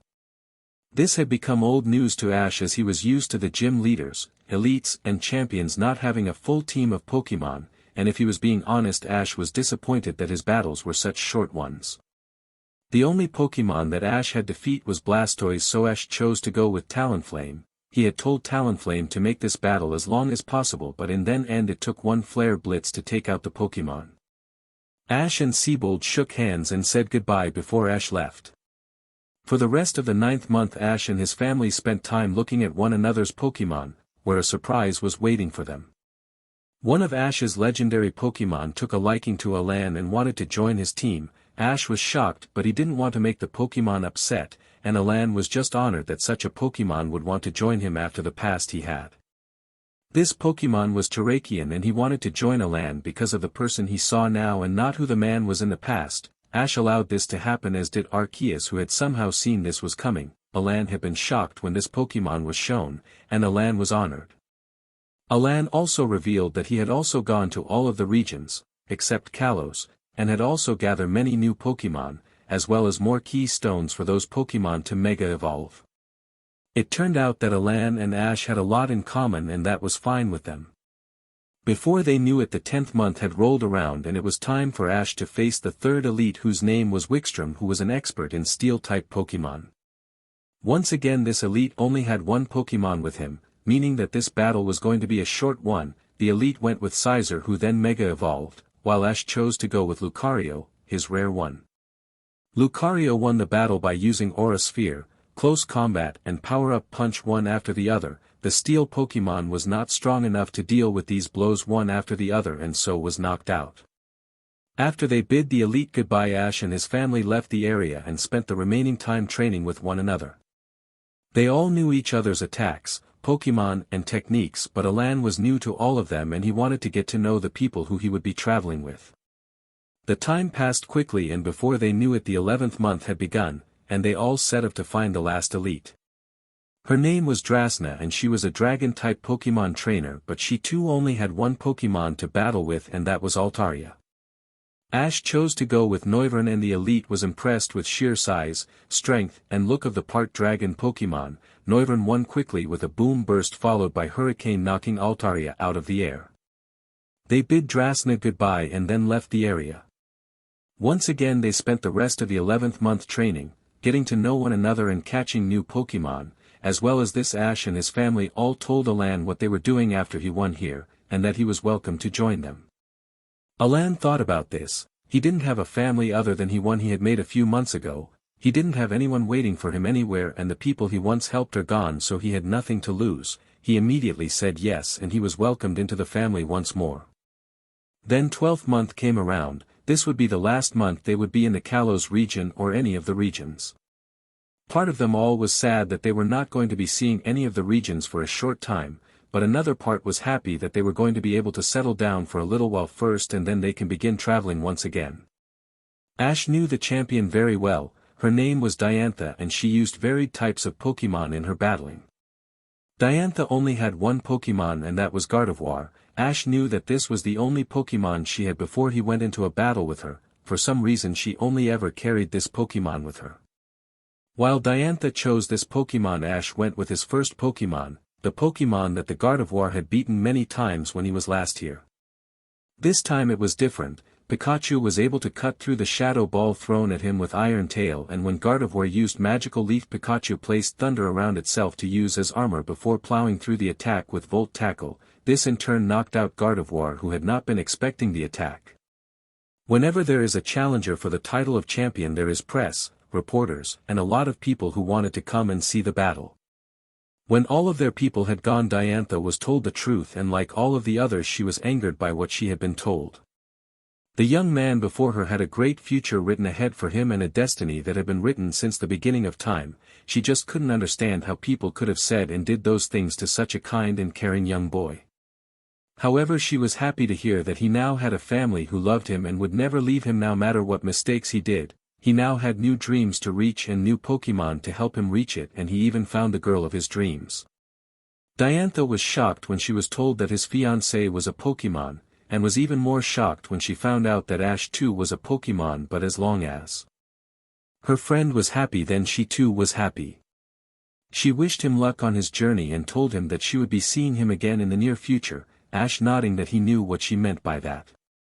She actually saw them to the boat that would take them to Altomare, a place where Alan had not been before but was excited to see it and live in it.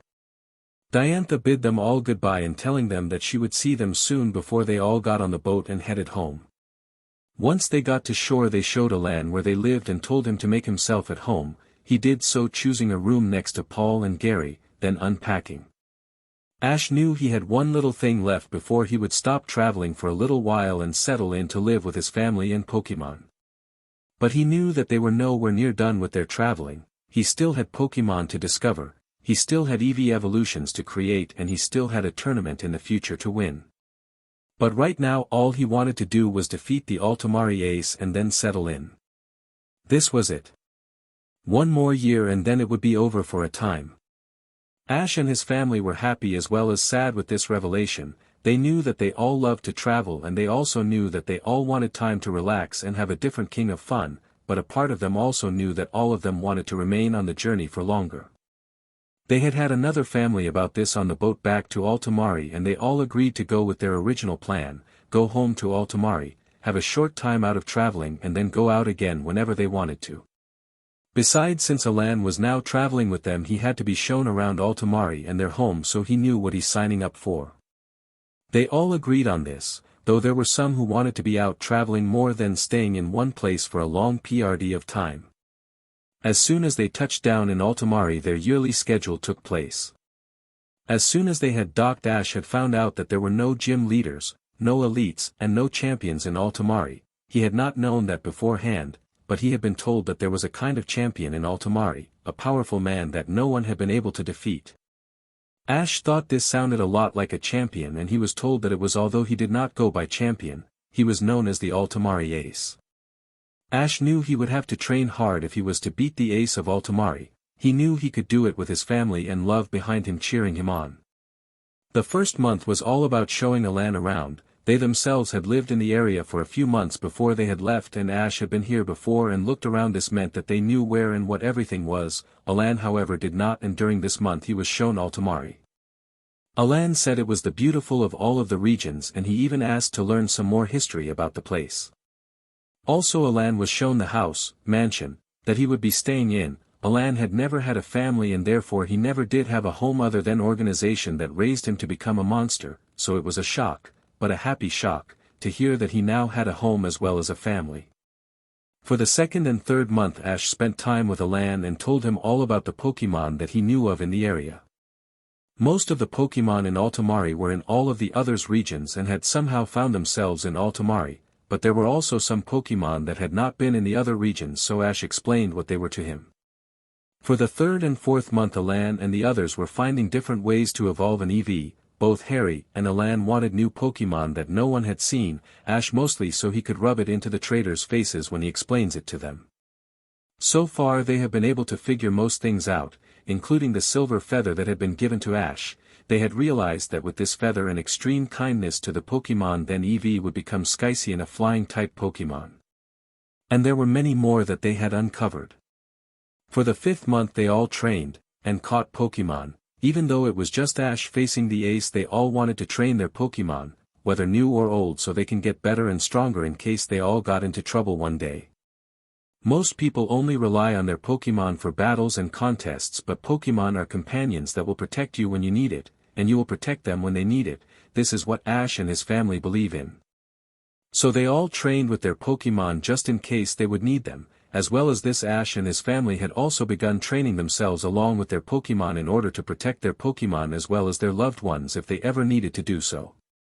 For the first part of the 6th month they all continued to train with their Pokemon, but for the second 2 weeks they had to begin their journey.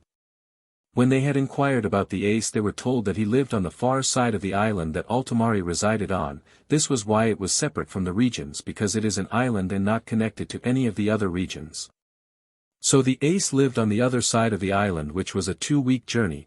They were up for it, but they wanted to start later in the 6th month, so Ash battle in the 7th month. They traveled for 2 weeks. They took breaks of course to eat, relax, sleep and train, as well as look to see if there were any other Pokemon that they wanted to catch. Bonnie had turned out to be an awesome cook, as had Paul, so when they worked together they made the amazing meals they had been living off since they began their journey. They all trained together as a family. Sometimes they trained their Pokemon in groups, sometimes they trained their Pokemon individually, sometimes they trained all of their Pokemon at once, which was a bit hard as there was so many, and sometimes it was just Ash and his family doing their own training. When they were not doing any of this, they were hiking and trekking to the other side of the island. Ash had not been expecting what he saw. He thought that this man would live alone with no people around him, no cameras and no reporters. This was because he lived on the other side of the island, meaning that he would want to stay from the people and the city. This was proved to be wrong when Ash saw all of the cameras and all of the people gathered around a battle arena.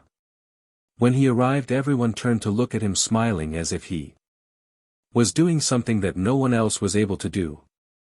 "Greetings, trainer. I know what brings you here," a male voice said from behind the group of people.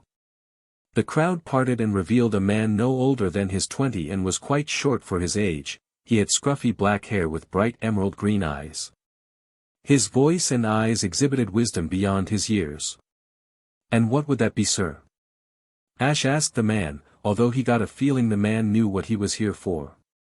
"You are here to challenge me, the ace, to a battle to become the new Altomare ace. You are indeed very powerful and I have heard many things about you. You have great Pokemon abilities, you have legendary Pokemon, you have the power of Aura, and you have become the champion of all the regions," the man told him. Some of the crowd gasped at hearing this. Obviously some of them had not known his full story like the ace did. "How do you know all of that?" Ash he was interested to know, but he then thought of something. "Excuse me, but what is your name?" "My name is Red Satoshi," Ash asked. "Like I said, I know who you are, and my name is Chase Evans. As for how I know all of these things about you, well, I watch TV and read the papers. I learned of your power and Pokemon from that. I know of your aura powers because only someone using that gift would be able to change their appearance like you have, and it was not hard to figure out who the new champion of the regions was," he explained. "Oh well, pleased to meet you. Are you ready to get started?" Ash asked, and Chase nodded his head. The first Pokemon that Ace chose to go with was a Charizard. This brought back memories of his own Charizard, as he had not faced a gym leader with this Pokemon before. Latias saw this look and stopped the match. Chase, seeing that Ash was in pain, agreed and allowed the girl to run to the kneeling boy. Not far behind her was the rest of what he thought was his family, and he himself soon followed. Bonnie knew what was happening. It is his memories of his past. The Pokemon Chase brought out was a reminder of what happened. He is going into shock, Bonnie said. This made the ace curious as to what they were talking about. Latias turned to him. "Make the people go away. We will allow you to stay as you seem to be trustworthy, but all others must leave," Latias told him in a stern voice. He did as he was asked and sent all of the other people in the area away so they could be alone. The family then took turns telling him an amazing story. Of course he believed them. He was shocked to hear people doing that to someone who was meant to be their friend. He was angry when he heard what most of his Pokemon did to him, but he was happy to hear of him joining this new family, of him living a new life. Of him having a love even it was a Pokemon, and of him being a Pokemon himself. When Ash awoke he was met with several concerned faces, and when he was told the ace knew the truth he was okay with that. He knew he could trust the boy. "Hey, when this is all over and if I beat you, why don't you come with us? There is plenty of room in the mansion, and we know we will be traveling again," Ash asked. "I would be honored, that is if you can beat me," Chase taunted, and Ash took the challenge. During their talk Ash had been told all of the people had to be there so it could be documented that someone beat the ace, or the champion, and that it was recorded. Ash had nodded and they moved to their field once more. Chase chose to go with Charizard while Ash chose to go with Greninja. What shocked everyone was that Ash won this battle easily with a single water shuriken to the Dragon Fire Pokemon. The crowd thought Greninja would be down with hardly a fight. Ash chose to stay with Greninja while Chase chose to go with Leopard, but it too was taken out by Greninja using Quick Attack as the cat Pokemon just couldn't dodge the blows. This battle lasted quite a while until the cat collapsed from exhaustion. Chase was down to his final Pokemon and he chose to go with Ursaring. This Pokemon was able to defeat the Water Frog Pokemon easily with a Wood Hammer arm. So Ash chose to go with Noivern, who was able to weaken the bear-like Pokemon with a Boom Burst but was ultimately taken out by Ursaring using Hyper Beam. Ash was down to his final Pokemon and he chose to go with Hawlucha. This battle was the longest, they had neither one wanting to give up without a fight.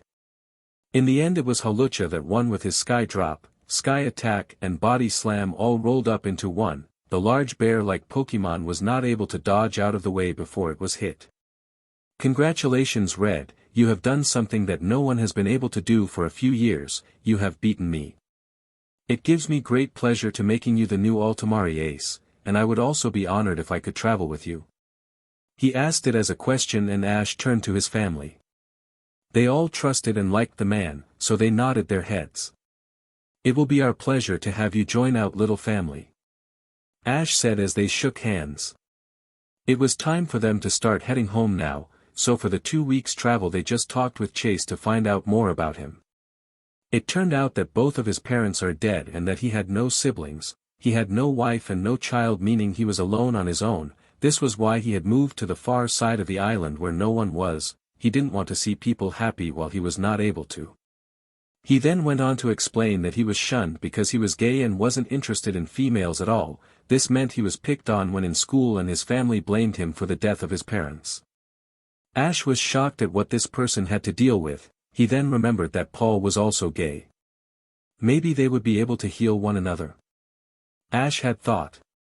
Paul then went on to explain that he too was gay and he had been bullied like Chase since he was a small child. By the time they got home Chase and Paul were the best of friends. Chase was shown around the house. Since he lived in Altomare he knew his way around, but he did not know his way around the house. Ash and Latias shared one room, Caroline and Norman shared a room, Bonnie and Max shared a room as well as Alan and Gary / Chase was offered his own, but he told them that he wanted to share with Paul if that was okay with purple-haired boy. He asked this while blushing red. Paul had thought the look looked cute before he shook his head free of the thought and nodded his head, saying that he would be happy for the man to share his room.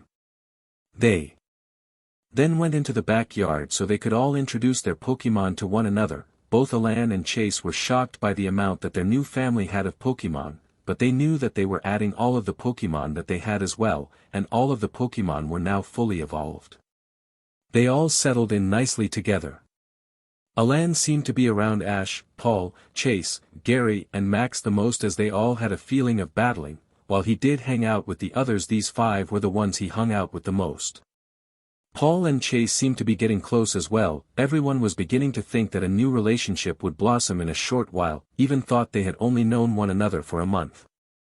While the group pondered this, another thought occurred to them. Alan and Gary, they seemed to also be quite close to one another rather than the others in the group. Everyone loved everyone in the group the same amount, but there seemed to be different types of love in this family. Norman and Caroline were married and had children, so they were obviously in love with one another. Max and Bonnie were dating. They had not said I love you, but everyone could see it in their eyes. Ash and Latias were engaged and in love. Paul and Chase were getting closer, and in the short month they had known one another the family could already see the love forming between the two. And then there was Gary and Alan. Everyone could see the way that they looked at one another, and that had been since not long after Alan joined their group. The family all knew in their hearts, especially Norman and Caroline who were the parents, that everyone in their family was going to fall in love with someone else in their family. This made them all happy that they were not real family. Now all they had to do was wait for Latia's and Ash's wedding, Gary and Alan to admit how they feel about one another, as well as allow Paul and Chase to grow closer so their feelings can grow. Ash was happy with the family he had. He could see all of the love that each member held for one another, even their newest member. He knew they all loved each the same, but there were two different types of love in this family: the love of a mother, father, brothers and sister, and the of a lover who you plan to be with for the rest of your life, and they all knew who their lovers were. Ash was meant to be with Latias. Paul was meant to be with Chase. Gary was meant to be with Alan. Max was meant to be with Bonnie. Norman was meant to be with Caroline. It was like this was destined to happen. Ash was destined to have been betrayed. They were all destined to meet one another even if it was at different times, and they were destined to be with the people that completed them. They all knew this now. They just had to wait on two of these couples to finally get the courage, but Ash had a feeling this was going to happen sooner than any of them think it would. But Ash knew one thing. He would never give this up for the world. Ash and all of his family had a lot of Pokemon, the amount that they had made them all glad that they had Nanodexes. Everyone had now gotten one. When Alan and Chase joined their group, they rang Professor Oak to see if he could send over two more of the devices. When the professor had been told about the two new boys as well as their budding relationships with people in the group, he immediately sent out two new Nanodexes. Ash's was red, Paul's was purple, Chase's was blue, Gary's was maroon, Alan's was light blue, Max's was green, Bonnie's was pink, Norman's was orange, and Caroline's was pale pink. And all of these had a very large number of Pokemon in them, Ash being the one with most amount of Pokemon out of the group. Now that the family were in Altomare, they were able to relax, train and settle down for a short time. This meant that they were able to show one another all of the Pokemon that they had collected at once. They were all in the backyard when they heard Max ask something. "Hey guys, let's release all of our Pokemon at once so everyone knows who we have," Max suggested. They all nodded their heads in agreement. Start of list. Ash went first, and they were all glad that they had gotten a place that was a mansion and had a large garden, or else all of the Pokemon would not fit in the area. Ash had around 167 Pokemon collected from all of the regions.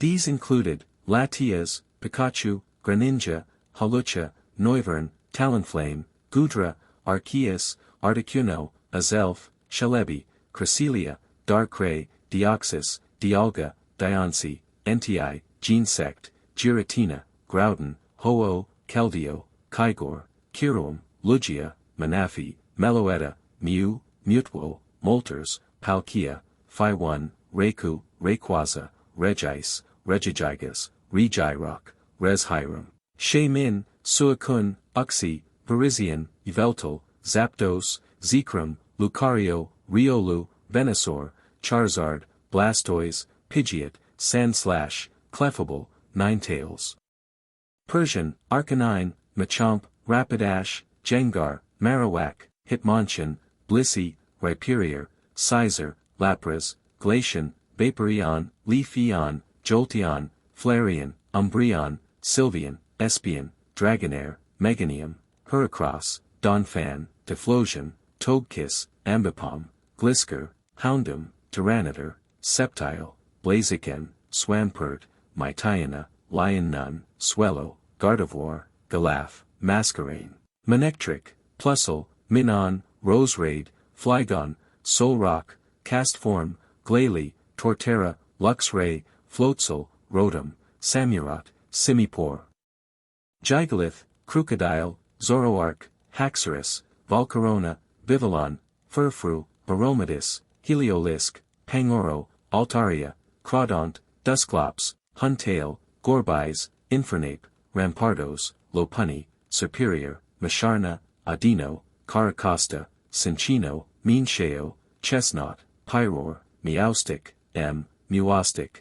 Aegislash, Tyrantrum, Hydreigon, Lunatone, Milotic, Absol, Empoleon, Wormadam, Luminion, Imbor, Simisage, Simisear, Unpheasant, Levany, Archeops, Sawsbuck, Agron, Braviary, Delphox, Florges, Dragalch, Aurorus and Beartic. He also had discovered new EV evolutions and he would be using them also.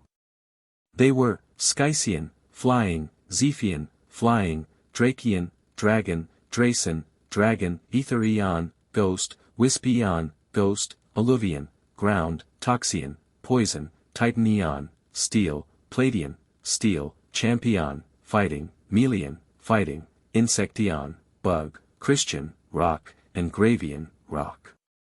Alan was a trainer also who had traveling a lot, and even though he joined the group at a later time he still had a lot of Pokemon with him.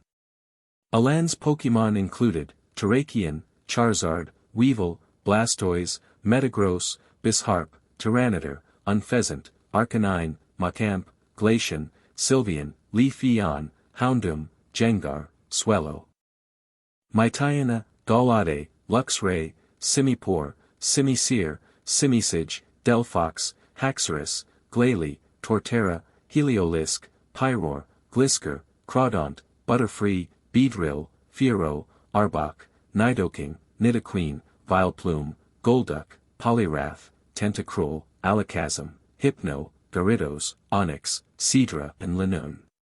Gary too had been traveling and he had made friends when researching, on top of joining Ash early on, so he had a lot of Pokemon with him.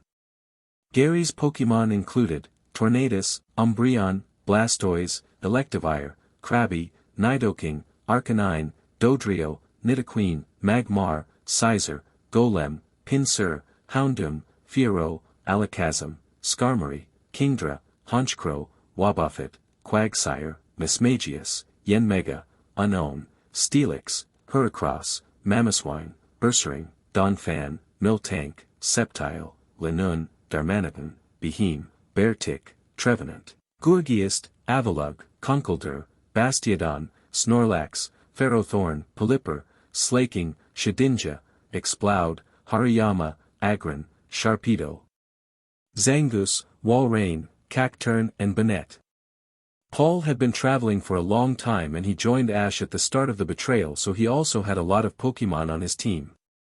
Paul's Pokemon included, Cobalion, Electivire, Ninjask, Agron, Gastrodon, Drapion, Frostless, Torterra, Ursaring, Honchkrow, Weevil, Glisker, Magmortar, Hariyama, Nidoking, Nidoqueen, Raichu, Zebstrika, Tropius, Chongling, Dusclops, Metagross, Shelgon, Sudowoodo, Scolipede, Staraptor, Snorlax, Lilligant, Infernape, Hippowdon, Darmanitan, Bibarel, Toxicroak, Crustle, Scarfty, Kricketune, Tangrowth, Vespiquen, Probopass, Reuniclus, Pachirisu, Superior, Vanillux, Bastiodon, Leopard, Jellicent, Drifblim, Simisear, Excadrill, Chandelure, Adino, Sawk, Stunfisk and Bisharp. Norman was a gym leader and therefore he already had a few Pokemon in his team. He also been with Ash since he was first betrayed. Norman's Pokemon included, Thundurus, Vigoroth, Slakoth, Slaking, Raichu, Blastoise, Venomoth, Primeape, Vaporeon, Jolteon, Typhlosion, Ariados, Xatu, Weevil, Mateen, Stantler, Sceptile, Dustox, Ludicolo, Shiftry, Surskit, Breloom, Toxicroak, Abomasnow, Seismitoad, Garbodor, Frostless, Darmanitan, Klinklang, Simipour, Cofagrigus and Chandelure. Caroline had been with the group and collecting Pokemon since the start and she had had Pokemon already being married to a gym leader, but she did not have as much as her husband. Caroline's Pokemon included, Landorus, Beautifly, Skitty, Leopard, Raichu, Milotic, Meansheo, Flareon, Glacian, Mothim, Vivillon, Sableye, Garchomp, Salamence, Emolga, Luxray, Zebstrika, Baromatis, Talonflame, Simisear, Lilligant, Roserade, Spinda, Sigilith, Gigolith, Tyrantrum, Aegislash, Skarmory, Caracosta, Jellicent, Huntail and Pelipper. Bonnie had only started being a trainer since Ash was betrayed, so she did not have as many Pokémon as the others in the group. Bonnie's Pokémon included Mesprit, Butterfree, Beedrill, Leopard, Beartic, Ursaring, Milotic, Blastoise, Lantern, Raticate, Ditto, Azumarill, Sunflora, Wylord, Chatot, Heliolisk, Delcatty, Meowstic, Vaporeon, Delphox, Corsola and Clawitzer. Max was in the same position as Bonnie. He had only begun a short time before Bonnie did, and therefore he did not have as many Pokémon as some of the others in their group.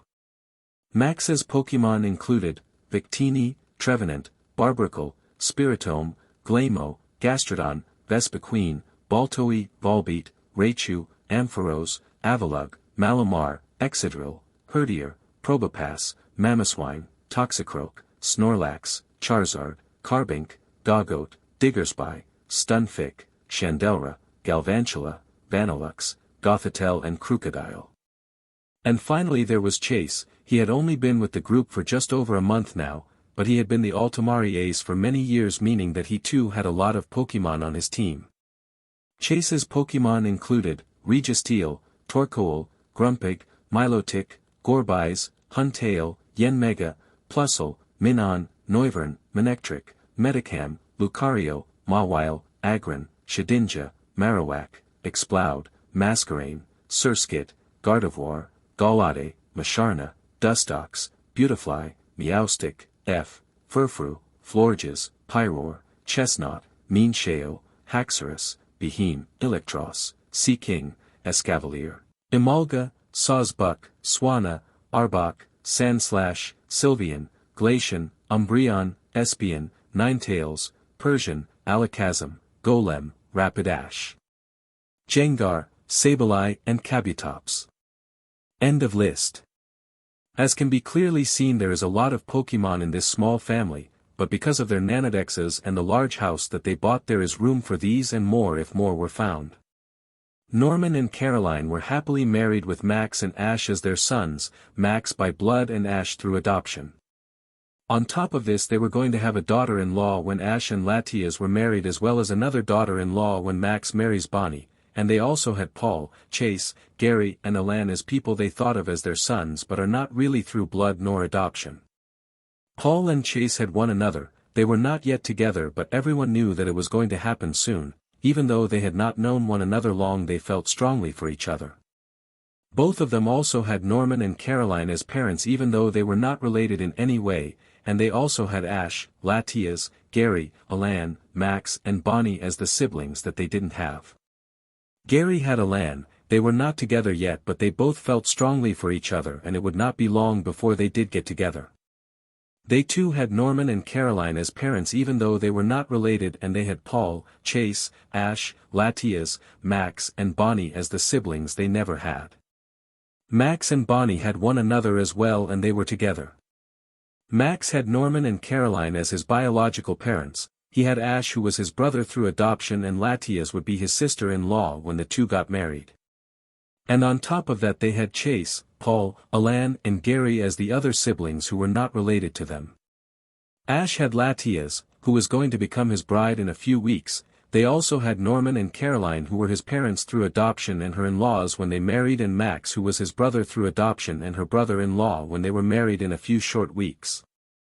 On top of this they had Paul, Chase, Gary and Alan as the siblings who they were not going to be related to but thought of as family anyway. Ash and Latias were to be married in a few short weeks, which was a month and a half when their family did not know it in weeks. They had discussed many things about the wedding since they had gotten back home, as Ash did not have to do any battling at the time. Ash had decided to go and speak to Charles Goodshow, who was president of the Pokemon League government. He went there and they discussed what was now going to happen, as he had all of the champion titles as well as the Altomare Ace title. What they had found was good news. The challenger would of course chose the region that they want to face. This could be Kanto, Johto, Sinnoh, Hoenn, Unova and Kalos. When this decision was made, then they would go and face the gym leaders. When the challenger has all of the badges they go to league, the winner of the league then goes on to face the elites. Ash had discovered that he can change the elites to 4 of his choosing for all of the regions, so Ash chose to go with Paul, Chase, Gary and Alan as his 4 elites. Ash would have been notified from Charles Goodshow of the region the winner was going for, and then he would be informed from his elites if he had beaten all of them. If the challenger somehow defeats all of the elites, then they will face Ash for the title of champion to the region that they first entered for. A challenger cannot become the champion of all of the regions and the Altomare ace by beating Ash. The simplest way that made the rest of his family understand this was Ash told them that the challenger would have to face the elites 6 times and then face 7 times, as there is no elites for the Altomare ace title. This made his family understand what he was telling them. But Charles had also told him that he would not have to start this just yet, as he had been traveling for years and doing many battles. He was allowed a while to rest. When asked what about leagues, he was told that they usually do this when there is a new champion for that region, but since it is all of them, all of the leagues are shutting down, elites are dismissed as Ash chose his own 4, and no one can challenge the champion or Altomare ace until he is ready. This made Ash very happy, as he knew he would now be able to relax and settle down for a short while before he had to do any more battling. Ash and his family also could not get rid of the feeling that something else was coming in a few years. This feeling was a good feeling, telling them that they were going to get the revenge that they wanted as well as the proof they needed, and they could not wait for this to finally happen. But for now they were all content to relax right where they are. Ash and his family had now been in Altomare for 3 months and things were going well. Max and Bonnie were always going of and playing with the Pokemon. Paul and Chase had finally told each other how they felt and they were now happily together. Gary and Alan had also done their confessions and they were not happily together as well. Norman and Caroline spent their time together and fussing over the children. As for Ash and Latias, their wedding was coming up in a week and they were preparing for it. Since Latias did not know many girls, they had decided that her bridesmaids would be Bonnie, Gary and Paul, while Ash had Max, Alan and Chase. Norman and Caroline were going to be the ones walking down the aisle with Latias, as she had no family of her own. Ash was excited for this as he had been waiting so long to marry the female Pokemon, but while he did feel this, he also felt nervous as if something bad was going to happen. Charles Goodshow had kept to his word and Ash did not have to any battling until he wanted to. The man also relayed his message to the other elites that they were being released. He was going to pay them and he knew that they would find jobs taking over gyms from the older people as well as traveling themselves. When Paul, Chase, Gary and Alan learned they were going to be the new elites, they were shocked. Ash told them that they were some of the most powerful trainers he had ever seen and that he couldn't imagine placing anyone else as his elites.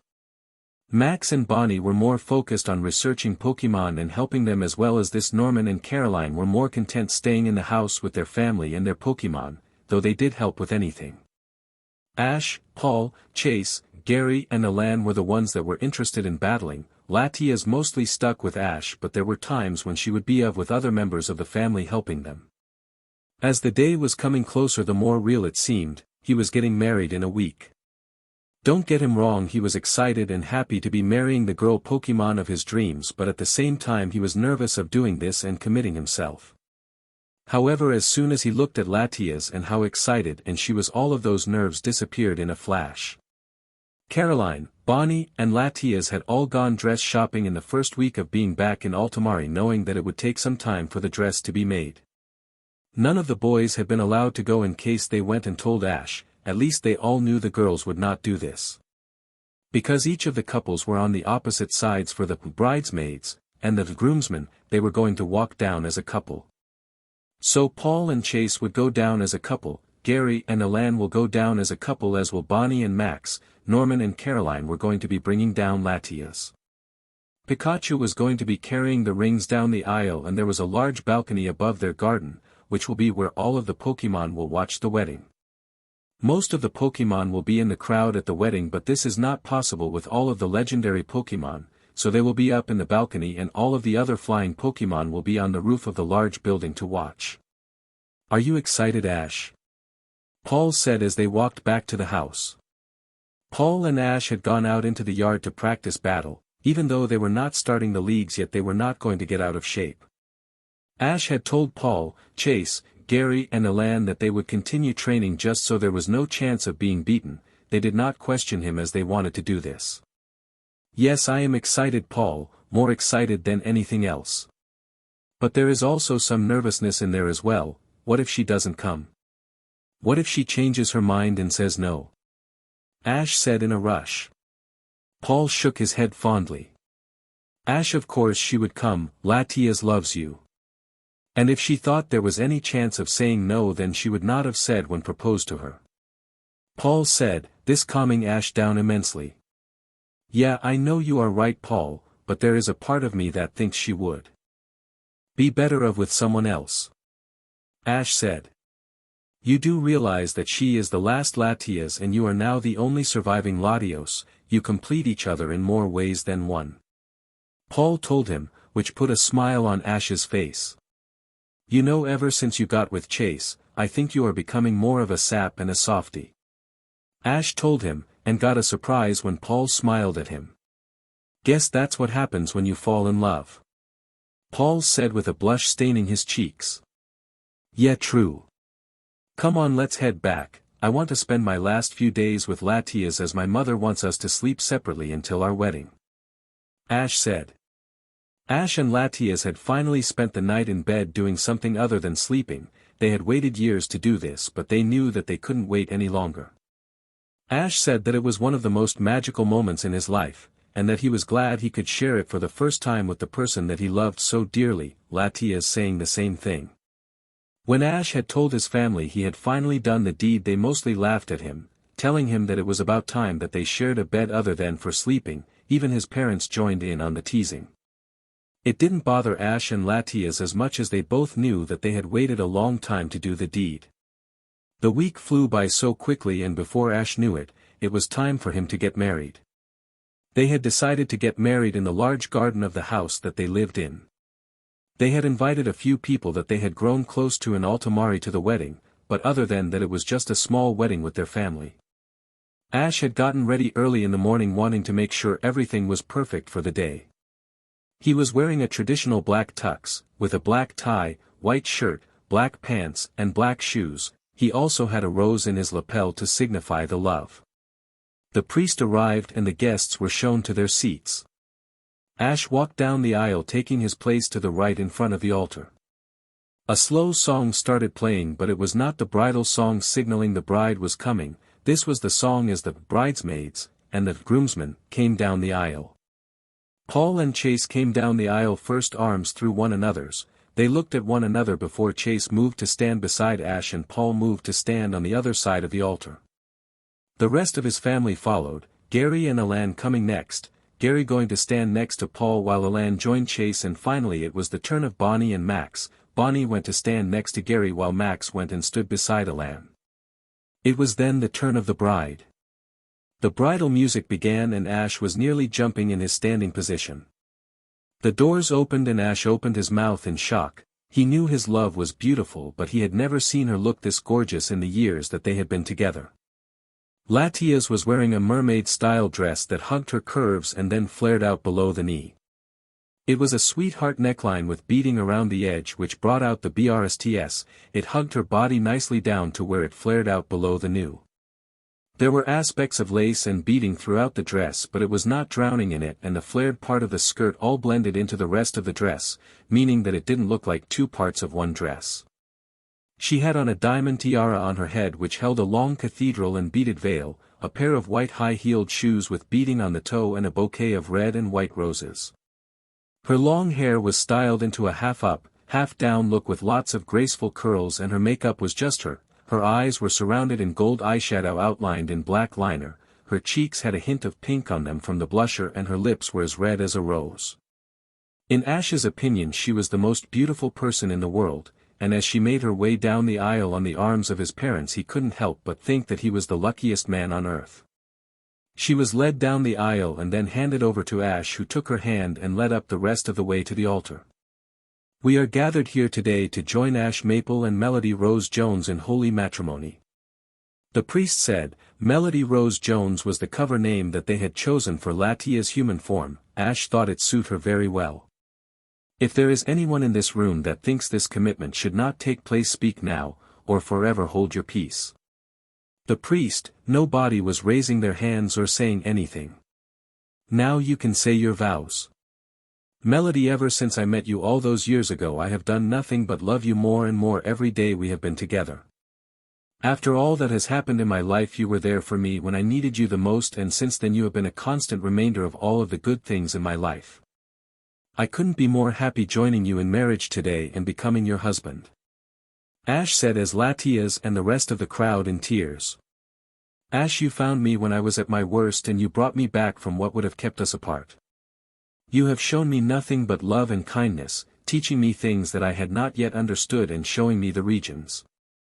You have been a constant reminder in my life since we met that first time all of those years ago, and I have grown to love you more and more since we reunited years ago. I couldn't be more happy to become joined to you as your wife. Latias said. This brought Ash and the rest of the audience to tears.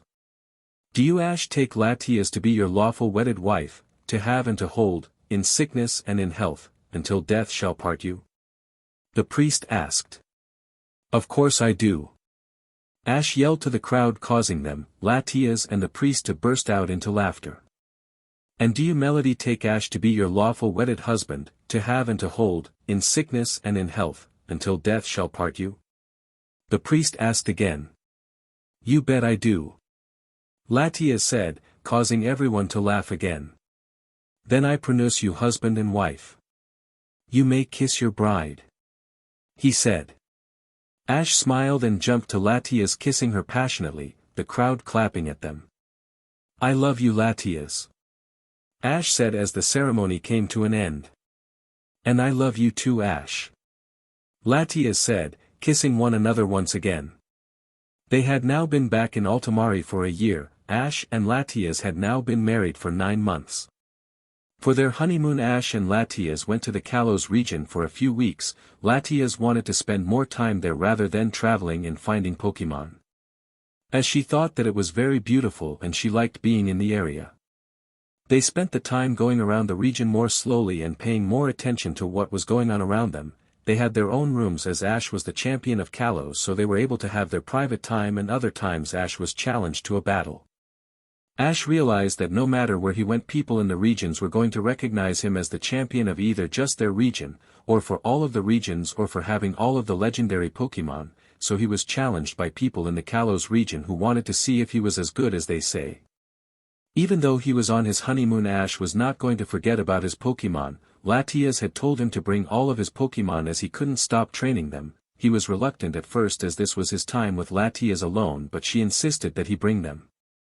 So his Pokemon were with him when he was challenged to a battle, and his Pokemon were still as strong as ever since he was training them when on the honeymoon. When they returned home, Ash and Latias had been welcomed back warmly, and after they had gotten settled and they wanted all of the details of what they had done, so they told them, of course leaving out some select bits that they did not want to share. Ash had been very concerned about Latias though, as she was being sick all of the time, having different moods all of the time and eating a whole lot more than she normally did, and this caused Ash as well as the others to all panic. They asked Arceus. Arceus, are you able to scan Latias and see what is wrong with her? I'm really starting to get worried. Ash sounded small and scared right now. Of course, Chosen. Latias, my child, step forward. The King Pokemon said. Latias was nervous while she knew the Pokemon was not going to hurt her. She had the strange feeling that she had to protect something, though that's something she did not know. Ash saw this hesitance and this made him more worried. Latias was close to all of his Pokemon as she was one herself, but she was always closer to Ash as he is her own husband and her type of Pokemon, as well as all of the legendaries as she has met them before. Since Latias was scared of going to Arceus, this had him worried. Ash had lightly pushed her in the direction of where the King Pokemon was sitting. While Ash usually kept his legendaries in their Pokeballs, he let them out when they were home or when they were alone. Latias did as Ash pushed her. Arceus closed her eyes and asked Latias to do the same, so she did. Arceus then began to push her power into Latias and continue to push it throughout her body. With Arceus' power raging through Latias, it would be able to sense what is wrong with the Pokemon and then relate it back to the owner of the power, which in turn tells Arceus what was wrong with Latias. What his power brought back, made the King of Pokemon gasp and his eyes shoot open. Now Ash was really scared, thinking there were not many things that could scare the big and old king of Pokemon. This has never been heard of before. Arceus said, but it came out as a whisper, so low that all of the other humans and Pokemon nearly missed it. Arceus, please, what is wrong with her? Is she dying? Ash asked in a hurry. He had just married Latias, he did not want to lose her this quick. Oh no, don't worry Chosen, your maid is just fine, everything is progressing as it should and she is very healthy. Arceus said, and this confused all of the humans and Pokemon in the room. How is she fine? She's being sick nearly all of the time, she is eating so much and at one time she's so nice to me and the next minute it's like she wants to kill me. Ash said in a rush, he didn't understand why Arceus couldn't see there was anything wrong with who he loved. She is progressing well and she is healthy for her condition. If you think about the symptoms she has then you will know what the problem is. Arceus said, he wanted to see if any of them knew what the problem was. Oh my God! Came the squeal from Caroline. Looks like someone has figured it out. Arceus said, nodding his head to the mother of the Chosen. He had come to like all of these humans and all of the Pokemon that were gathered around him. These were the better choice compared to the friends and Pokemon his Chosen had before the betrayal. Mum, what is it? Ash asked, he was confused. If his mum had figured it out, why did she sound so happy? Come on people, think, what is the only condition that has all of these symptoms? Caroline said, she was a little disappointed that no one else was able to figure this out, but then again she was only person in this room that this had happened to. Pretty soon everyone, people and Pokemon knew what was wrong with Latias, but Ash did not and he was panicking about it. Will someone please tell me what is going on? Ash almost yelled, if it was not for the worry setting in more and more he would be demanding to be told what they all knew. The sickness in the morning, the mood swings and eating more. Ash lift up Latia's top and look underneath. Max said, Ash looked confused but did as he was told. What he found there was shocking. There was a small, hard bump on the pale stomach in front of him. If you looked at it straight on you would not be able to see it, but if you looked from the side then it was clear to see, and that is when it clicked into his mind what was going on. Latias looked confused again, she had no idea what they were all talking about and why Ash had nearly taken her top of in front of everyone. Latias had been in human form more than in her Pokemon one, as had Ash. They usually spent the day in their human forms but the nights in their Pokemon. Sometimes during the day when it's safe they turn into their Pokemon forms and sometimes at night they sleep in their human form. Oh my God! I can't believe it! Ash said in barely a whisper, he was so shocked. Will someone explain? Latias said, she was getting angry at being the only one who didn't know what was wrong with herself. Latias, my daughter, you are going to be a mother. Norman said as he looked at her and Ash proudly. Latia's mind went blank. What do you mean? She asked, her brain was working correctly right now. You are pregnant, you are having a baby. Bonnie said smiling. She was going to have a little baby sister brother to fawn over and play with, this was going to be the best. As soon as the words pregnant and baby were out of her mouth they heard a loud thump and they all turned to see what it was, thinking that it was going to be danger. What they saw shocked them. Ash, the champion of all of the regions, the Altomare ace and one of the strongest masters in the Pokemon world, had just fainted. Latias rushed to his side and started to shake him awake. Ash awoke a few seconds later saying, Oh, Latias had this awesome dream, we were just told you were pregnant. Ash said a little drowsy from the fainting. That was no dream, my Chosen, your mate is pregnant and you are going to be a father. Arceus said proudly. This was going to be a first, even though Ash is mostly Pokemon, a small part of him is still human, meaning that this child is most likely also going to be part Pokemon and part human. This will only ever be the second time this has happened and the first time it has happened through birth. I'm going to be a dad? Ash asked, shocked. When everyone nodded their heads he jumped to his feet, grabbed Latias around the middle and swung her in the air. I'm going to be a dad. Ash screamed, this was not a question, it was a happy proclamation of this fact. I'm going to be a grandpa, and Caroline you're going to be a grandma. Norman said shocked, he didn't think he was going to be a grandpa this young. Caroline was thinking the same thing. But they were both happy for Ash and Latias. The pair had been together for many years now, they were married and in human years they are both over the age of 18, they were more than capable of raising this child. And on top of that they had them, Bonnie, Max, Paul, Chase, Alan and Gary to help as well as all of the Pokemon also.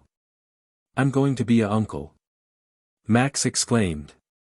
He was so happy for this, he was so used to being the youngest in the group, even his girlfriend was a year older than him. He remembered when he traveled around with May, in fact his whole life with May was always her telling him what to do, her not listening to him and her not playing with him. Her excuse was always the same, I'm too old to play and you're still a baby so you can play, I'm the oldest and I know best you're too young to help and I am the oldest so you will listen to me. Max was going to be the best uncle that he could be, Bonnie was thinking that she was going to be the best aunt that she could be and Paul, Chase, Gary and Alan were all thinking that they were also going to be protective uncles. They may not be related to this family in blood but they still considered one another a family, this made them the baby's uncles. This child is going to be spoilt rotten. It will have a lot of Pokemon to play with, it will have a loving mom and dad, it will have a love-smitten grandma and grandpa to spoil it, it will have one aunt who will fawn over it and it will have 5 uncles who will be overprotective of it. Ash said, he couldn't be happier than he was right now. When he was betrayed he didn't think he was going to have new parents, he didn't think he was going to have a brother and a sister-in-law when they got married, he didn't think that he would have brothers and people he wasn't related to, he didn't think he was going to be married to the girl Pokemon of his dreams and most of all he didn't think he was going to be a father. Ash was glad now that his mother had betrayed him, he didn't think he could trust her with what he has trusted Caroline and Norman with. If he had told Delia that he was a Pokemon she would have him shipped to a lab where they would experiment on him, if he told her he was in love with a Pokemon she would set up a deal with the parents of a girl to make him marry and if he told her his wife was PRGN and she would force him to abort it, which is something he would never do. He had a semi-normal childhood, he was not abused physically by his mother but he was mentally. Delia was a loving mother when Ash was born but that all changed when Ash's father left her, she blamed it all on Ash and took it out on him but not physically. This was why Ash had always been so happy when he was invited over to Gary's as a kid and why he was excited when he left the house to play with his friends, he couldn't wait to get away from the woman that was meant to be his mother. Professor Oak had tried to take the young boy in when his grandson Gary told him what was going on, and after seeing all of the marks on Ash when he knew what to look for, but he knew Delia would not allow that. This is why he always invited the boy over to their house to stay, so that Ash could be kept away from that horrible more often. I can see you already love this child chosen, would you like to know more? Arceus asked, his scan had revealed a lot about the child that Latias was carrying. Of course I do. Me and Latias made it because we love each other, and yes I would like to know more. Ash said excited. He knew that his father was still alive, he had a feeling that his father was looking for him and he would wait for his father to find them. He now had Norman and Caroline as his mother and father, but he still wanted to meet, get to know and be involved with his birth father, though he would call by name instead. It had nothing to do with the man, it was just Norman is his dad and that is not going to change. Well then I should tell you it is not child, it is children. Latias and Ash you are having twins. Arceus said, this time the family's mouths just fell open in shock. You're sure? Latias asked. She was happy that she was PRGNT, it was a symbol that Ash loved her and she loved him, and they would love the child no matter what. But finding out that they were going to have double that made her excited and nervous at the same time. I am positive, when I scanned you there were 2 life signals inside you, this indicates you are having twins. Arceus said with a smile on his face. He could feel emotions from people and Pokemon alike and the feelings that he was getting from every person and Pokemon in the area was one of happiness, love and protection for the children that were not even born yet. Wow, how far along is she? Norman had asked the question that Ash was going to ask next. She was conceived 4 months ago, I do not know why you have not been PRGNing before this but it was most definitely 4 months. Arceus said, he didn't even remember this time. That was the time where you went into heat, Latias. Ash said, Latias nodding her head. At this the humans in the room looked confused while the Pokemon all nodded their heads. What does that mean? Chase asked. He was always interested in knowing new things about Pokemon and human relations. Latias and Ash were perfect to study to better understand this. Every time something new happens he is always first there, he is like his boyfriend in that sense. Being in heat is a female trait, it is a way to let the male know that they're ready to breed. This happens in animals and in Pokemon, but humans do not have a heat. During a heat Latia's hormones are raised to conceive a child, he sent increases to draw the mate in and she is always turned on. Ash said with a blush on his face. Latias also had a blush, but it was a much deeper shade. That is why you ordered us out of the house 4 months ago. Max said as he remembered that day. Ash had came down from his room sweating and asked them all to leave the house for the rest of the day, asking for them to take all of the Pokemon as well. No one knew why they didn't want to pressure Ash, but they had always wanted to know. Yes, it was, he was going to help me. You see, me and Ash had already mated before the wedding, meaning that we were already mates. If a female is mated when they go into, then it will only affect their mate, but if she is not, then she is fair game to other Pokemon to breed her. A Pokemon can only get PRGN when they mate in heat. This is how it is different than for humans who can mate and breed at any time. Latias explained. That explains why you haven't gotten PRGN before, my child. It is because this was the first heat that you had ever had. You are still a young Pokemon. If you were a human you would be the same age as Ash as a human, 19, this is when female Pokemon go into womanhood and have their first heat. Let's just say that 1, we were happy that Latias had a mate during this, and 2, we were not in that house when this was going on. Arceus said with a small smile, while the family were shocked. Why? We have been in the house before when they have done the deed. Max said. He was still a bit young, but he knew the basics and he had heard Ash and Latias a few times before. Well, during a mating cycle when the female is in heat the male has a strong urge to claim her and breed her. This can be very rough and sometimes the Pokemon can be hurt. It was easier in this case as Ash and Latias are mates and would not hurt one another, but they would have done this whole day and the whole night. I for one would not want to be in the house when this happens at all.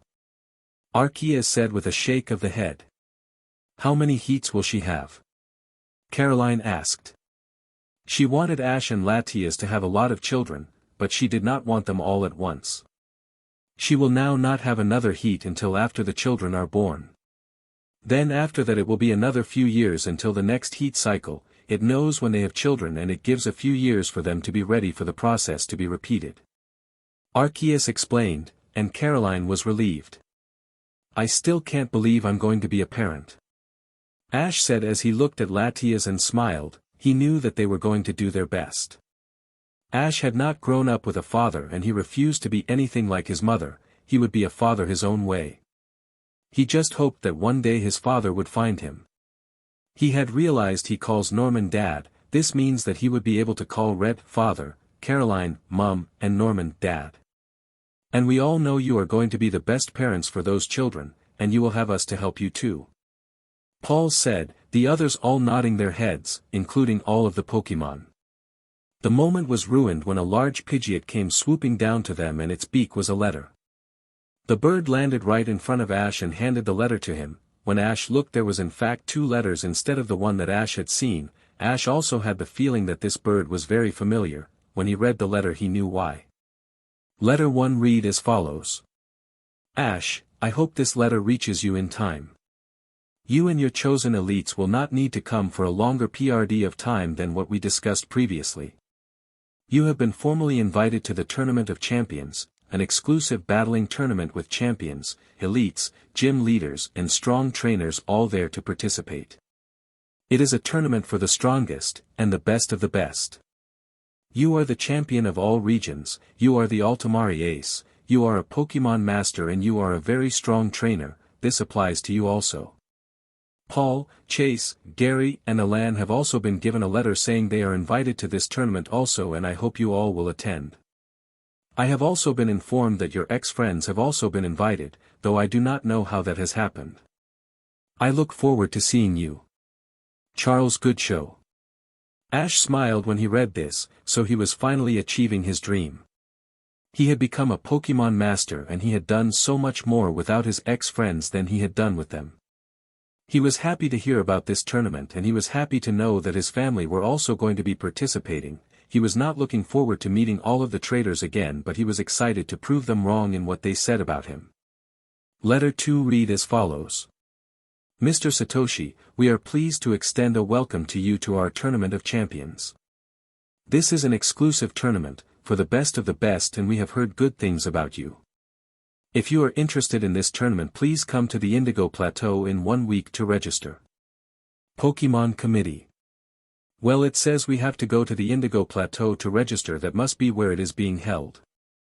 I am shocked that the traitors even got in. I beat Brock and Misty so easily it's like they weren't even gym leaders. Ash sneered as he thought about them. Paul, Chase, Gary, and Alan also had letters that came with birds and didn't even bother to read them. They knew who they were from and what they contained, however all of them thanked the birds and gave them treats before they took it back to their home. Just think of it this way, my love, you are going to prove to them just how good you are.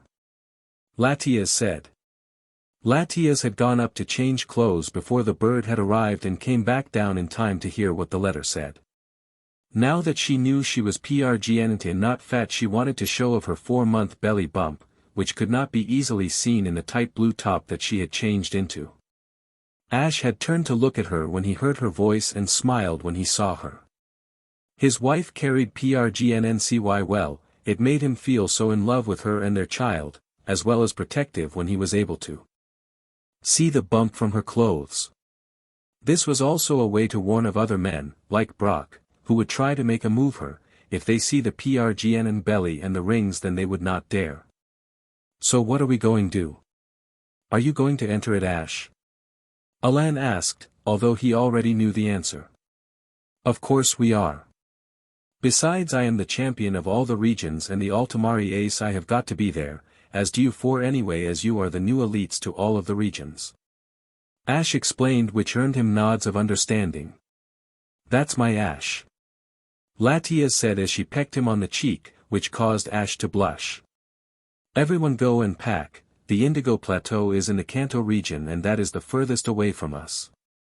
We will each take our flying Pokemon to the plateau, it should be quicker. Ash explained. He remembered how long it took to get there when he was last visiting, but he knew if they took the flying Pokemon they had, then they would make it sooner. Ash decided that he would use Lugia to get there. Most of the people would know he was the one with the legendary Pokemon, and he'll be mad if he does not use them. Latias will be riding with, else was going to save their legendaries for a special time, and Ash was saving some of his also. Paul and Chase were going to fly on Chase's Noivern. Gary and Alan were going to fly on Alan's Charizard. Norman and Caroline were going to fly on Caroline's Salamence. Max and Bonnie were going to fly on Max's Charizard. They were excited for this, and Ash realized that this is what he had been feeling. He knew that the feeling he had was when he was going to get revenge for what they did to him, but he had no idea that it would be this soon. Everyone else was thinking along the same track. They also had a feeling that a new adventure was coming and that they were going to get revenge for what those people had done, but they had never thought it was going to be coming this quickly. None of them were going to complain though, and with one hug to everyone else, they all departed to their rooms so they could pack. When Ash and Latias were alone, it all came down on them. They were going to be parents, and while they were happy with this fact, they were both nervous that they were going to do the wrong thing.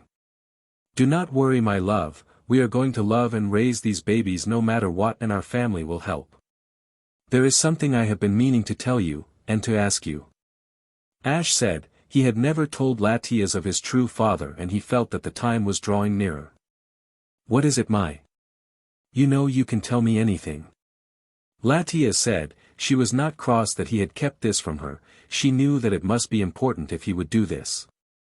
Well, when I was younger, Delia, my ex-mother, told me that my father was dead and that it was my fault. If I hadn't been born, then my father would never have been killed.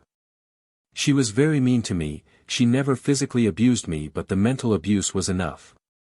Gary's grandpa wanted to take me in, but he knew Delia would never sign me over, so he made it his job to invite me over to theirs as often as he could, or invite me to play out with Gary often enough so I wouldn't have to go to that house with that woman who called herself my mother. Ash took a break to gauge his wife's reaction. Latias was shocked to hear this. When she had first met Ash, Brock and Misty, they all spoke highly of Delia Ketchum. Well, Misty and Brock did, but Ash never said anything. Latias could always sense there was something with that woman that made Ash uncomfortable with his own mother. "Continue, Ash dear," she told him softly. Latias then had an idea. She knew of a way to calm down Ash.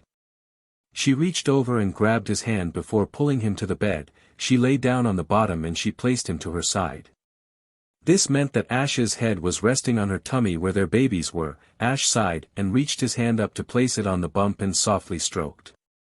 Latias was right. They may not have known about the baby for a long time, but already was protective of it and more protective of her as well. She knew this would calm him down enough to talk. "Thank you, my love. Anyway, I always felt that my father was alive, just like I could sense the approach of this tournament I am entering, and I know he is looking for me. Norman and Caroline are my mum and dad, but he is still my biological father. Do you think they would hate me if I called him father, while calling Norman and Caroline dad and mum?" He was almost afraid of the answer. Latias could see this was really affecting her love. "Ash darling, they love you no matter what. If Delia is really like you say she is, then it would not surprise me if he left because of her. By the sounds of it, he did not even know she was pregnant, and when you were she took that anger out on you. By saying he was dead, it meant that she would not have to face the fact that her husband left her. Your father has probably found out you are his son and he wants to find you. Norman and Caroline are going to understand this. They will be your mum and dad, but he is going to be your father, and they will be proud of that. While I continue to pack, why don't you go and talk to them?" Latias said, and was rewarded with a kiss. "You are too good for me, my love," Ash said as he looked into the amber eyes that he loved so much. "And you are too much for me. Now go and see them, and remember to tell them how strongly you feel about this, okay?"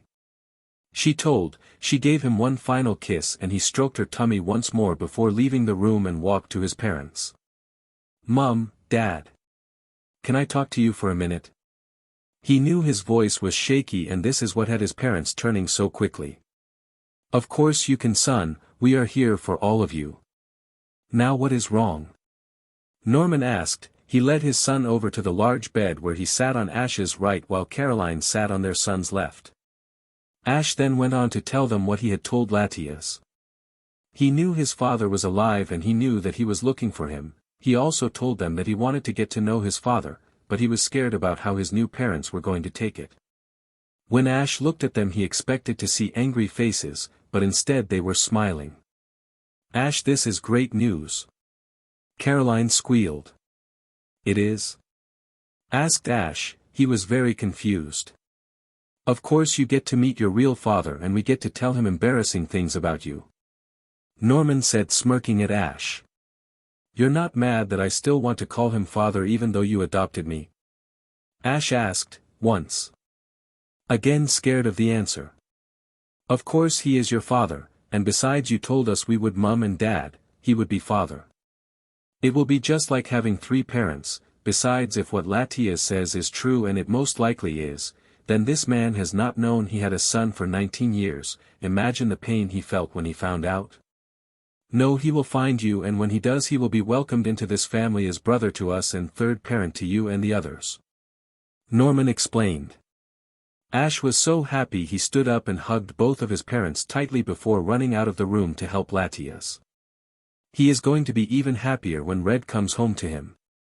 "We may be his parents, but he wishes to know the man that created him. If I remember Red correctly, then he is going to be looking all over for his son," Caroline said, and Norman nodded.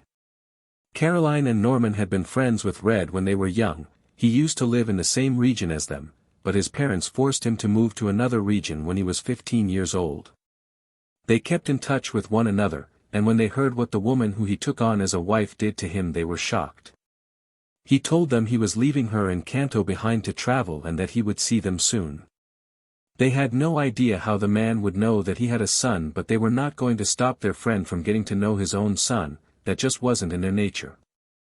Besides, I think it would be cool to have 3 parents. Him and those babies are going to be so spoiled when Red comes back and learns he's not only a father but a father-in-law as well as a grandpa. Norman said, smiling. Caroline nodded her head and smiled as well. Yes, with the addition of Red then their family would be complete. They now only had to wait for the rest of their children to marry, and then the only additions to the family are going to be the children. Back in Latia's and Ash's room, she was almost done with the packing. Since she was a psychic Pokemon, then she was able to do most things using her powers.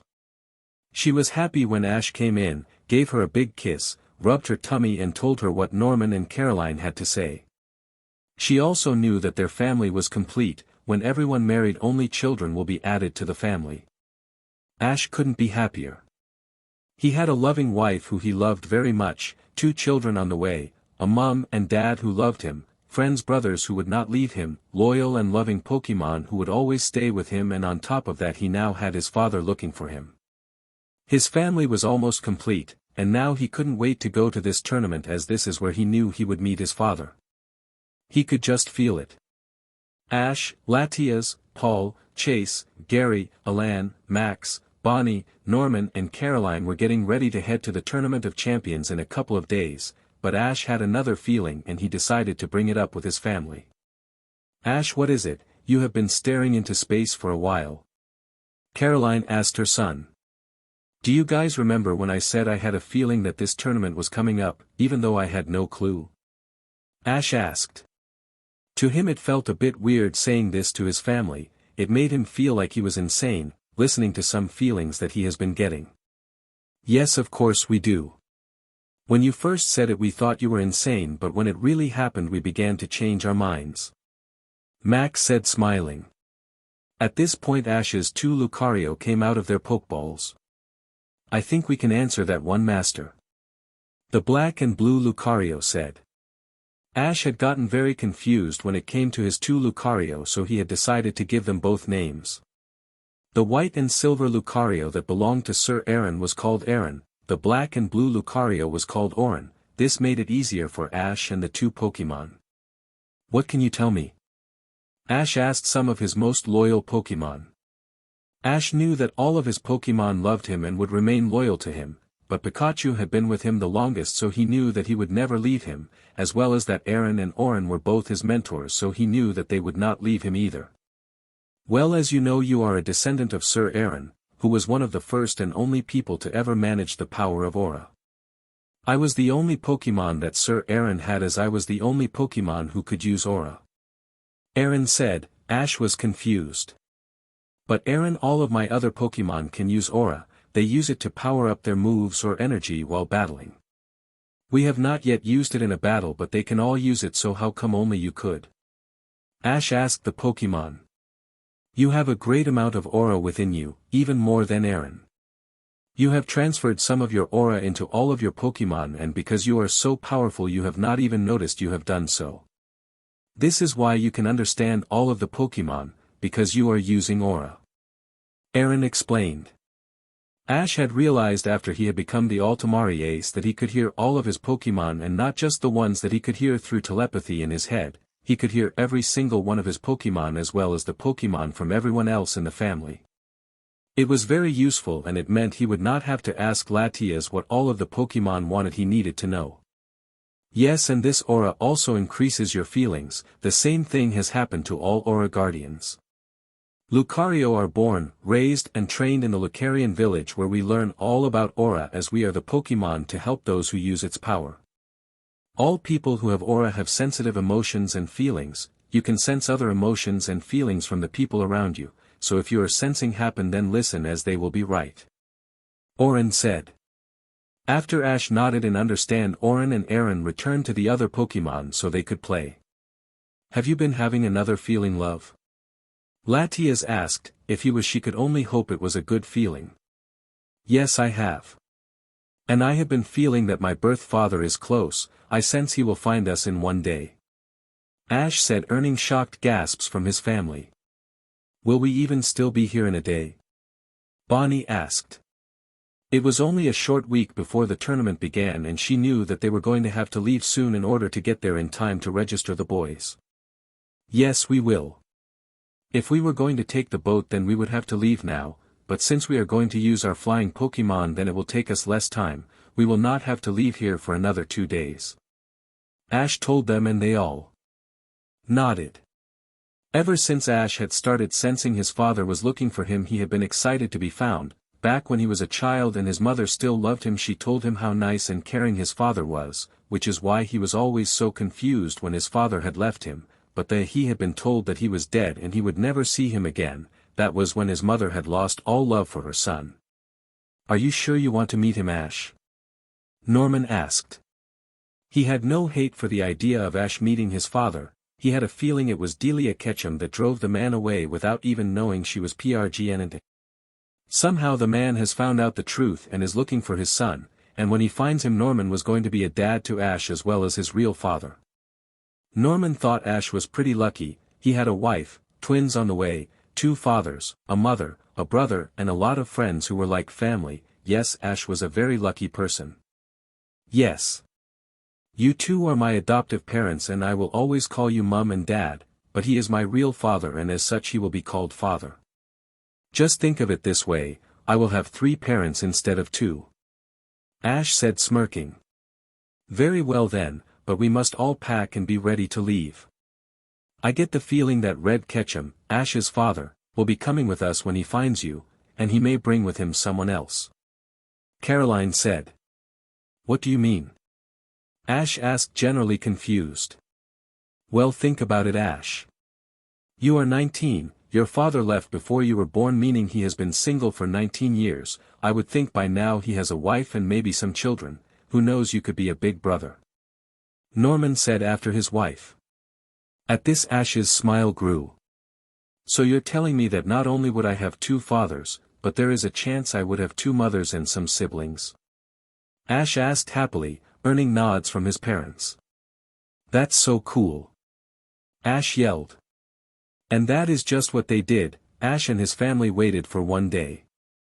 They were lounging in the living room when a knock on the door came. The butler was the one who answered it and then reported back to the family. Mr. Norman, Mrs. Caroline. A Mr. Red Ketchum is here to see you. The butler said before leaving the room.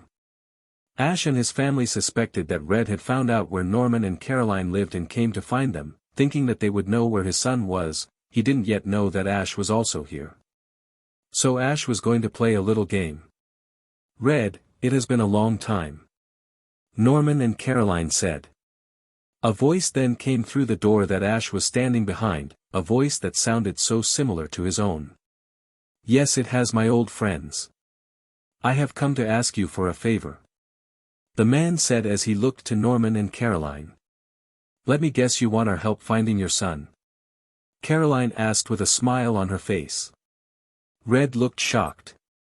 How could you possibly know that? He asked them. Ash then opened the door smiling and stood there looking at the man. Because I told them you were coming. Ash said.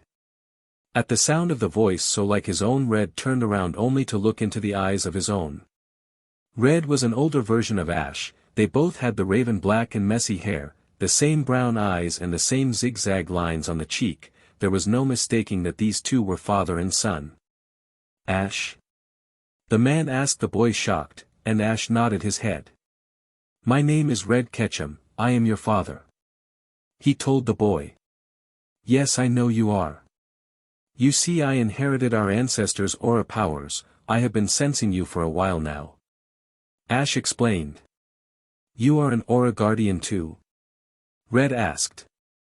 Sort of, I have the powers but I am not an aura guardian yet. I take it you are?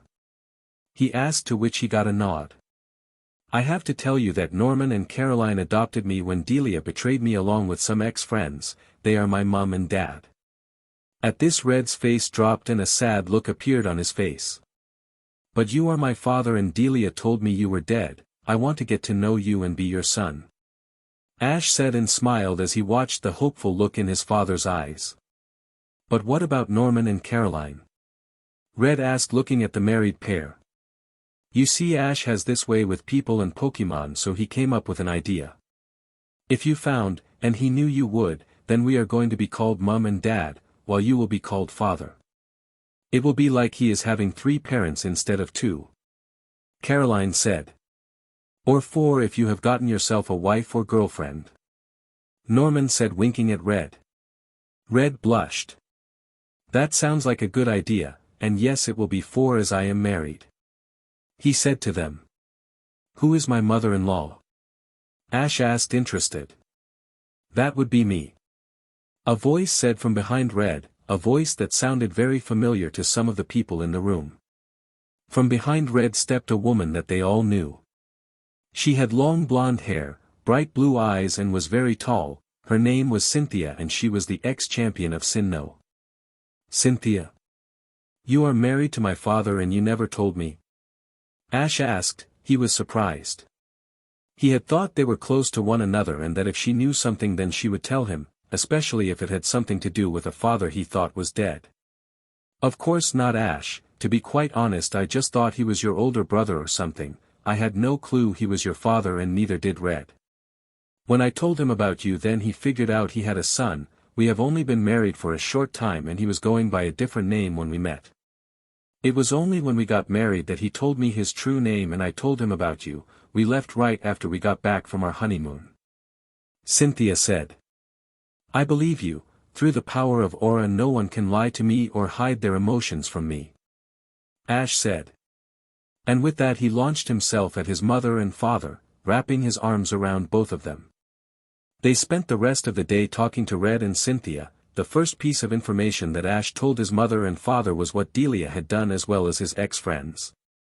And let's just say Red was not happy when he heard Delia told him he was dead. He was also not happy that he was never told he had a son, and he was also not happy that people had actually done that to his precious son.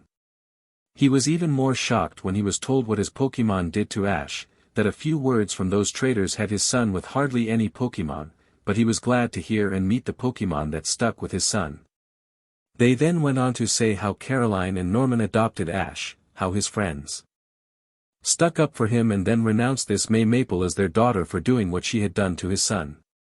They then went on to shock them even more when they were introduced to the sheer number of Pokemon, meeting each one individually before getting returned. They were even more shocked to learn of all the legendaries Ash had as well as the amount of new Pokemon he had discovered. Red couldn't have been more proud of his son. There is one more thing to know, Father. Ash said. This was the part that Ash and Latias had been nervous for, even though the rest of the family had told them there was nothing to be nervous about. And what is that, my son? Red asked. He didn't think that he and Cynthia could take much more surprises. I'm married. Ash said in a rush, but his father got it. Really? Well then I am proud. You are an adult now and you can be married, but I want to meet the young girl or boy who captured a Ketchum. Red said, smiling. That would be Latias here. Ash said, gesturing to the girl sitting next to him, and using her real name. Nice to meet you, Latias. Wait, Latias, as in the Pokemon? Red and Cynthia asked together. Latias glowed and was then in her Pokemon form. His mother and father now had their mouths open like fish. Yes, the Pokemon, but it is fine as I too am now a Pokemon. Ash said, and with this he glowed. When the light died there before Red and his wife was a Latios with the hat and eyes of Ash Maple. After they had gotten over their shock and picked their mouths of the floor, they started asking questions, Ash answering all of them with the occasional input from someone in the family. When everything had been told, Red and Cynthia accepted it all, even the fact of Latias being PRGN, once more having to pick up their mouths from the floor. Red and Cynthia jumped at the chance of traveling with their son, and once they had been told that Delia would be going to this tournament as well with the ex-traitors, his mother and father couldn't resist going. Though they also wanted to see Ash compete in a tournament, they also wanted to get revenge for what was done to their son. All Ash could think was that his friends better watch out. There were 4 angry parents after them, an angry as well as PRGN and wife, an angry brother and angry friends as well. They were not going to stand a chance at all. They slept that night, and the following morning they all got on their flying Pokemon and headed up to the Indigo Plateau, where the next chapter of their lives together would begin. It took them a day to fly to the Indigo Plateau. It would have been quicker, but their flying Pokémon did need to take breaks as they all had two people sitting on their backs while they were flying. This was a lot quicker than it would have been on the boat, as that would have taken 3 days in all to get here instead of the 1 day it took using their Pokémon. When they arrived, they were not surprised that it was very busy, while at the same time they were as well. They were surprised because this tournament was for the best of the best and there seemed to be a lot of people here for the best of the best. However, they were not surprised, as this would be the biggest tournament for a long while. Ash had been looking this battling championship up as he had never heard of it before, and it was never explained in either of the letters he was given, nor the ones that his family got either. The Tournament of Champions only happened every 10 years, meaning there was one when he was younger, and too young to remember it. Only top trainers, all gym leaders, all elites, and all champions are allowed in this tournament. This meant there were a lot less than there could have been, as before Ash there were more champions and more elites. They went up to the desk for them to register. Ash, Paul, Chase, Gary and Alan were the ones taking part in this tournament. "Hello there, how can I help you?" the nurse Joy at the front desk asked. Ash smiled. "Yes, me and my friends are wanting to register for the tournament being held here." Ash explained. "Very well, what is your name and rank?" she asked him as she typed away on the computer. "My name is Red Satoshi. I am the champion of Kanto, Hoenn, Sinnoh, Unova, Kalos and Johto, as well as the Altomare ace." Ash explained. Nurse Joy looked shocked and she thought he was making it up, but when she checked she found it to be true. She nodded her head and then turned to Paul. "My name is Paul and I am one of the 4 new elites chosen by Red," Paul said, gaining a nod when she had seen it on the computer. She then looked to Chase. "My name is Chase and I am also one of the 4 new elites chosen by Red. I was also the Altomare ace before Red," he told her, also gaining a nod before she looked to Gary. "My name is Gary and I also am one of the 4 new elites chosen by Red," Gary said to her. She looked at the computer, nodded and then turned to Alan. "My name is Alan and I am one of Red's chosen elites. I am also a Mega Evolution trainer," he told her, once again getting a nod when she had checked it out. "It all checks out. You all have private rooms while you stay here. Do you all have partners?" she asked, blushing. "Yes, I have my wife. Paul and Chase are together, as are Gary and Alan. However, can we please have 3 more rooms for some friends and our parents?" Ash asked her nicely. "Of course," she said before going under her desk and grabbing some room keys. "The tournament introductions start in 1 hour, so go and unpack, then come down here until you are called," she told them. "Well, hello there, beautiful, what is your name?" a voice said from behind the group, a voice that none of them wanted to hear. When Ash and his group turned around, they were met by the faces that haunted them. Brock, Misty, Dawn, Iris, Sylvan, Serena, Clement and Delia were all standing there with smiles on their faces. Ash thought that Brock was talking to Nurse Joy up until the man grabbed Latia's hand and pulled her to him. He snapped when Latia's wriggled her hand in pain from where he was holding her. "Get in your dirty, pervert hands of my wife," Ash yelled, moving up to Brock and hitting him in the face. "How can a beauty like that be married to you?" Brock sneered at the boy in front of him. This girl was the most beautiful he had ever seen and he thought she would be perfect by his side. He didn't think this loser would ever score someone like this. "Because she loves me and I love her, she is also pregnant and I am the father. Now if I ever see you near my wife, or touching my wife, then you will be 6 feet under the ground," Ash yelled in Brock's face. The man had not changed, he was still a pervert trying to get with girls that would never want him. Bonnie and Max had gone out of the room a bit earlier with Paul and Gary, but when they came in they really regretted doing so. "Bonnie!" Clement yelled. "Max!" May yelled. "Gary!" Misty yelled. "Paul!" Dawn yelled. As soon as they who was shouting their names they cringed, their siblings and the people that had crushes on them as well. "What the hell do you want?" Max sneered at them, as did Bonnie, Paul and Gary. "We are here for the tournament, what are you doing here?" Clement asked, not once taking his eyes off his sister. "We are to support our friends and family," Bonnie said, sneering at her brother and his friends. "How did you know we were coming?" Serena asked. "Not you, you fools. We mean the group standing behind you. Who do you think we have been with for all of this time?" Paul said as he, Bonnie, Max and Gary all moved past the shocked people and to stand with Ash and their group. "Red, Paul, Gary, Alan, Chase. We need to head up to the rooms now so we can settle in before the hour is up," a male voice said from behind Brock and his friends. "We are on our way, Dad, we have hit a snag," Ash said. "What is it, sweetheart?" a female voice said. These voices sounded very familiar to some people in the group. When the group turned around, they were met with the shocked and disgusted faces of Norman and Caroline Maple. "Mom, Dad?" May asked, shocked. She had not seen her parents in years and she missed them. "You cannot call us that anymore, we are not your mother or your father, you lost that right a long time ago," Norman said as he looked at the girl who had betrayed his son. "Of course you are my mother and father, how could you ever forget your own daughter?" May asked, shocked. It was like her parents didn't even know her. "Oh, we remember you, we just wish we didn't have to, not after what you and your little groupies did," Caroline said with a sneer to her former daughter. "Come on, mother, he was a weakling and couldn't win anything. He got me and Max in trouble all of the time with people and Pokemon, he is weak. Why do you think he is not here today?" May said to her parents, though she knew that was the wrong thing to say when she looked up into her parents' face. "You have that gall. You betrayed that poor boy, he was very strong, he got in trouble most of the time protecting your Pokemon, he hardly did any training because he was always helping you lot and you stole his Pokemon. You no longer have parents nor a brother." Norman and Caroline basically said together with select different words added in. May ran off crying. "Paul, Bonnie, Gary, come on.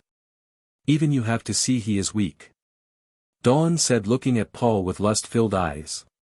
"No, we agree with Norman and Caroline, what you did to Ash was horrifying, I couldn't be around people who treated their friends that way and then have the nerve to steal almost all of his Pokemon. And Dawn, stop looking at me like that, I have a boyfriend who I love very much," Paul said to the group, before walking of their room with Chase, not before giving Chase a kiss in front of Dawn. "And you can stop too, Misty, I also have a boyfriend who I love very much, and I'm with Paul, what you did was unforgivable, you deserve death for what you put Ash through." Gary followed after Paul, giving Alan a kiss in front of Misty also. "Bonnie and Max, come on, you are coming with us," Clement and May said together, moving forward to get hold of their younger siblings. "No, we are not, we were all close once, and I don't know what happened to you, but you are no longer my sister nor Bonnie's brother," Max said as he stood up. "That's right, time to pay for what you did. Starting with the same feeling you put Ash through," Bonnie said, also standing up with Max. Max and Bonnie also kissed in front of the group before walking off. Norman and Caroline were following close behind. "How did you two join up with them?" Iris asked. "We met them when they were traveling, they told us everything you did and how you did it, and I have never been so disgusted with a group of people. They are right, it is time to get what is coming to you for all that you have done," Ash said, Latias nodding at his side. Ash and Latias also kissed one another before walking away to their rooms, leaving behind a shocked and hurt group. An hour later they were back down in the lobby of the plateau awaiting on what to do next. A few moments later there was a voice over the intercom. "Good morning, trainers, and welcome to the Indigo Plateau, this year's hosting building for the Tournament of Champions. You have to be the best of the best to get here, so let's hear who will be taking part in this event." And with that he read of the names of all of the trainers who are taking part and all of the gym leaders that are taking part. Now, as some of you know, there have been some changes to the leagues and regions. One of these is the introduction of new elites, just 4 of them for all of the regions. May I present Paul, Chase, Gary and Alan. The 4 elites of all the regions. The announcer said, The four whose names were called raised their hands so the camera could land on them, so everyone could see who they were. Brock and his group were shocked to see the people hanging out with their siblings were elites, or the person that they had a crush on was an elite. And now the main change to everything. Once we had one champion for each region that has now changed. Please help me welcome the champion of Kanto, Johto, Sinnoh, Hoenn, Unova and Kalos Red Satoshi. The announcer said. Once again Ash raised his hand so the camera could land on Brock and his group, once again gasping as they recognized the man they were talking to before. But that is not all. Not only is this man the champion of all regions, but he is also known as the Altomare Ace. This is like the champion in Altomare, but since it is not a region then he is not called a champion, it is an ace. The announcer finished. The crowd clapped and began to think on who was going to be winning this. Now then, tomorrow is when the battles begin. For the rest of today you will be allowed to explore the area and get to know it, battle with each other, get to know each other and make new friends, or just lie in your rooms all day. At 10 a.m. tomorrow all trainers, gym leaders, elites and champion must be in the stadium or you will be taken out of the tournament. Goodbye for now. The announcer said. The group spent the day looking around, battling people, each other as well as some new people, and even making some more new friends. At the end of the day they all headed to bed. Ash and the others who were taking part in the tournament were going to need all of their strength for what they were going to be facing. Their other halves and parents just went to bed when they did. Ash didn't know what he would face in the coming weeks, but he did know one thing that was going to happen no matter what happened. He was going to get his revenge. Ash and his group were glad to have their own wing where their rooms were. Because 4 of them replaced elites and 1 of them replaced all of the champions as well as the Altomare Ace, everyone in the tournament wanted to battle them, see them and talk to them. Having their own wing meant that no one was allowed in the area other than them and the people that they let into the area. The group liked having their privacy and they knew that being in a place like this it was going to be hard to find. In the morning of the first day they ran into the group that they did not want to see nor talk to. "Oh my God, it's you, the champion of all the regions!" Serena screamed, looking at Ash like he was a piece of meat. Latias grabbed onto Ash's arm tightly, asserting the fact that this man was hers and hers alone, while Ash smiled and leaned into her. "Yes, I am. What do you want?" he said with a groan. He really did not want to be dealing with them. He knew that once they found out who he was then they would beg to be taken back in and say that they were controlled and did not mean what was said.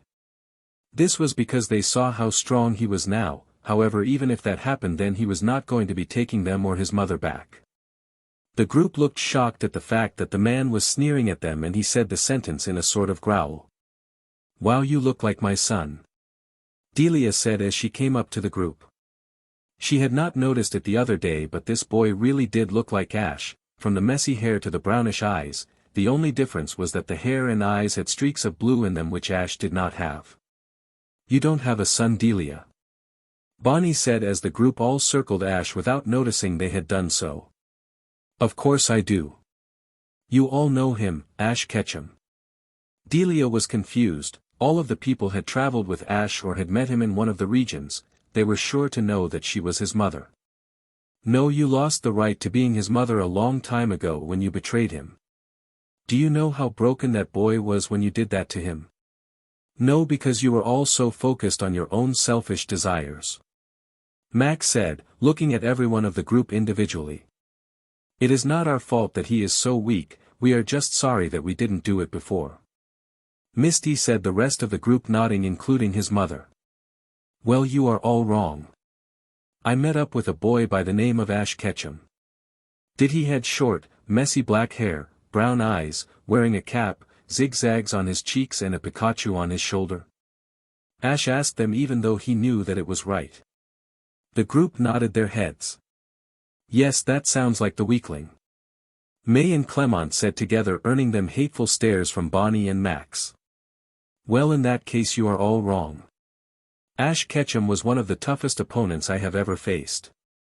Me and the elites ran into him a short while back. He beat all 4 of my elites and he came close to beating me. He didn't want any title, he just wanted someone to battle with, so we all battled him even though he had no badges from any region."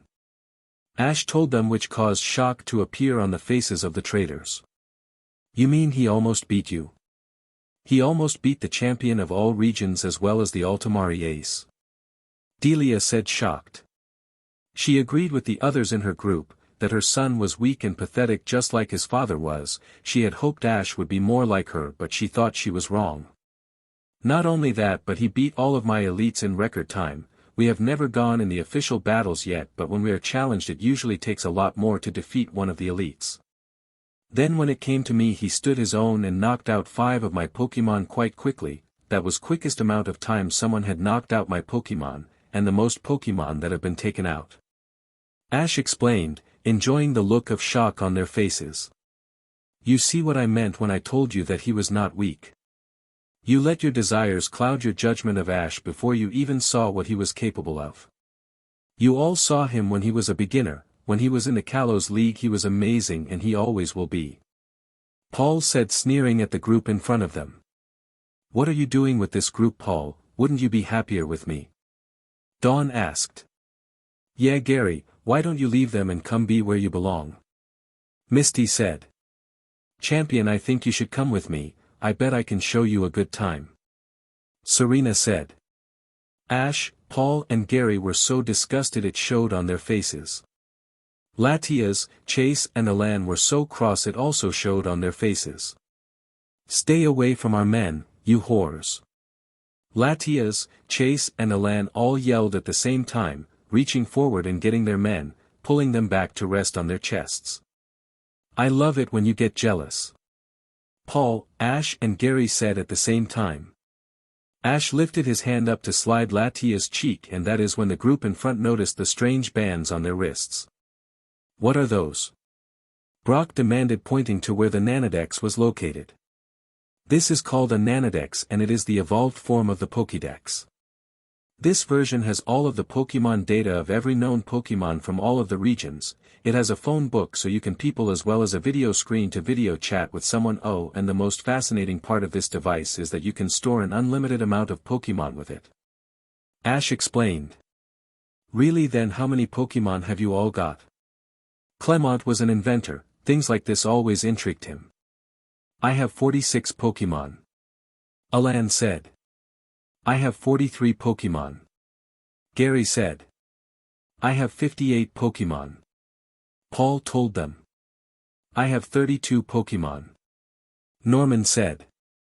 I have 31 Pokémon. Caroline told them. I have 24 Pokémon as I am new to this. Bonnie said to them. I have 29 Pokémon, also as I am new to it. Max told them. I have 54 Pokémon. Chase said confidently. And I have the most amount with 167 Pokémon. Ash told them, enjoying the look of shock on the traders' faces. Wow, can we get one? Brock asked. He knew that if he could carry all of the Pokémon that he wanted, then he would not be able to be defeated. He had to have one of those Nanodex. I am sorry, but they are not even in the stores. My group are the only group of people who are allowed them in the world. This is because we are close to the professor who created these. Ash explained smugly, knowing that this would affect their pride that they are not getting things their way. Well, can we have one of yours? You are all a group and you don't need more than one. Sillin said, thinking he had solved everything. You can right of, we are not selling nor are we giving these away. They were given to us by a very nice man who was always there for me. You are not getting these. Ash told them sternly. You have options here. 1. Become our friends and help us at this tournament and we will not bug you. 2. You just head over all of those devices and we walk away as if nothing happened. 3. You give me that amber-eyed beauty and we will forget what went on here. This was the wrong thing to say, and before anyone knew it, Brock was on the floor with his being bashed in by Ash's fists. Do not dare talk about my wife like that. Get over yourself with the way you behave. You are not going to have a girlfriend for the residential of your life. Ash yelled at the bleeding and broken gym leader lying on the floor. After a few more choice words, the alarm sounded, signaling that it was time for them to begin the tournament, and Ash had a feeling that he was going to win. He also got the feeling that his parents, both sets, were in the crowd and waiting to see them perform, as well as the feeling that at the end of this everyone in the world will know who he was and what he had accomplished. Ash knew this was not going to happen soon, as he was going to wait for the end of the tournament to reveal who he truly is and just how powerful he had become. After the meeting with the traitors, Ash was less thrilled than he was when he set out that morning. He hadn't wanted to meet them this soon in the tournament. He knew they were going to be there, but he didn't want to actually talk to them, as he knew he may do something that he would not regret. Ash was just lucky that his wife and family were there with him. If they were not, then he would not have been able to guarantee the safety of those that betrayed him. "Are you ready for this, Ash?" Latias asked from behind him. The group had returned to their rooms after meeting the traitors to relax before they had to leave for the first day of the tournament. Latias and Ash were in their room, Ash sitting on the bed and Latias just coming out of the shower. Ash turned to look at her and smiled. "Yes, my love, I have been waiting for this for years. It is time to start showing people who I truly am without revealing a name," Ash said. Latias smiled and moved towards Ash, sitting herself on the bed beside him, Ash wrapping his arm around her shoulder as Latias was in her human form. "Yes, I know you have, Ash, and remember, you have all of us to help you," Latias said, snuggling into Ash's side and making herself comfy. Ash smiled down at the person he loved more than anyone. Ash then looked down to her stomach that held his first child, created through the love of her parents. They had learned that Pokemon are slightly different when it came to birthing. They did not hold the baby for 9 months but for 6 months, since Latias was now 5 months PRGN and then she was going to be giving birth in the next month. However, there is a chance that the baby could come early, meaning when they are at the tournament. Ash put his hand on the round stomach, seeing if he could feel his child. Just when he was going to remove his hand, there was nudge against it and he broke out into a grin.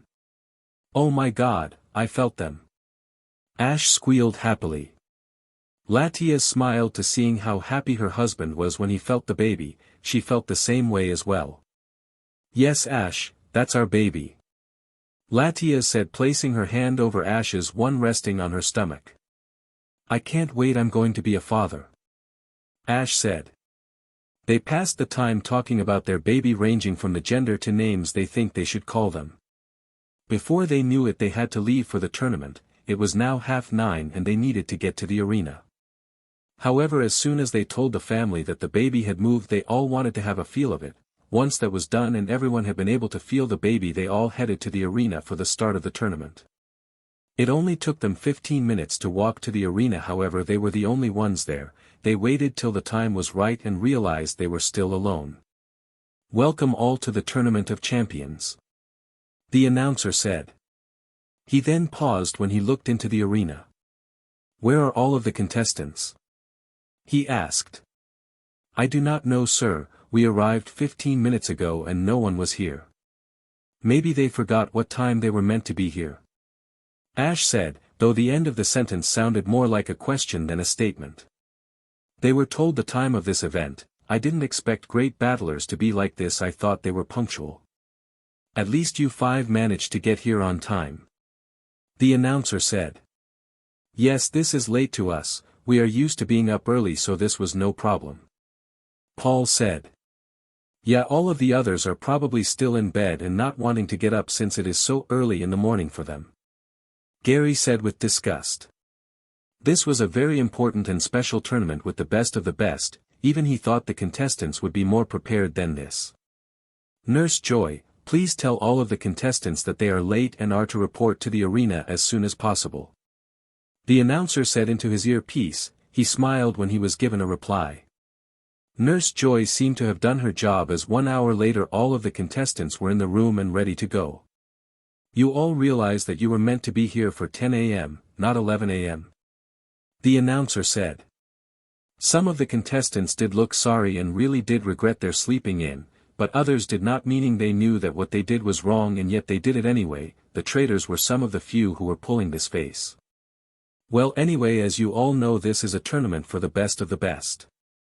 The most powerful people are here in this room right now, ranging from trainers, to gym leaders, to elites, and to the champion. At this the crowd gave a loud cheer, except the group of traitors who obviously did not like the champion at all. Speaking of the most powerful people in this room, I want to introduce the group with the most powerful Pokemon. The announcer said. At this, the large group of people all started to argue who he was going to call, all except Ash and his group, who knew that he was talking about them, so they waited patiently to be called up. It is the champion of the regions and the Altomare ace himself, Red Ketchum. His elites Paul, Chase, Gary and Alan, as well as the other members of his family. Norman and Caroline Maple, Max Maple and Bonnie. Please come up to the stage. The announcer said. However, he took Latias with him as he didn't trust people with her, especially when she was PRGNT. They all got up to the stage where they got a surprise. Now can you lot show us why you are so powerful, even the ones who are not participating in this competition? He asked. He wanted to see what made these kids so powerful. Victini, take the stage. Max yelled. Mesprit, come out my friend. Bonnie yelled. Landoris, come out. Caroline yelled. Thunduris, reveal. Norman yelled. Registeel, dazzle them. Chase yelled. Cobalion, time to shine. Paul yelled. Tornadus, time to battle. Gary yelled. Terrakion, battle ready. Alan yelled. Everyone was shocked when they saw the Pokemon that was on the stage. All of them were legendary Pokemon. As everyone in the Pokemon world knows, they are the most powerful of all Pokemon. Hardly any Pokemon other than another legendary could beat them. And now the crowd was seeing a lot of them on stage. However, there was no Pokemon that Ash had called, and they were confused why he was up there with no powerful Pokemon. Well, champion, how are you so powerful? The announcer asked. He too was confused. Okay then, someone pick a legendary Pokemon. Ash asked the crowd. Many hands rose and Ash chose someone randomly. I choose Ho-Oh. What are going to do? The little girl said, looking at Ash in interest. Ho-Oh, come on out. Ash yelled, and from the ball came the majestic bird that all people also knew. Now chose another. Ash picked another person of the crowd. Please tell me he does not have more than one legendary Pokemon. The announcer said, looking at the champion in shock. I choose Suicune. The boy said, and Ash nodded his head. Suicune, come on out and shine. Ash yelled, once again when the ball opened. The blue and white water Pokemon came out to the stage. Give me one more. Ash said. He only hoped they didn't ask for the most powerful of all the legendaries. Ash once again chose from the audience, this time landing on one of the traders. He wanted to see who they chose. But he could tell from the look the trader was giving him that he was going to reveal his most powerful Pokemon. Well, I choose Reshiram. Iris said. She was a dragon expert and she knew that it was impossible for anyone to tame that dragon. It never wanted to be caught. She picked the one legendary Pokemon that she believed he would never be able to catch.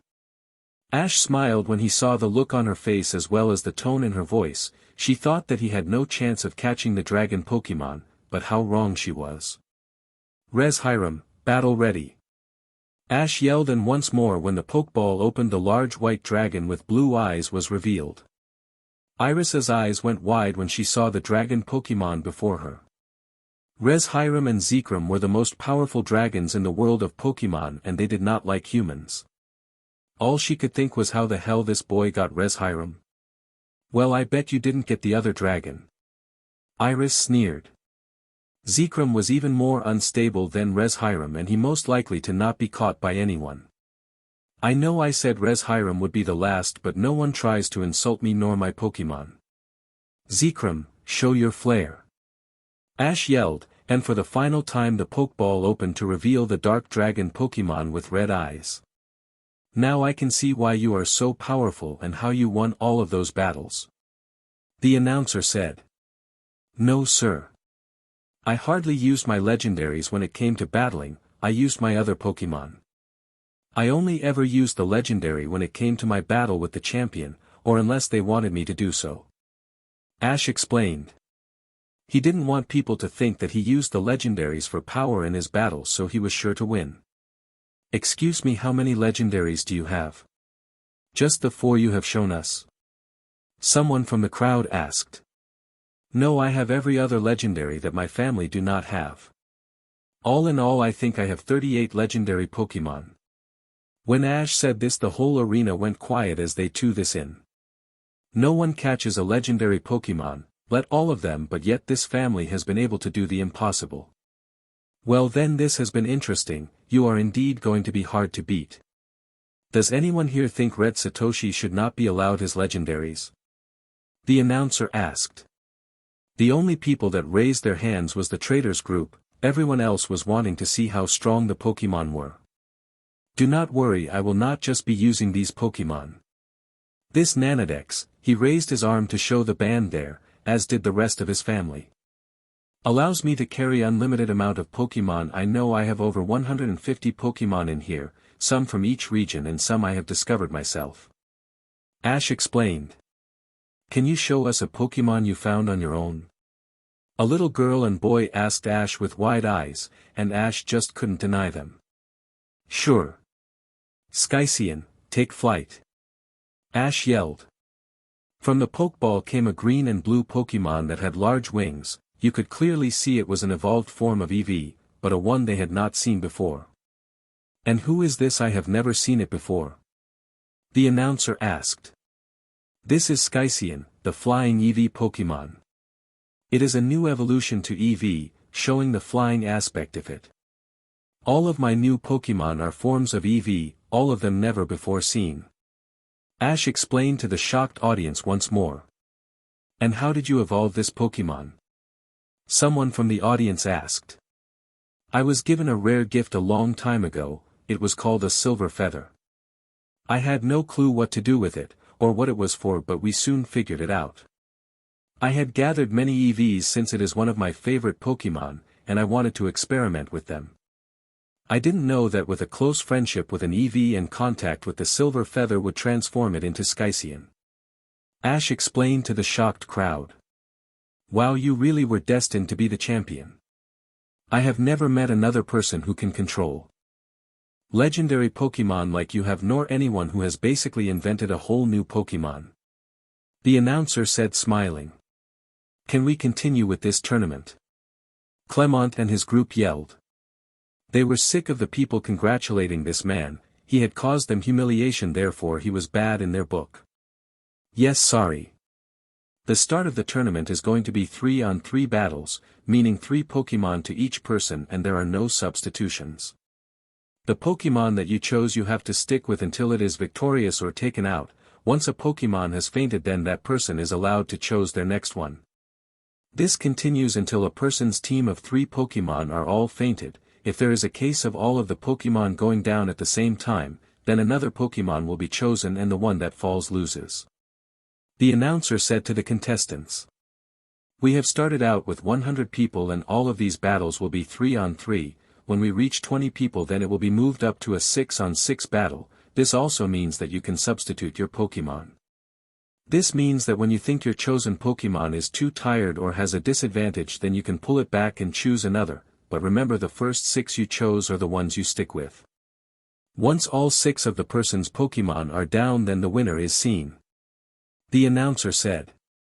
The crowd cheered and the battlers stood at the ready to learn who their opponents would be. A few moments later all of their faces were on the big screen, quite small so that you could hardly see them.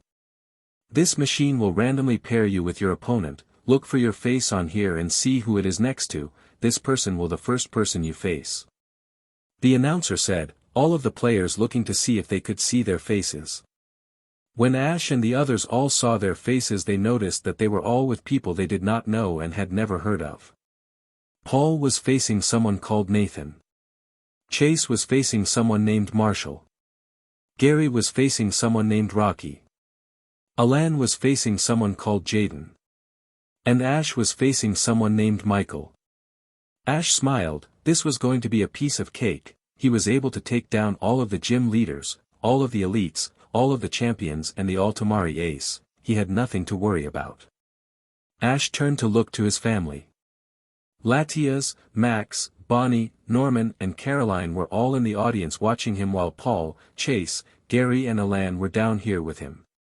He couldn't be happier and one thought was going through his mind as he went over to meet his first victim in this tournament.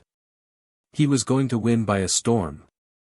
Ash was in the very first battle of the tournament and even with this pressure he knew he was not going to lose.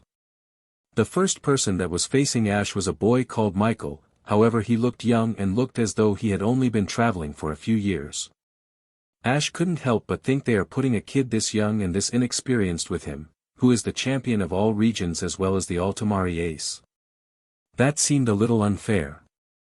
But he was not going to go against the rules set out for him. He knew that whoever you are paired up with it remains so until one of the two are defeated. This is the battle between Red and Michael. Please release your first Pokemon. The referee said. Gardevoir, I chose you. Michael yelled, the green and white psychic Pokemon coming from the ball. Ash was impressed. It was hard to catch a Gardevoir as they dealt with emotions. If they felt 1 ounce of anger or hate in a trainer then they would not allow to be caught. Even as its first evolution Ralts, there is no way a trainer can catch one if they have 1 ounce of a negative emotions in their heart. Ash decided to use another strong Pokemon, a one that people will recognize but will be different at the same time. Aaron my friend, show them your aura. Ash yelled. The crowd gasped when they saw the Pokemon that came from the ball. It was most definitely a Lucario but it was not black and blue, this Pokemon was pure white and silver, with black eyes instead of the regular red. What is that? The announcer asked. Ash knew things like this would happen a lot in his battles as well as Paul's, Gary's, Chase's and Alan's. Even though Ash was the only one who had so many legendaries and new Pokemon, the others' Pokemon were all very strong, stronger than Pokemon should be. This will mean they all get a lot of questions fired at them. It is Aaron, a Lucario. Ash said as if it was the most obvious thing in the world. I can see that, but why does it look like it took a bath in snow? The announcer asked. This caused most of the crowd, even Ash, to let out a chuckle. Because this is no ordinary Lucario. Does anyone here not know the story of Sir Aaron? Ash asked. A few people put their hands but the majority kept them down. Well, the story of Sir Aaron is legendary. 100 years ago there was said to be a warrior so powerful even the legendaries feared his power. He was Sir Aaron, also known as an Aura Guardian. The Aura Guardians harnessed the power of Aura, the spiritual energy within all living things, and were able to control it as well as sense when they were around Aura. The most powerful was Sir Aaron. He sacrificed himself to save the world and not one Aura Guardian has been seen today. The announcer said. That is wrong, there is one right in front of you. Ash said. He had become an Aura Guardian not long after returning to Altomare. He had been practicing with Aaron and Orin for years to learn how to sense Aura and how to control it. When he returned to Altomare he was made into a true Aura Guardian, the only one in the world today. But how? The announcer asked. My ancestor was a well-known user of Aura, but it remained dormant in my family until it found someone so similar to the ancestor, a person who could unlock its power. That person was me. And the ancestor was Sir Aaron himself. Ash said and the crowd went silent. You are a descendant of Sir Aaron? The announcer asked, shocked. Yes, this is even his Lucario. This why he is so different from other Lucario. He lived 100 years ago when the shining Lucario were still alive. Ash explained. What are shining Lucario? Someone in the crowd asked. The shining Lucario were born different, their coats are white and silver opposed to the black and blue they regularly are. These Lucario were also more powerful, their attacks quicker and cause more damage, and their aura even stronger. Sir Aaron was one to hold such a special Lucario. But when Sir Aaron died Lucario was frozen in ice until the time he was needed again came. Ash explained. Okay, but how come he is with you now? The announcer asked, confused. Well, as I said, my power of aura is exactly the same as that of Sir Aaron. When the power awoke within me it went to Lucario. However, he was frozen in the land of the legendaries with no way out. That is where Mew comes in. She freed Lucario and allowed him to come to me. Aaron was the one who helped me train with my powers. Ash explained. If you have this power then show us. Scylla sneered from where he was with the other battlers. Ash smiled and said, as you wish. Ash then walked to the center of the stage with Aaron right next to him. Aaron conjured up an aura sphere, the most damaging move a Lucario can perform, and he threw it at Ash. Ash held out his hands and caught the sphere before absorbing it into his skin. He then closed his eyes. Ash held out his hands once more and the audience thought he was going to catch another sphere, however they looked on in shock as Ash formed an aura sphere in his hands and then threw it at Lucario, who absorbed the attack like Ash had done. Ash was applauded and then they could continue with the battle. There really wasn't one. Gardevoir was strong, but by using Bone Rush followed by Aura Sphere at close range, the psychic Pokémon never stood a chance. Michael chose to go with Noivern, who was able to weaken Lucario with Dragon Pulse followed by Bite. Lucario was able to use Metal Sound and Metal Claw to take the Flying-type Pokémon out, however Aaron fainted straight after. Can I face a legendary? Michael asked Ash. Sure you can. Ash said with a smile. Ash knew that Michael had only been at this for a few years, but he had strong Pokémon and a good fighting style. He knew the boy was going to go far. Mew, out you come. Ash yelled. Raichu, battle ready. Michael yelled. The crowd gasped as yet another legendary came from the Pokeball, the small and pink, cat-like Pokémon. By using Amnesia the legendary was able to confuse the electric-type Pokémon into thinking it didn't know where or what it was doing. Mew then used Mega Punch followed by Aura Sphere to win the match. Wow, that is some tough Pokémon you have there. No wonder you are the champion. I never stood a chance. Michael said, though he had a smile on his face. You did well. I can tell you have only been on this journey for a few years and you have made something of yourself already. Even though you were knocked out you made to the Tournament of Champions, meaning you are one of the best. You have strong Pokémon, and a good fighting style. You have to be one of the only people to stand up to me that long. I can tell you are going to be a great master one day, Michael. Ash said smiling. He stuck out his hand and Michael shook it. And the winner of the first round is Red, the champion of all regions and the Altomare ace. What a match! The announcer yelled. Everyone looked to the large board where Michael's picture had dulled and Ash's remained. Ash's then slid over Michael's and winner was written above it. Most of the crowd burst out into cheers, except the group of traders who didn't look very happy. When Ash bid a final goodbye to Michael, the rest of his family showed up. Ash got a kiss on the lips from his wife, a hug from both of his parents and from Paul, Chase, Gary, Alan and Max, as well as a kiss on the cheek from Bonnie. Ash was then told that Paul and Chase smashed their opponents, said they didn't last more than 15 minutes, while Gary and Alan admitted that their opponents were strong and they were nearly taken out, however they pulled through and were able to defeat them with a good comeback. Ash knew that he and the other four would not be battling for the rest of the day. Usually trainers only had one battle a day as there was so many people to get to. When the numbers start going down, that is when the trainers have more than one battle a day, but that was not going to happen for a little while.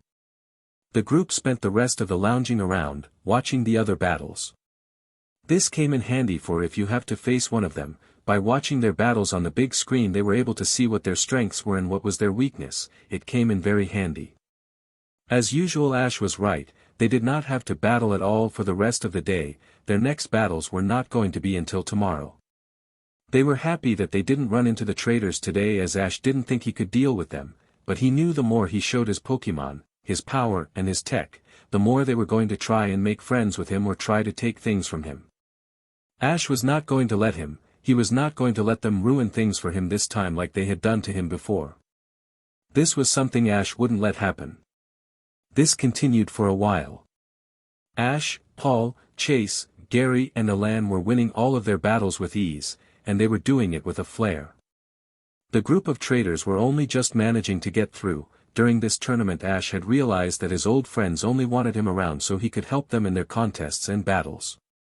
Since they had split, Ash had heard May, Dawn and Serena were not winning any contests and that Brock, Scylla, Trip, Drew, and Kenny were not winning any battles either. Scylla and Brock had also been removed as gym leaders and kicked out of their families. Ash had also heard his mother had slept around with different people since he had been away.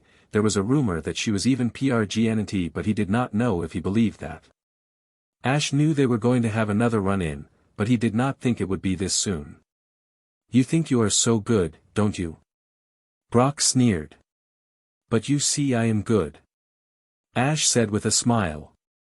"You are only good because of the legendaries you hold, without them you are a nothing." Serena said, she thought he was cute but she thought he was too full of ego for her. "As I said at the beginning of this tournament, I only ever used my legendaries for those who asked, or for those who were strong enough. I won most of my battles with my Pokémon that were not legendary," Ash said with a smile as shock overcame their faces. "You're lying," Scylla yelled at them. "You are the ones deluding yourselves into believing what you want to. We have done nothing to you, so leave us alone," Paul said. "And you two shock us the most. We are friends, why are sticking with him?" Misty said, staring at Gary. "We haven't been your friends for a long time, not after what you did," Gary said as he moved closer to Alan and grabbing his hand. "He was weak, we should have done that a long time ago," Iris said, with a sneer. "He was and is the strongest trainer I have ever known. Even the champion himself said that Ash is the most powerful he has ever faced, and he has faced everyone of importance," Latia said, stepping up for her husband, though they did not know that. "Who even are you? And who are the other two?" Brock sneered. "That is Melody, Red's wife, and that is Alan, Gary's boyfriend," Max said. "And that is Chase, formerly the Altomare ace and Paul's boyfriend," Bonnie said. Caroline and Norman had gone into their room for some time together. "Hey, I know you," Serena said, pointing to Alan. "You were the one that teamed up with that organization that was going to take over the world." Clement finished. "What are you doing with someone so evil, Gary? What has he done to you? You're not even gay," Misty said. She wanted the man for herself, even more so now that he was an elite. "You do not know me at all then, you only ever saw me when you were traveling and you only saw the body and power, not me. You were not in love with me, you were feeling lust. I have known I was gay since I was young, which is why I never had anything with a woman," Gary explained. "And you, Paul, why are you with him when you can have the queen of contests?" Dawn asked Paul.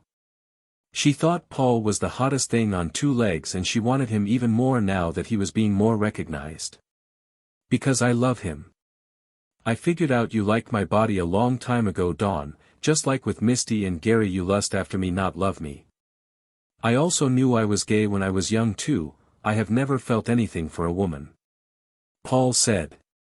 "Now leave us alone, we have done nothing to you and we don't want anything to do with you," Bonnie and Max said together, not wanting to be around the group anymore. "Fine, we will go for now." The group then walked off. "Why can't they get the hint and go away? We don't want anything to do with them and we are not bothering them in any way," Bonnie whines.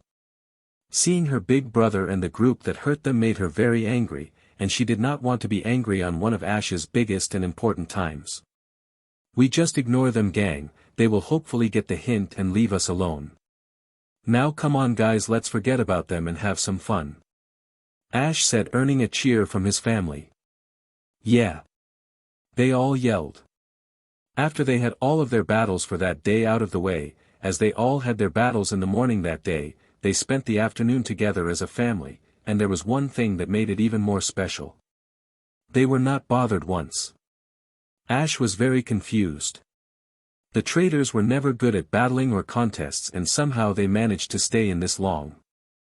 The groups had now been at the Indigo Plateau for 1 week, this means that all of those battling have had 7 battles since they arrived here. Ash liked it this way, it meant that he was not going to be tired easily throughout the day, as well as this Ash was glad that they changed the times of battling.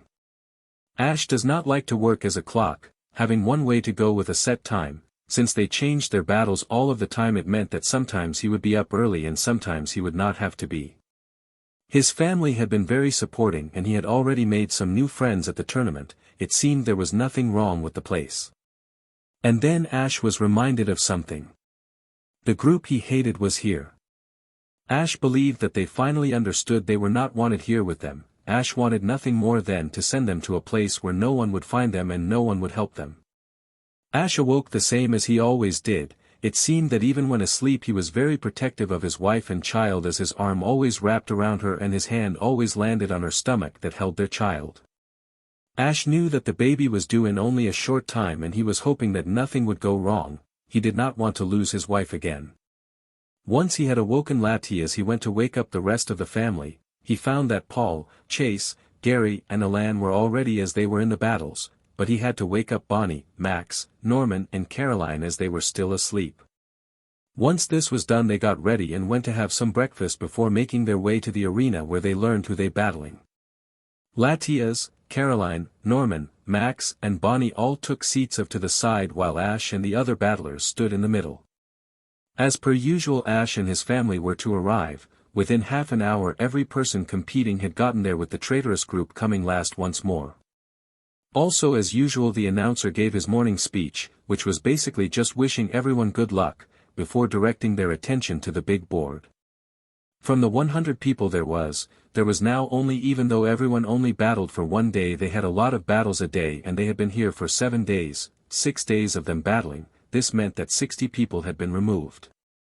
When it got to 20 people, then they would be battling more than one battle a day.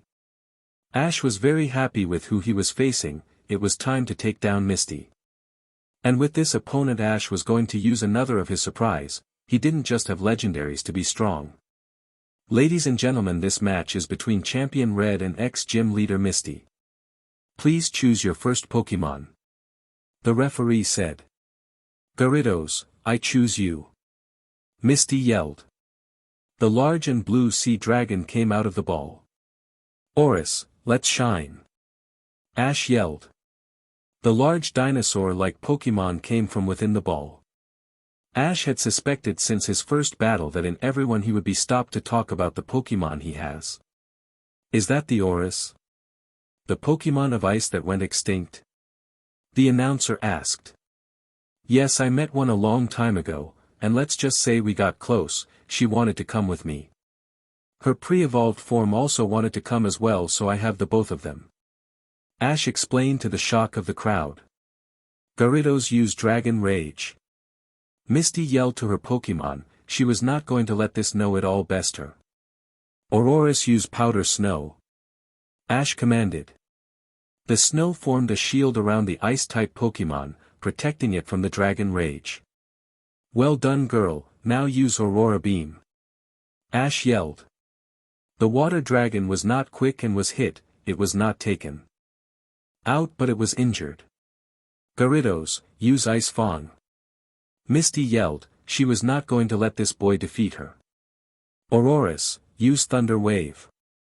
Ash yelled. The wall of thunder stood in front of the dinosaur-like Pokemon and protected it. Gyarados hit the wall. Since the sea dragon is a water type, hitting the thunder wall caused it severe damage, and it was even more injured but still in play.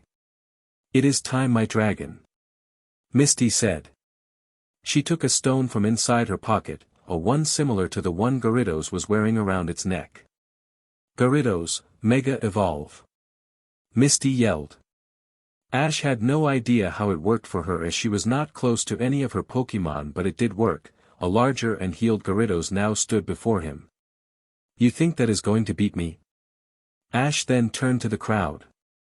There is something about the power of Aura that no one really knows. He said. And what is that? The announcer asked. Lucario are used by those with Aura, as they are able to channel it and use it also, but my Pokemon are all special. Every single one of my Pokemon can use this power and it gives them a little something. Ash explained. This was a power he had recently discovered and had never used. He was going to do so now. And what is that? How to run away? Misty taunted. Well, watch and learn. Aurorus, Mega Evolve. Ash yelled. The crowd watched, waiting for Ash to pull a stone out of a pocket, and see a similar stone on the Pokemon, but there was none. Auroras was covered in a bright white light, the same as the light emitted when a Pokemon is mega evolving, but everyone was thinking that it couldn't be, as you need the stones to do so. When the light faded, everyone gasped at the sight of the Pokemon. Auroras was bigger. The blue ice diamonds that were decorating her body were now like ice spikes sticking out of her body, her blue eyes had turned brown and her rainbow mane had grown even larger. But how? The announcer asked in shock. I told you the power of aura lets me do great things. I recently discovered this when training with my Pokemon and have not yet found a reason to use it, as no one I have battled had used Mega Evolution. Now that someone has, I thought I'd use it. Ash said with a smile. But you need a Mega Stone and a Key Stone to Mega Evolve, you used neither. Misty said. She may not like the man at all, but she was shocked and impressed with him. Open your ears, girl. I have the power of aura, which is the spiritual energy in everything. When training my Pokemon, me and my 2 Lucario helped my family, my Pokemon and their Pokemon also master the ability. By them tapping into this power, it gives them a spiritual boost. Mega evolving is when the spirit and body of the Pokemon are one. You all need the stones, as you don't have aura, and only a select few Pokemon have stones, whereas every single one of my Pokemon can Mega Evolve. Just ask the professor here, there is no Mega Stone for Auroras. Ash said, looking to Professor Oak.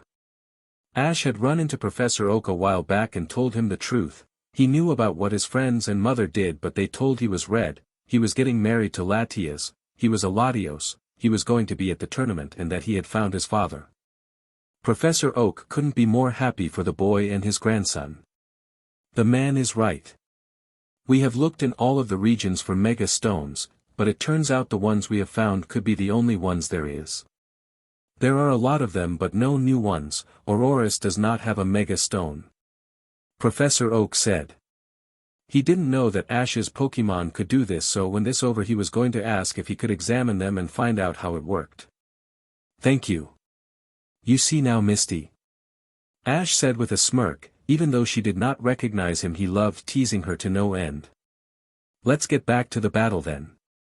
Misty said. She didn't want to be embarrassed any longer. I believe it is your move. Ash taunted. Gyarados, use Aqua Tail. Misty yelled. That is just what I wanted you to do. Auroras, use Aura Avalanche. Ash yelled. The very large avalanche trapped the dragon-type Pokemon so much that it weakened and finally fainted. But how? Misty said as she recalled her Pokemon. Aura is the most powerful thing in the world. When added to a Pokemon move, it increases the damage done by 100x, this means that even a fire attack on a fire Pokemon would cause it some major damage. Ash explained. Well, your dinosaur won't match up to this. Starmie, go. Misty yelled. The crowd burst out laughing when they saw the size of the starfish compared to that of the giant dinosaur. You seem to have forgotten, Misty, but now that there are only 40 of us we can substitute Pokemon. It's not that I don't think Auroras can take the starfish out, but I know it would be too quick of battle. So I will recall Auroras. Ash said, skiing the dinosaur into the Pokeball. Furfrou, dazzle them. Ash yelled. The dog-like Pokemon was gorgeous, with red and blue colors all over its body, and its bright red eyes were happy. Starmie, use Confuse Ray. Misty yelled, hoping to put the dog out of balance. It hit the target and Furfrou seemed to get confused. Furfrou, use Head but on the ground to get rid of the Confuse Ray. Ash yelled. Furfrou did as it was told. After completing the attack, the Confuse Ray was gone and there was no damage to the Poodle Pokemon. Good job, now use Charm. Ash yelled. This came as a surprise to the audience. I thought your Furfrou was a boy. Misty said. Most of the crowd this because of the patterns and colors the Pokemon had been covered in. Oh, he is a boy, but the thing is your Starmie is a girl. Ash said. Misty gasped in realization, but it was too late to make her Pokemon dodge. Charm works only when a female casts it on a male opponent, or when a male casts it on a female. It works by charming the other Pokemon into an induced haze, which means that it would not attack the caster. Now Furfur end this with sand attack. Ash yelled. The water Pokemon had no way to protect itself, and thanks to the charm it did not want to. The water Pokemon was down and out. Misty chose your final Pokemon. The referee said. Okay, don't let me down, Blastoise. Misty yelled. Immediately Ash knew what was going on. This was the Squirtle that he used to have, one of the Pokemon that betrayed him. Furfur return, I have another Pokemon that would like to take this one on. Pikachu, take to the stage, buddy. Ash yelled. Pikachu, who was resting on his shoulder, jumped into action. He knew that he had to pretend not to know who this Pokemon was, or he would give things away, but that did not mean that he would keep his attacks low-powered. Blastoise, use Flash Cannon. Misty yelled. Pikachu, protect with Electro Ball. Ash yelled. The ball of electric was so large that it cut the Flash Cannon in half and then hit the water Pokemon directly. Blastoise Mega Evolve. Misty yelled, holding out her Mega Stone, a similar stone to that of the one Blastoise was wearing on a headband. What are you going to do now, Red? Pikachu can't Mega Evolve.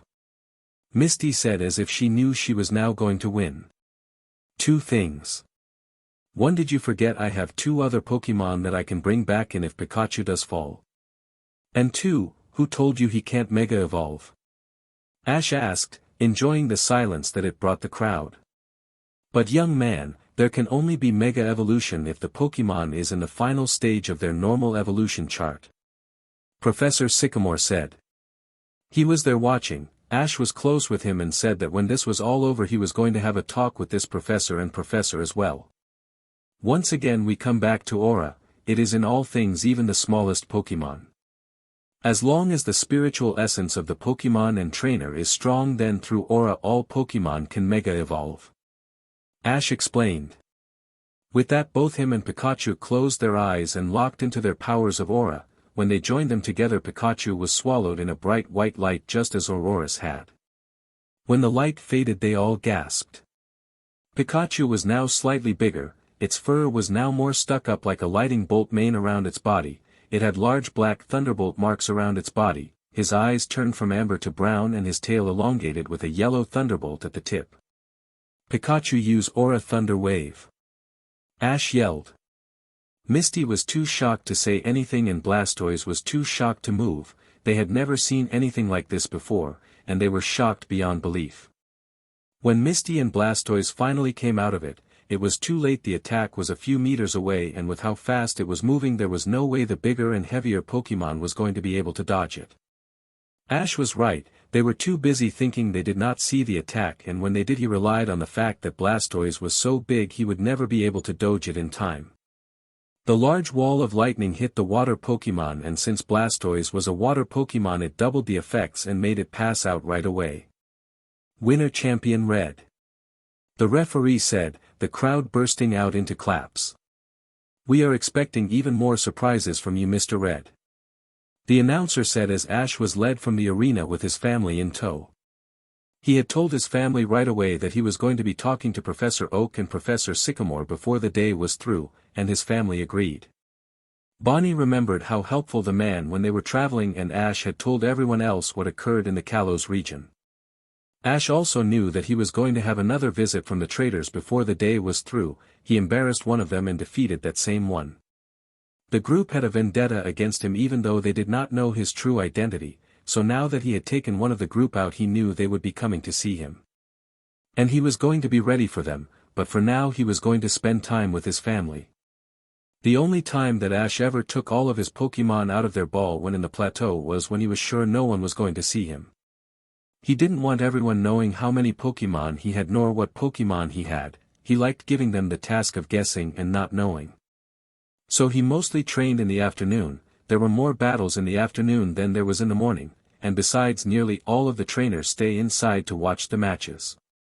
This is when him and his family take out all of their Pokemon, spend time and play with them before training for a short while. They then put them in their Pokeballs until they reach their rooms.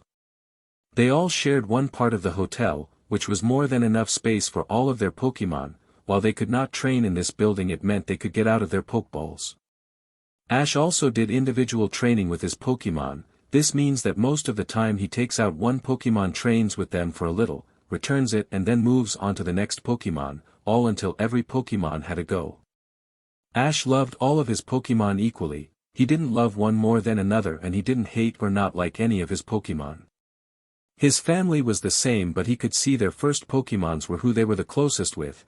They loved all of their Pokemon, no doubt about that, but they all had a stronger bond with their first Pokemon compared to the others. Ash however did not. Pikachu was his first Pokemon, but he didn't feel anything for Pikachu that he didn't feel for the other Pokemon. He once asked Pikachu if this was a problem and Pikachu gave him a big no, saying that he was proud to have a trainer who didn't care for one above the other. Yes, Ash was able to talk to his Pokemon as were his family. Once again, through the power of aura, he was able to understand what his Pokemon and other Pokemon were saying. He didn't have to talk in their language though, as they understood human, but now with his aura he could hear what they were saying back. This was the main reason why he taught his family aura. They all expressed an interest in talking to their Pokemon and becoming stronger, so Ash spoke to Aaron and Orin, the two Lucario, and they agreed to help his family and their Pokemon learn aura. It took a while, but eventually they could all understand one another and most of their Pokemon could use aura-powered moves. Ash was brought out of his musings by Latias telling him the traders were heading their way. Ash sighed knowing that his happy time was now gone. Ash was really getting sick now, the traders would not leave him alone. They had bugged him when he first got to the arena, when they ran into him when they first got there, then when he showed of his Pokemon, when he was asked to, they came after him, and now that he has beaten one of them they have come after him again. They had stopped for a short time in between these events, but after he did something else they would come to him, and it was really wearing thin on his nerves. What do you lot want now? He ummed. Ash was lying on Latia's chest. Since she was a Pokemon she was able to hold his weight when he lay on top of her. She was against a tree with Ash lying between her legs, his back against her chest.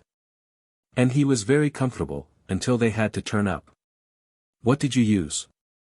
Trip demanded.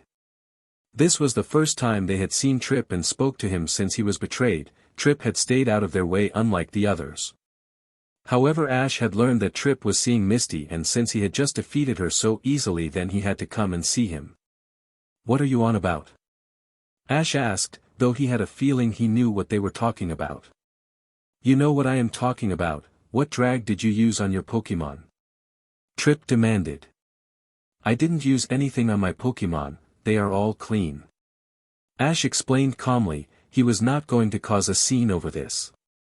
Obviously you did, those Pokemon can't evolve without stones, so you are using something to make them do it. Trip yelled. Obviously you are deaf as well as stupid. I explained how my Pokemon were able to Mega Evolve. It's not my fault that you do not have that power. Ash said. He knew this was the reason Trip was picking a fight with him. It had nothing to do with the fact that he beat Misty. No, it was the fact that someone could do something he had no hope of doing, and he didn't like that. You are making all of that up. There is no such thing as aura. Trip yelled. To be honest, Ash expected this to be the case. Trip was not from a region where aura was known, he came from a region where it was a legend and a myth, but there was nothing in their history that proved any of it. Just because it did not exist in your region does not mean that it did not exist at all. I showed the aura sphere I conjured in me, deflecting the strongest attack made by a Lucario. It is your choice to believe what you want, but I am telling the truth. Ash said. He was surprised how much he was able to keep his cool. If he had been in a bad mood then Trip would be hurt by now. Look, the Unova region is one of the most advanced regions with the most fascinating history. If it did not happen in Unova then it did not happen at all. Trip said. The only thing Unova is good for Trip is the scenery, the tranquility, and the peacefulness. Unova is one of the most underdeveloped regions there is. Kalos is the most developed right now and a new region is coming into play as well. Max said. He had read somewhere that they were going to be building a new region and Ash wanted to be the champion there, however the region would not be ready for years to come. What do you mean? May asked. He means what he says, you dumb girl. A new region is going to be put into play, it is called the Alola region. Ash has already been contacted about being the champion. Bonnie said. But it is not even built yet, how is he already being offered the champion role? Clement asked, to him this was not logical. Because that is the first thing they find when making a new region. Max said. Norman and Caroline knew they would pay a visit from the traders, so they stayed away. They did want May to have any clues to who their adoptive son was until the end. What does that mean? Serena asked. It means that when a new region is going to be built they pick out where it is going to be located and start with the building. Once the building is started then the champion and elites are picked for the region. Since Ash is the champion for all of the other regions as well as the Altomare ace, and since Paul, Chase, Gary and Alan are the elites for all of the other regions they have also been offered the job in the new region as well. Max finished, loving the shocked and jealous looks on their faces. Bonnie saw this and acted on it as well. Also, did you know that the champion, elites and their families are the first to see the place? She said with a teasing smile. What does that mean? Iris asked. It means that when this tournament is over we will all be going to Alola and looking around. The champion of the region needs to have some of the region's Pokémon. We will be the first to see the Pokémon as well as catch them. Ash said, watching as their faces became even more jealous. Surely, could you take us with you? Sylvan asked the question that was on all of his friends' minds. If they could go with them then they could catch some good Pokémon and have some that many others wouldn't have. I am sorry but I can only take my elites, my family and my friends. You are none of that. Ash said with a smile. Because you never give us a chance to be. Iris yelled. And this is why we don't. You just want people who are powerful to be your friends so you get to be recognized.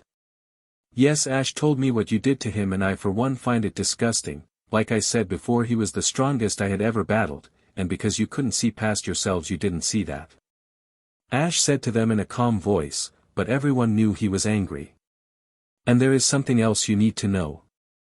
Latias said. Oh, and what is that? Brock sneered at the girl, which caused a glare to be directed his way from Ash. Ash was pretending to be that bad. Latias told them, enjoying the shock on their faces. What are you talking about? You can't fake being that bad. Trip told them. He had to. Ash Ketchum was the chosen one, chosen by Arceus himself to lead the world of human and Pokémon to joining, a world where Pokémon and humans lived side by side. Due to this he had immense power given by Arceus himself, and as king of the Pokémon you know he had a lot of power. Arceus and Ash believed that this power would give him an unfair advantage in battling so he tried to keep it down, but the power was a part of him and his Pokémon. So he only ever told Pikachu about it, and faked losing in all of his battles. If he was trying he would have wiped the floor with all of the leagues he entered. Max explained. You're telling me that he had been faking? He could have won all of those leagues without even trying. Brock asked. He was shocked if he and his friends had known that they would never have told him he was weak. Yes, we are. He used his and his Pokémon's full power in our battle and he nearly defeated me. Thanks to my own powers and my Pokémon's we were able to pull through by the skin of our teeth. Ash said, he loved seeing how their faces twisted in recognition and greed. Well, it wasn't our fault, we were hypnotized by something. We have been searching for him for a long time to say we are sorry and tell the truth. Do you know where he is? Serena asked. Now that she knew how powerful Ash was, she was going to date him no matter. Yes, I do know where he is, but I am not telling you. Ash said. Why the hell not? Brock asked. Because you were not hypnotized to do those things, you did them on your own. You spoke bad about him when we first met, but as soon as you learn that he is powerful then you want to say this. No, Ash knew that you would try something like that, which is why he told me not disclose his location to anyone until the time was right. Ash explained, watching their faces turn furious. Tell us where Ash is. Trip yelled. No, we will not. Ash does not want to see you, he does not trust you nor does he believe your lies. He has moved on with his life, it is about DMN time, you did too. Max yelled. Yeah, just because now you know he is powerful you want him, you lot disgust me. Bonnie yelled at them as well. I think you lot have caused enough problems here, leave now before I report you to the board for harassment. Ash said. He knew that anything he told would be taken seriously, because he was the champion of all regions so far and the Altomare ace, his word was like law in the Pokemon world. And the traders group knew this too. This is not over, one of us will beat you. Brock sneered, he looked to Latias one more time before he signaled for the group to move onwards. Good, maybe now they will leave us alone for a while. Gary said. Gary, Paul, Chase and Alan had remained quiet throughout the whole thing, knowing the others had enough to say for all of them. I highly doubt that, as soon as I defeat another one of them they will come straight back claiming the same things. Ash said. Why can't they just leave us alone? We have expressed how much we don't want them here. Latias asked. She was scared, the group were getting more furious and more violent. A few days ago they made a move on Chase for being with Paul, they hit him in the stomach and winded him. She was pregnant and she was scared for her and Ash's child. She had confided in Ash about her fears and he had told her that that was not going to happen, he was going to be with her at all times, and when he was not able to be with her then someone else from the family would be with her. He assured her that she was never going to be alone as long as they stayed there. Not one person in the family would travel on their own, they would always go in pairs at least just in case something did happen. They relaxed for the rest of the day since they had all had their battles for the day, and they all knew the traders were not coming back that day as well, so they did not want to waste the free time they had as there was so few of it. When it started getting dark and everyone had gone to bed they got some of their training put in, before they returned all of their Pokemon and headed to their wing. They stayed up a little while longer together talking about battling and strategies, but the thing they were talking about the most was the baby on its way. Since Latias was a Pokemon she would only have to go through 6 months before birthing instead of the 8 for the human, so they told anyone who asked that she was in her 9th month and it was believable as she looked that far along. They knew she was going to give birth when in this tournament, and they were ready for it.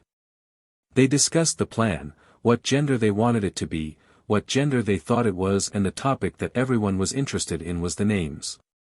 Caroline suspected that Latias was carrying twins since she was so large, even though she is in her final month, she looked too large to be carrying just one baby. She had kept her opinion to herself though, as Latias was very emotional. If she heard her saying her stomach looked larger than it should be in the final month then she would start to cry and hate her for a while, and that is something that was not needed right now. It was now getting late so they all bid each other good night and headed to their rooms, not wanting to be tired for tomorrow's matches. The battling group were now down person.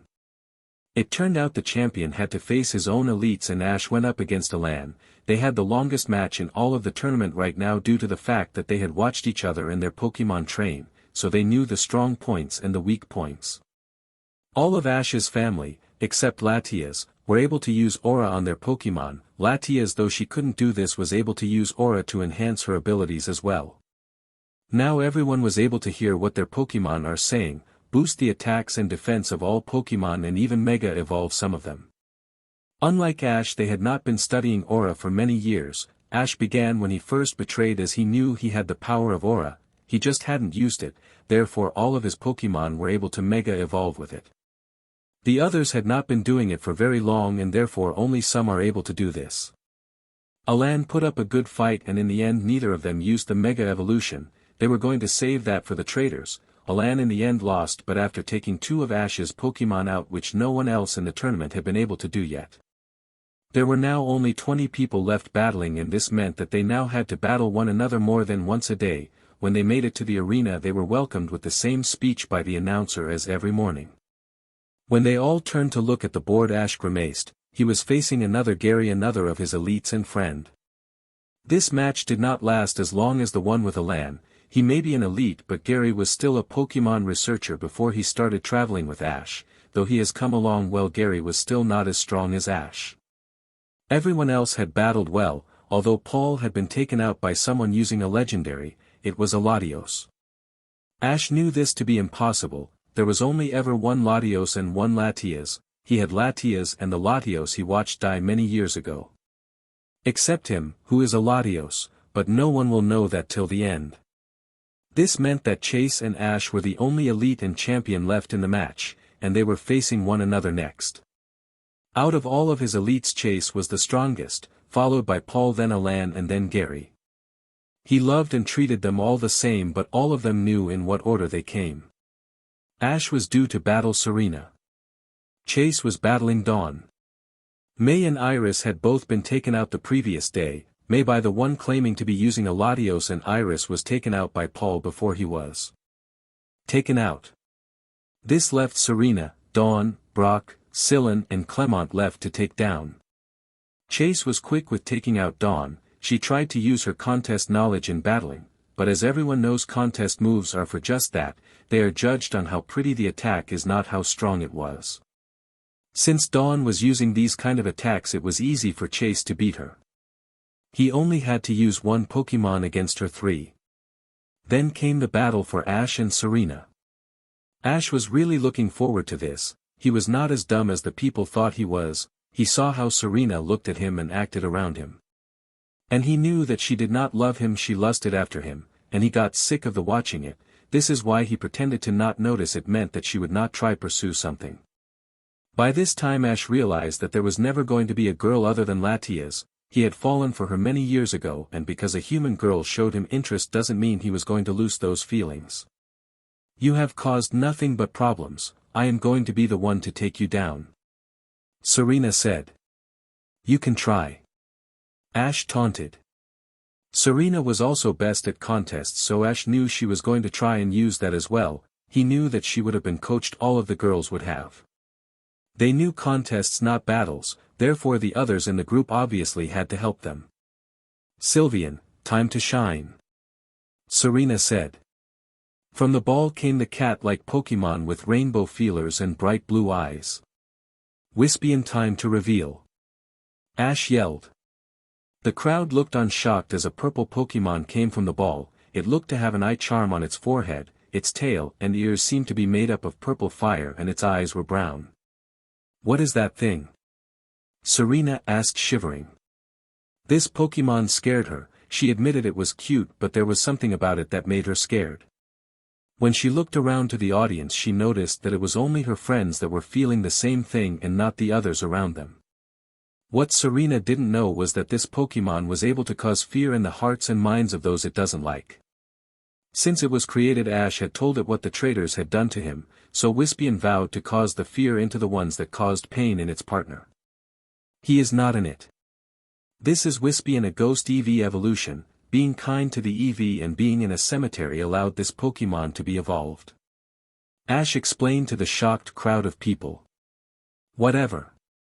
Sylveon, use Fairy Wind, Serena yelled. Wispian, use Confuse Ray, Ash yelled. This move was able to block and go straight through the Fairy Wind. When it hit the Pokemon on the receiving end, its eyes went red and it began to stumble around. Sylveon, use Disarming Voice, Serena yelled. However, the Pokemon just continued to walk around in circles and ignoring what Serena told it to do. Are you sure you are a battler? Confuse Ray confused the opponent into doing nothing. It won't be able to hear you and it can't do any moves. It is stuck until I take it down, or the effects whereof, depends which one comes first, Ash said with a smile. Now Wispian, use Shadow Ball, Ash yelled. The purple ball appearing at the mouth of the ghost Pokemon before firing towards the stunned Pokemon. Serena tried yelling to her Pokemon to dodge, but the fairy type was still under the Confuse Ray and did not do so. The attack hit dead on and the fairy type was knocked unconscious. Sylveon, return, you did a good job. Serena did this, then took out another Pokeball. Braixen, your time to shine, Serena yelled, the fox-like Pokemon leaving the ball. Fire is strong against ghost types, Serena said. She was glad the gang had told her all of this, or she wouldn't know what was strong against what. And do you realize that this is a 6-on-6 match? Do you know that this means you can substitute your Pokemon whenever you want? Ash said with a smirk, turning into a smile when he looked at the shock on her face. "Oh no, I forgot about that," Serena told herself.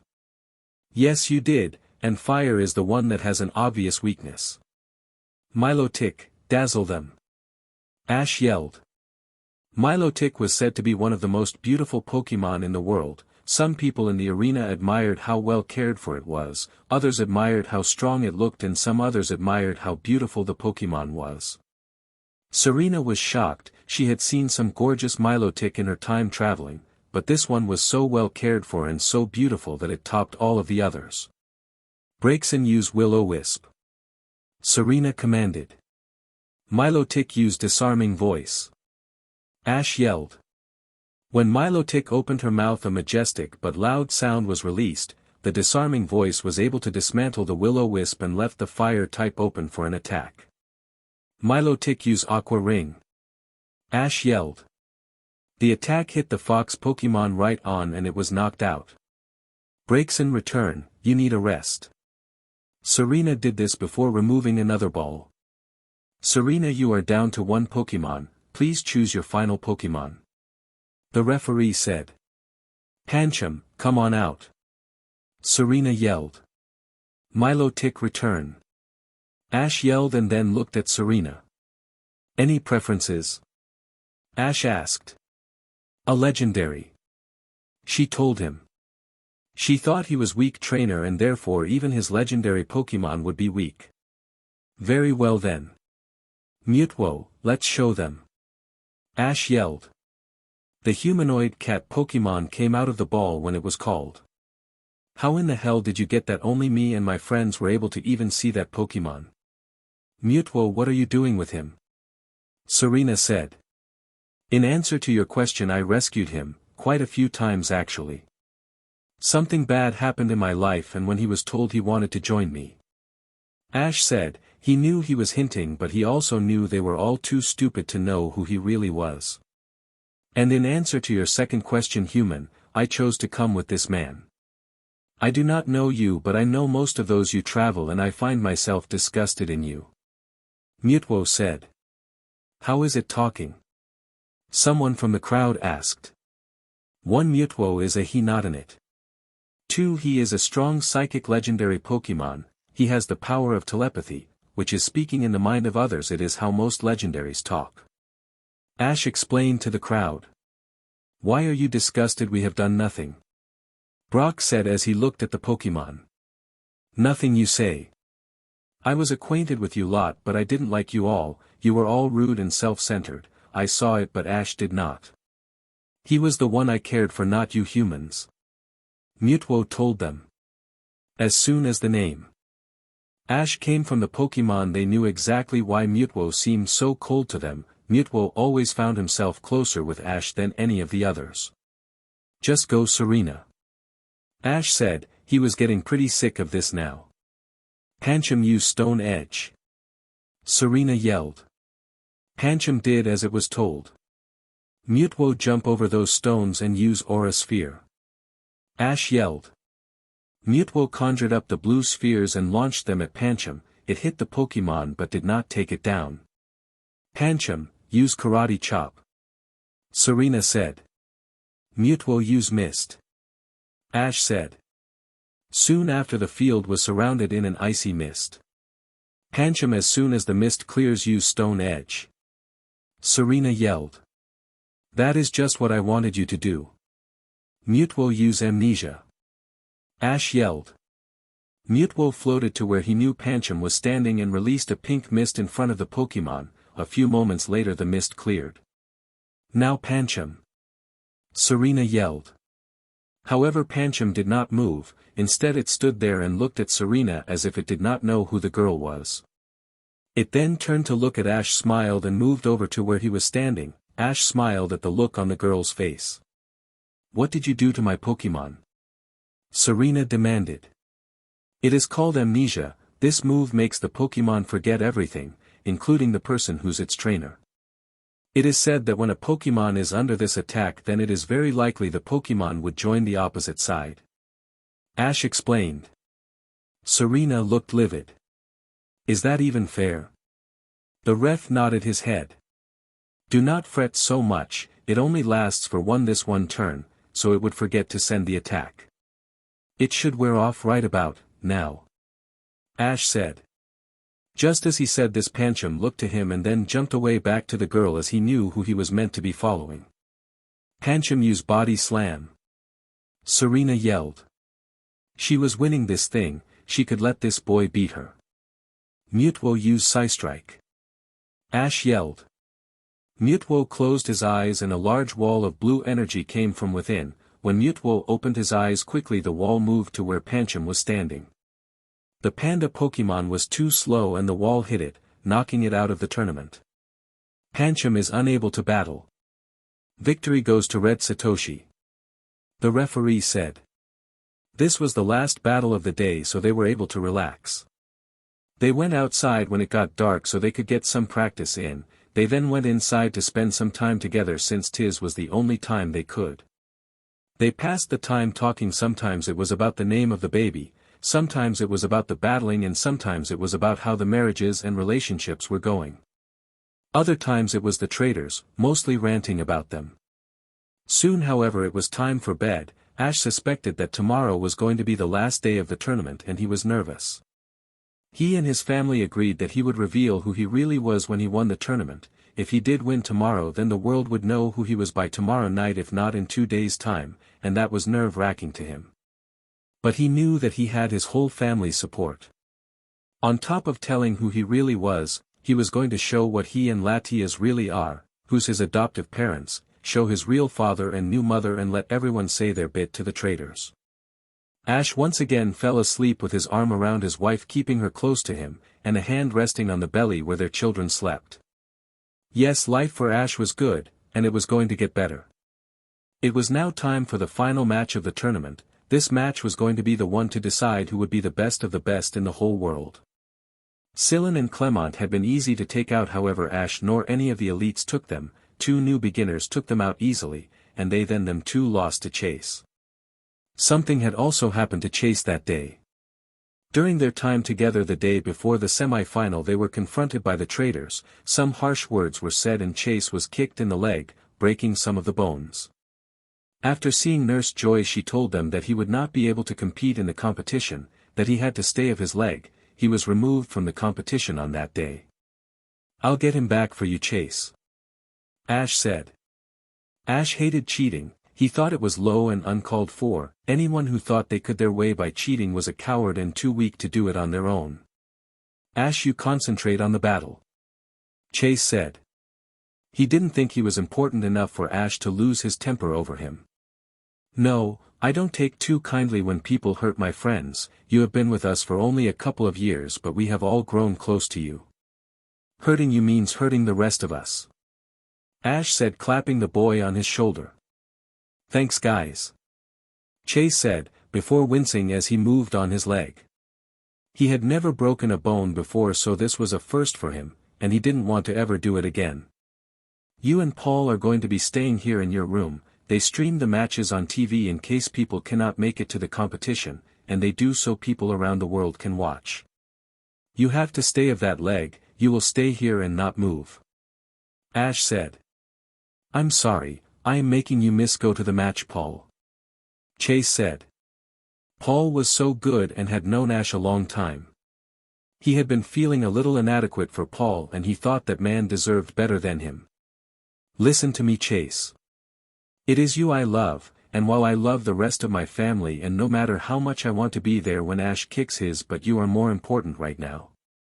Paul said as he kissed Chase on the lips. Chase hadn't dated much before Paul. In fact, the whole group mostly hadn't dated before the people they were with now.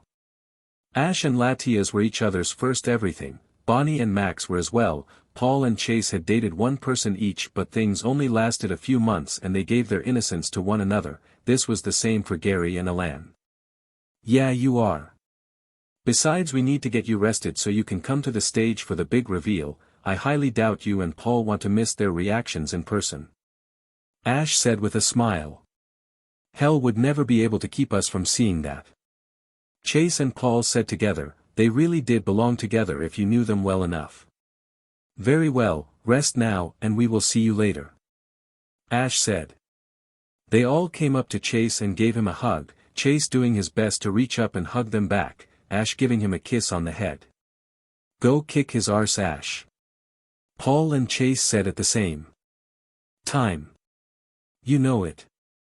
And with that they left the room. Paul gave Chase another kiss before moving to get their remote lying on the cabinet. Once he had it he moved back to the bed, wrapped the blanket around them and then snuggled Chase to him without moving his leg.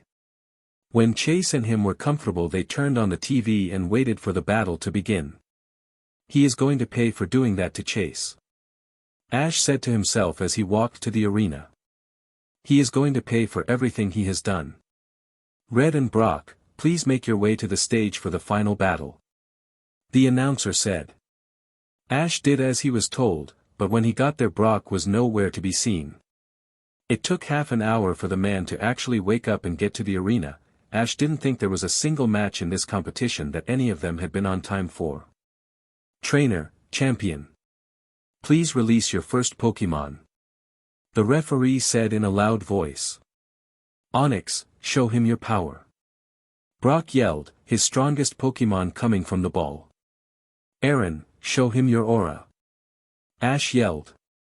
He had memorized the weaknesses and strengths of all Pokemon types. Brock thought by using a powerful rock Pokemon he would beat him.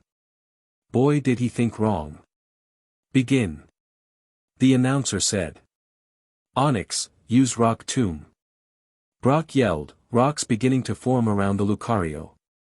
Aaron jump up and then use extreme speed in close combat. Ash yelled.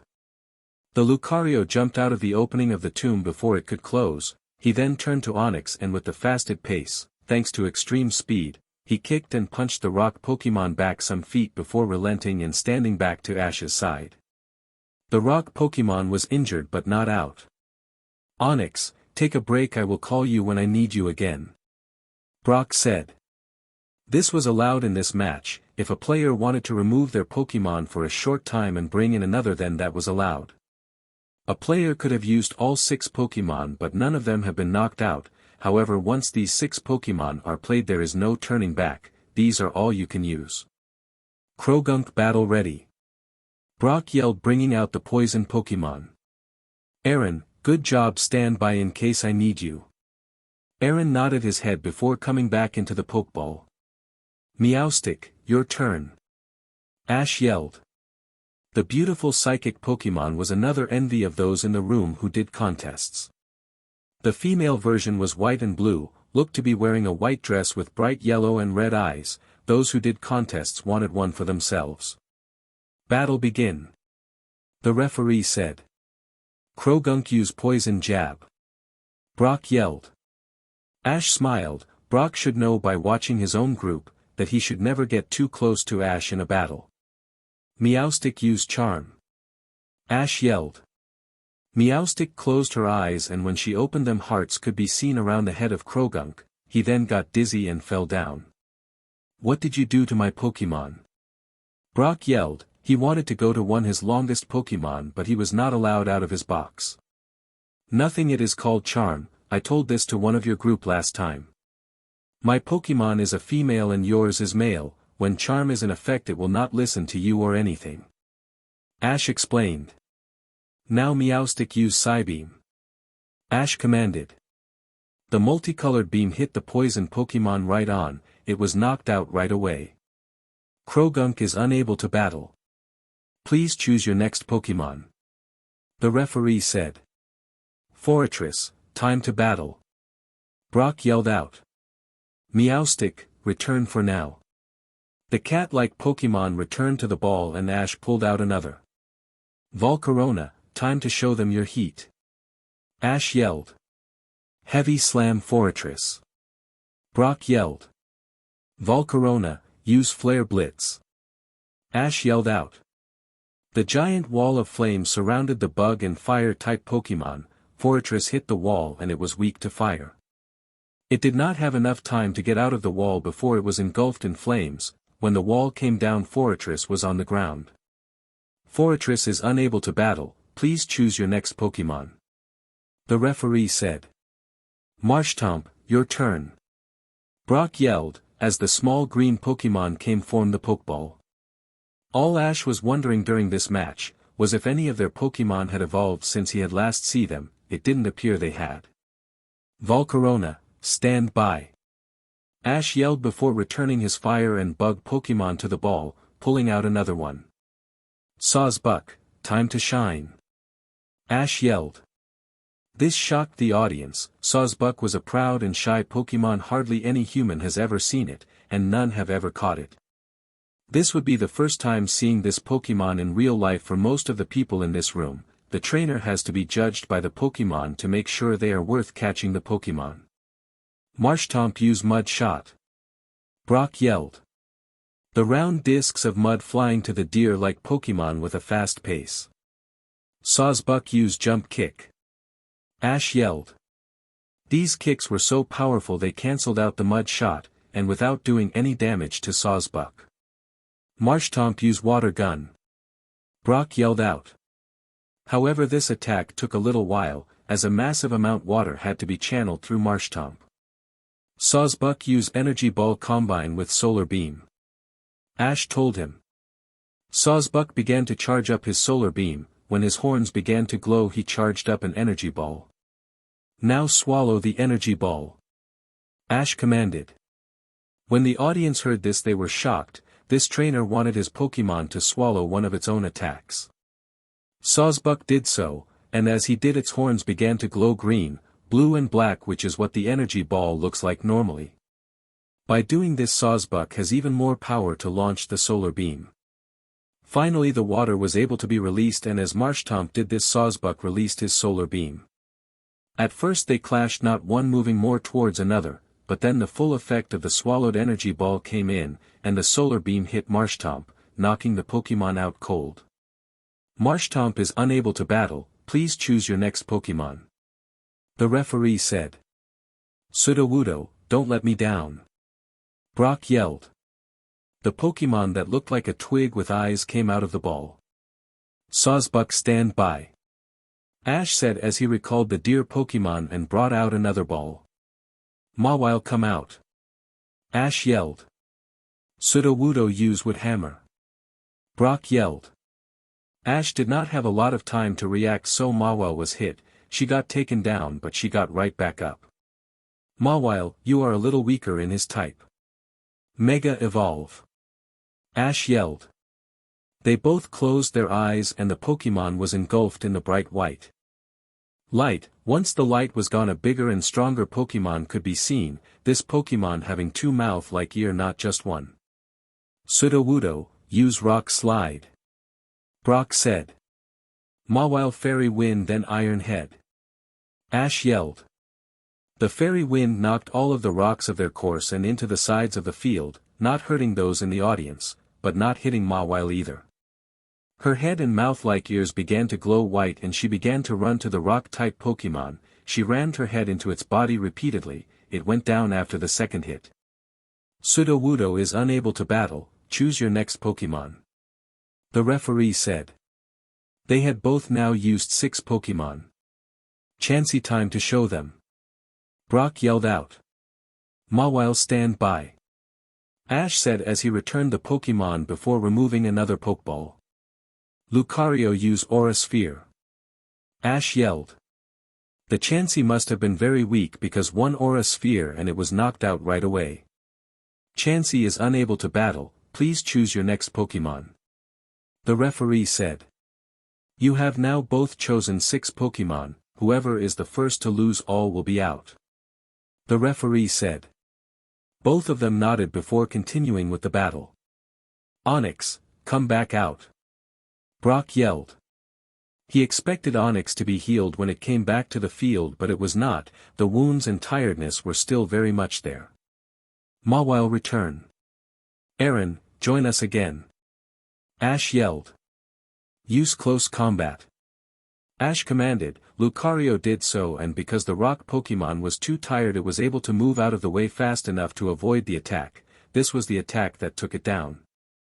Onix is unable to battle. Brock has no more Pokemon, therefore the winner and champion of the world is Red Satoshi.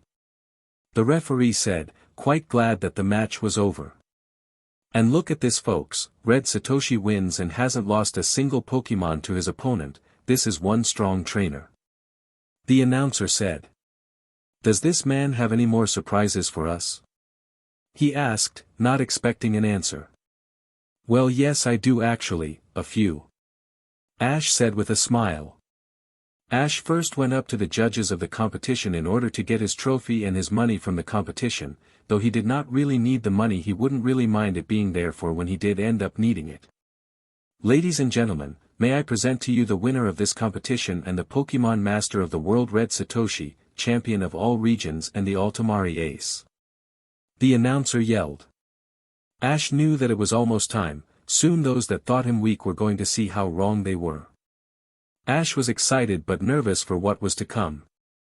He was excited because it was time for him to show them who he really was and he would finally prove everyone that they were wrong.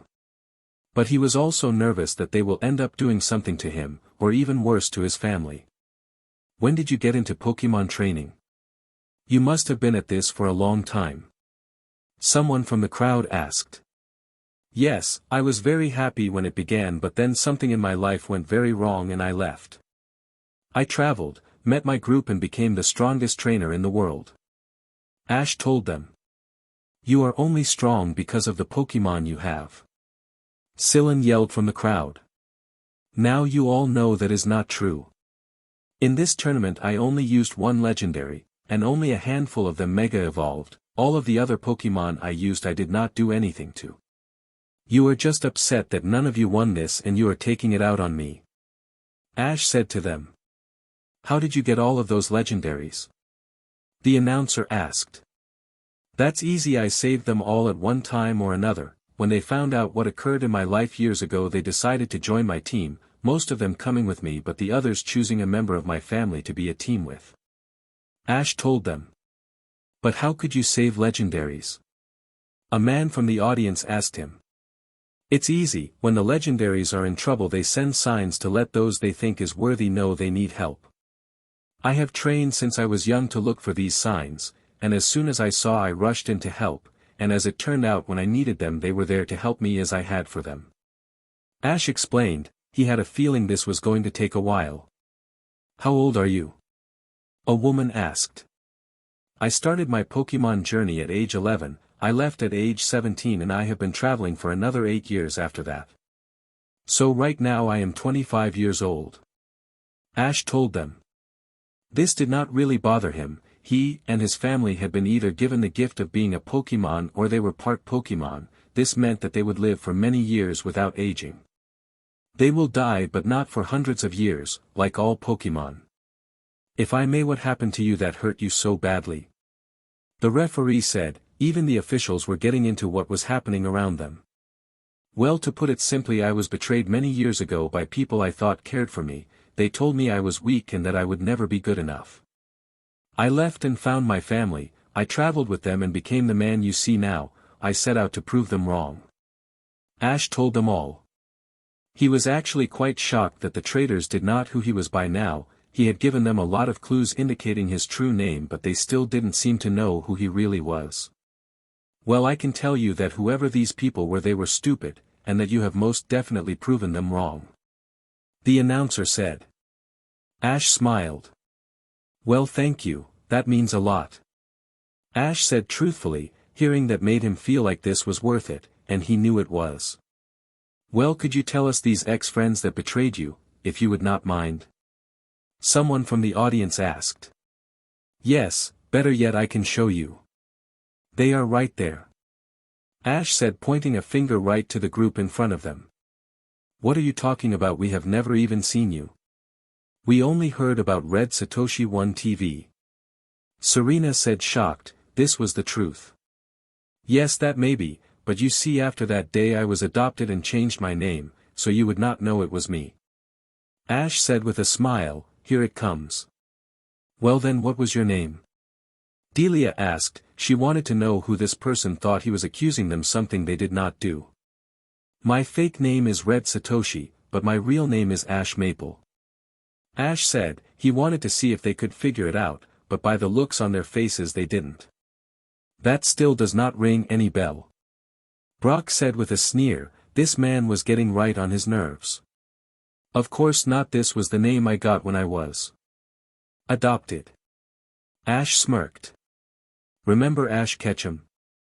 Ash asked. They froze and stood there for a few minutes. I know that name. The announcer said. Yes, he was that fantastic trainer who took part in all of the leagues. He may not have won them, but he was DMN near close, and he was a strong trainer. But he disappeared years ago. Why bring him up? The announcer asked. Ash waved his hand and the glamour he used to hide his appearance disappeared. Ash now stood in front of the audience and cameras with black hair, brown eyes and faint zigzags on his cheeks. This is what he normally would like. I brought it up because my name was Ash Ketchum, and I was betrayed by this group. This includes nearly all of the people I have traveled with and my ex-mother. Ash said in a loud voice, his voice slipping from the deep one he had been using to fool the crowds. Wow, so that is what happened to you. How are you able to hide your appearance like that? Someone from the crowd asked. It's easy, with aura, and also another little secret I have to tell you. Ash said with a smile. Hearing his voice got Delia out of her trance and she rushed up to hug her son, or who she thought was still her son. Oh Ash, we have all been worried sick about you. We looked for you for years. Delia said, inside her though she was disgusted that she had to hug him, but she wanted to be rich and famous, and with Ash how he is now that was not going to be a problem. You are lying to me, Delia Ketchum. You abandoned me, told me I was weak and that I should give up my dream to become something I didn't want to be. Ash told her, while pushing the woman away from him. Ash, we're sorry, there was something wrong with us. When we woke from whatever trance we were under, we tried looking for you. Serena said. She had always wanted Ash so she could show off how handsome he was, but he was too weak for her. Now that he was stronger she would happily be with him. You see, that's where you are wrong. I was witness to all you said about Ash when pretending to be called Red. You showed your true feelings on the matter.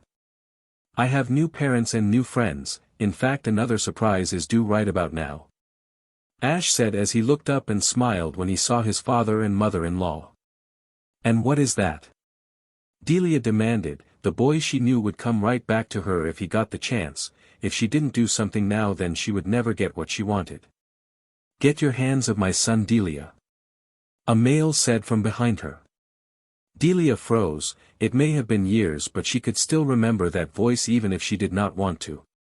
She turned around and just like she thought her ex-husband was standing there with his arms around another woman, that seemed to be oddly familiar to her. What the hell are you doing here? He is not your son, you left us before he was even born. Delia yelled, while Ash and Red smirked. Oh no, I told him the truth. How you want me to give up my dream for you and I said no, you kicked me out and I divorced you, however you never told me you were PRGN with Ash. Luckily my new wife here knew of an Ash Ketchum who looked just like me while battling him. She came and told me right away. As soon as I heard I went looking for him. Red said, loud enough for the crowd to hear. When they heard this they were disgusted with the woman. You made me believe that father left because he thought I was a weak child. You told me he abused you, but he put me on the right track. Though when I heard I had a mother-in-law I couldn't be happier for him. He found me staying with Mum and Dad, or as you know them, Caroline and Norman Maple. Ash explained. It is time to face the mistakes you made when you didn't see the man Ash was. Latias said. Who even are you? Delia said. My real name is Latias, the legendary Ian Dragon Pokemon and Guardian of Altomare. Latias said, loud enough for the whole arena to hear her. You're a Pokemon? Brock asked with disgust on his face. He had been wanting that girl since he had seen her, and she was a Pokemon. Yes, I am. With that a bright light surrounded her, and when everyone opened their eyes the red and white legendary dragon Pokemon was floating before them. Brock's disgusted look only grew when he saw the form of the Pokemon he had met years ago with Ash. If you continue looking at my wife like that you will be dead in a second. Ash said with venom in his voice. How could you marry that thing? Delia gasped. She had wanted Ash to marry Serena. The girl was gorgeous and she would be able to keep Ash under control. When you betrayed me the others and I went to Altomare, you see I fell in love with Latias when I was last there and I wanted to see her and let her know. However, when I got there she was very ill and dying. Apparently she was in love with me, and all those years I was gone she had gotten worse and worse. She actually died in my arms, saying she was glad to see me one more time.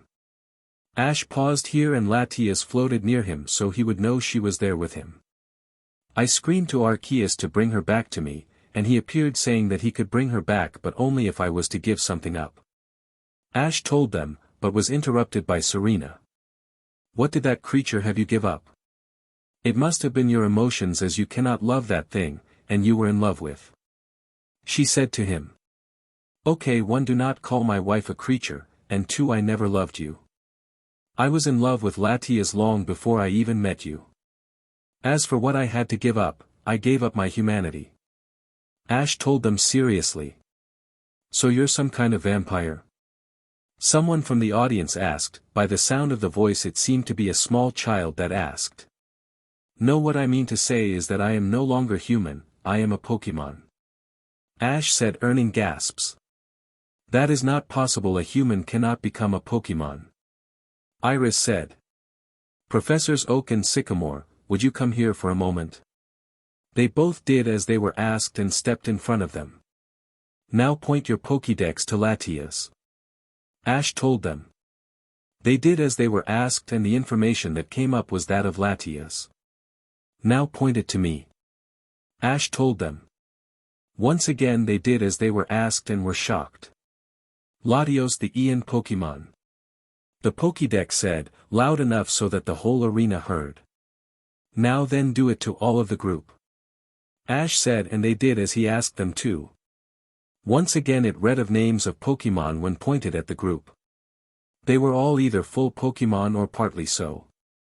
Ash closed his eyes and he glowed, as did the rest of the group he was with. When everyone around them opened their eyes they were shocked. There was a Latios and a Latias, both of whom were surrounded by other Pokemon, and the humans were no longer in sight. Now that you all know the truth, leave us all alone. We want nothing to do with you lot anymore. You have no idea how hard it was not to blast you during this. Bonnie and Max said almost in sync. Wait, there is some other Pokemon who wish to speak with you. Ash said as he let all of the legendary Pokemon out of their ball. The crowd gasped when they saw all of the legendary Pokemon coming from the ball and gathering around the area, but it was the last ball that shocked them the most. From within the ball came Arceus, the king of the Pokemon himself. He chose some select words for the traitors before they all ran away scared beyond belief. Ash and his group never did hear from them again. All of the legendaries returned to their ball, and before anyone knew it, it was time for them to head home. They all knew they had more interesting adventures to do as a family. 5 years later. A lot had happened in the last 5 years. One of the best things was that the group never heard of the traitors again. Misty and the others who had been gym leaders were no longer so. Because of what they all did, researchers won't take any of them on, judges will not allow them into contests or battles, and Nurse Joys won't let any of them in healing. All it took to bring their whole worlds coming down was telling the world the truth of what they had done to him. If Ash was being honest with himself, he did not expect it to be that easy. Latias had given birth. It turned out that Caroline was right and she was pregnant with twins. One was a boy and the other was a girl. Ash and Latias had thought hard on what they would name them, but in the end they had chosen one girl name and one boy name, in case they did end up having two. The boy was named Red Maple, after Ash's father. Ash had dropped the name Red Satoshi year ago after revealing who he really was, but he had not become Ash Ketchum. He kept the name Ash Maple. His wife was called Melody Maple Latias, and all of his children would be named with Maple. Red was the double of his father, from the wild hair to the zigzags on the cheeks, but he did have his mother's amber eyes mixed into the brown, and his hair color was lighter than Ash's, and he had tanned skin like Ash did. He was the perfect combination of the two of them. The girl was the younger of the two, even if it was by just a few moments. They named her Stephanie Maple, and she was the spitting double of her mother, which Ash was very with. She had her amber eyes but with splashes of brown in them, she had no zigzags on the cheeks but she did have quite messy hair, not in the way that wasn't nice but it was messy. Unlike her brother though Stephanie got pale skin, not pale enough to make her look like she was not well but quite a bit paler than her brother, she got this from her mother's chosen human form. Both of the twins were showing their Pokemon sides as well, both showing they were psychic and that they had the powers telepathy as they were able to project their thoughts to their parents even if they didn't know they were doing it. The twins were now 5. Ash and Latias also had another child, a boy that they named Steve Maple.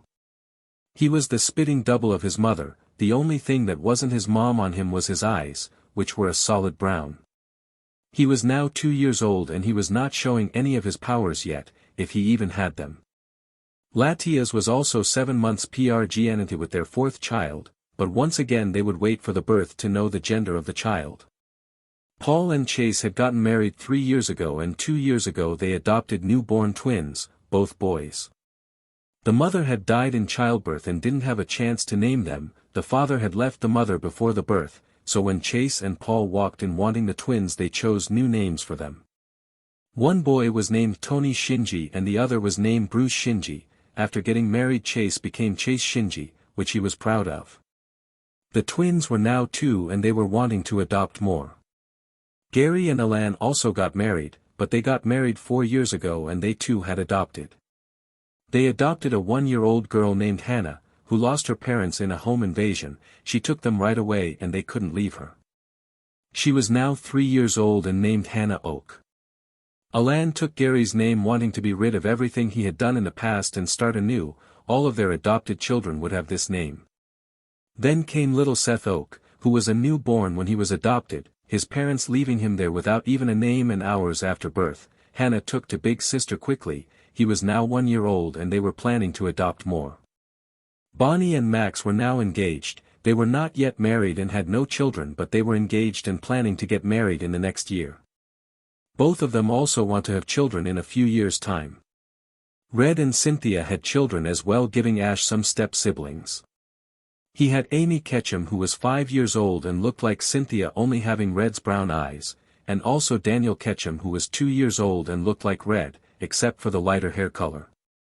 Both of the parents were very young and so they were planning on having more children in the future. Caroline and Norman had 1 child and that was all they were planning on having. They were now in their 40s and they were shocked that they even had another child. It was a little girl who they named Marie Maple and she was now 3 years old. She looked like her mother but she had her father's hair color and dark eyes, thankfully she did not look anything like May once did. She took to Ash and Max quickly calling them her big brothers, and they did everything to protect her.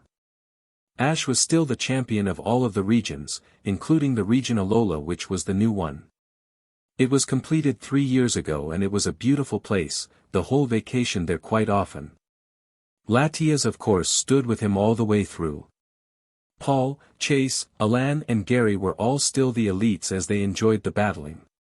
It was very rare that many trainers could get past the elites to face Ash, half the time they were beaten by one of the elites even if one of the 4 was taken down another would defeat the challenger. But if someone was able to get past all 4 they were never able to stand up to Ash, everyone knew that he was going to be a champion for a very long time. Bonnie went into Pokemon styling as well as a Pokemon healer and carer.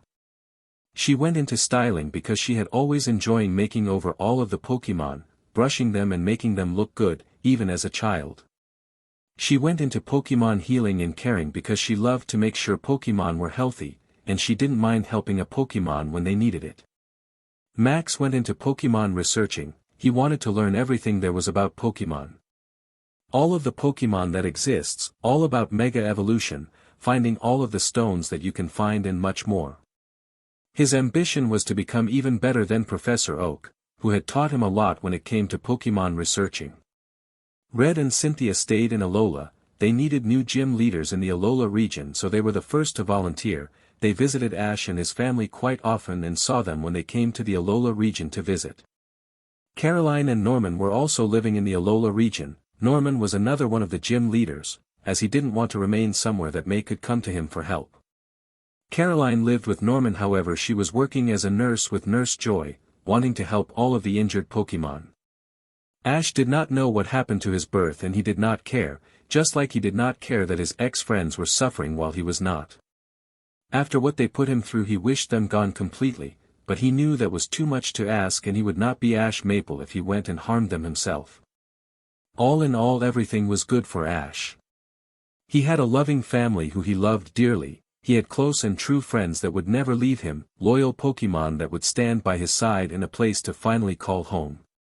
All Ash could think was, he had a new life.